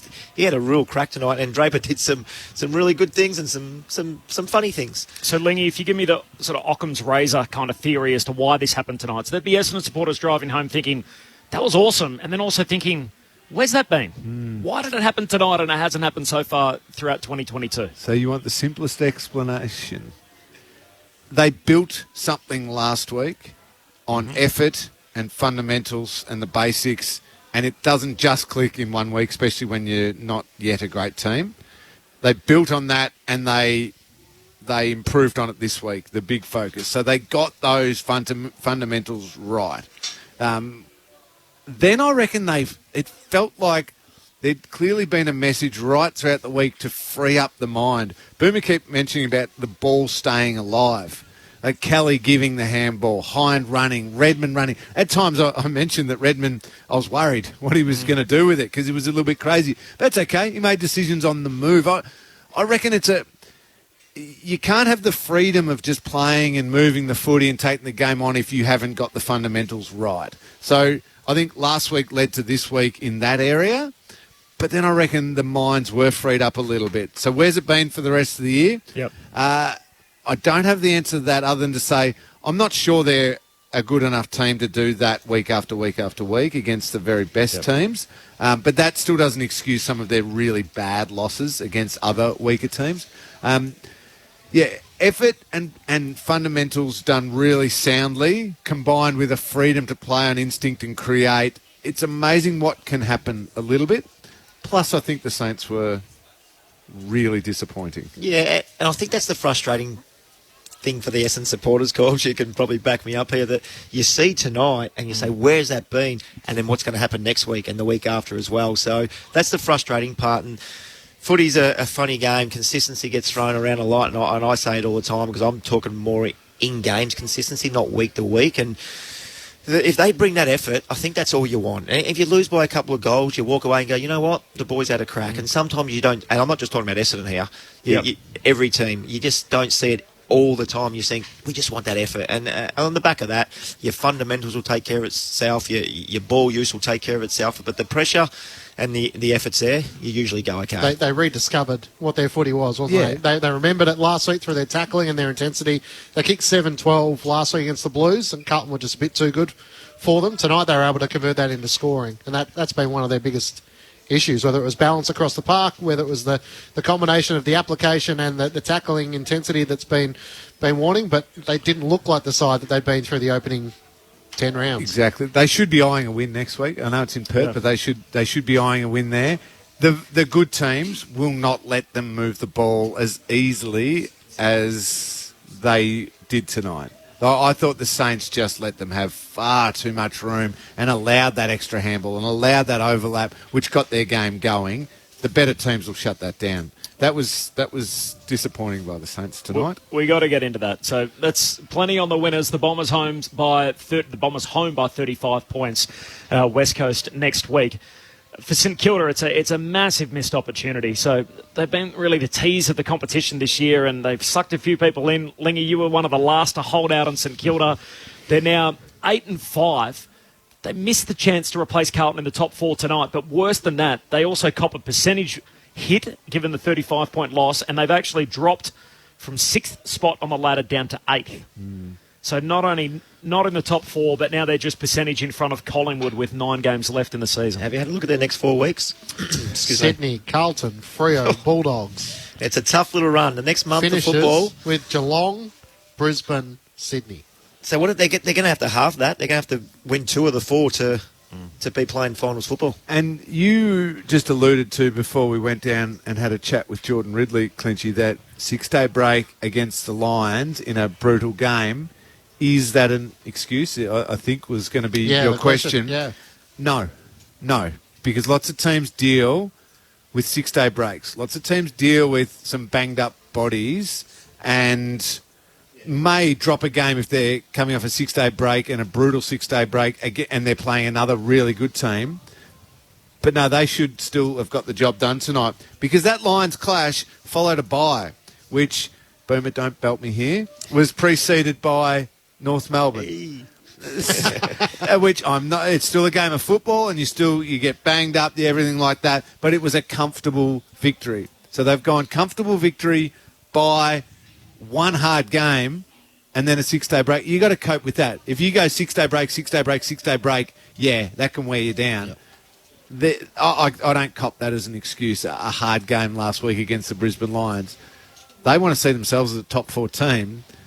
That they got to front up and go, this is a team that's struggling, battling down on confidence. We just go bang, put them away, and then we move on to next week. And then our tough run starts from there. But they blew a chance tonight. Yeah, there's not too many top 4 teams who lose to bottom 3 teams. With all due respect, for as good as the Bombers play tonight, that puts a massive question mark around the Saints' finals credentials. And it's fascinating too, given the fact that Collingwood, who's another team around their station, have a loss to West Coast. So it's kind of these games, I'm sure that those teams will be looking back on towards the end of the season where you think, how on earth do we drop one there? It does make for a fascinating 3 or 4 weeks because trying to work out the teams that are in form versus the teams that are having a little form slump. Good luck with that. It's becoming really hard. You got to remember, the competition is so even, and we know Brisbane and Melbourne. We always talk about the Geelong. We talk about the really good teams, but you take out maybe a couple of teams at the minute. If you're just off and they're right on, it's so even. Well, the Suns are charging now, aren't they? Where 6 weeks ago that might have felt like a bit of an easier win. So they're coming. Melbourne have come back the other way. There was Melbourne, then daylight. Now there's Melbourne with the rest of the other, say, 5 teams in that top 8. Yep. So we've got 3 teams on top with 10 wins. Then Carlton are the only side currently on 9 wins, with Geelong every chance to join them tomorrow playing West Coast. And then at the moment we have 5 teams wrapping around the top 8. So from... Should we be a little bit worried about Richmond? 5th charging? 9th, all on 8 wins.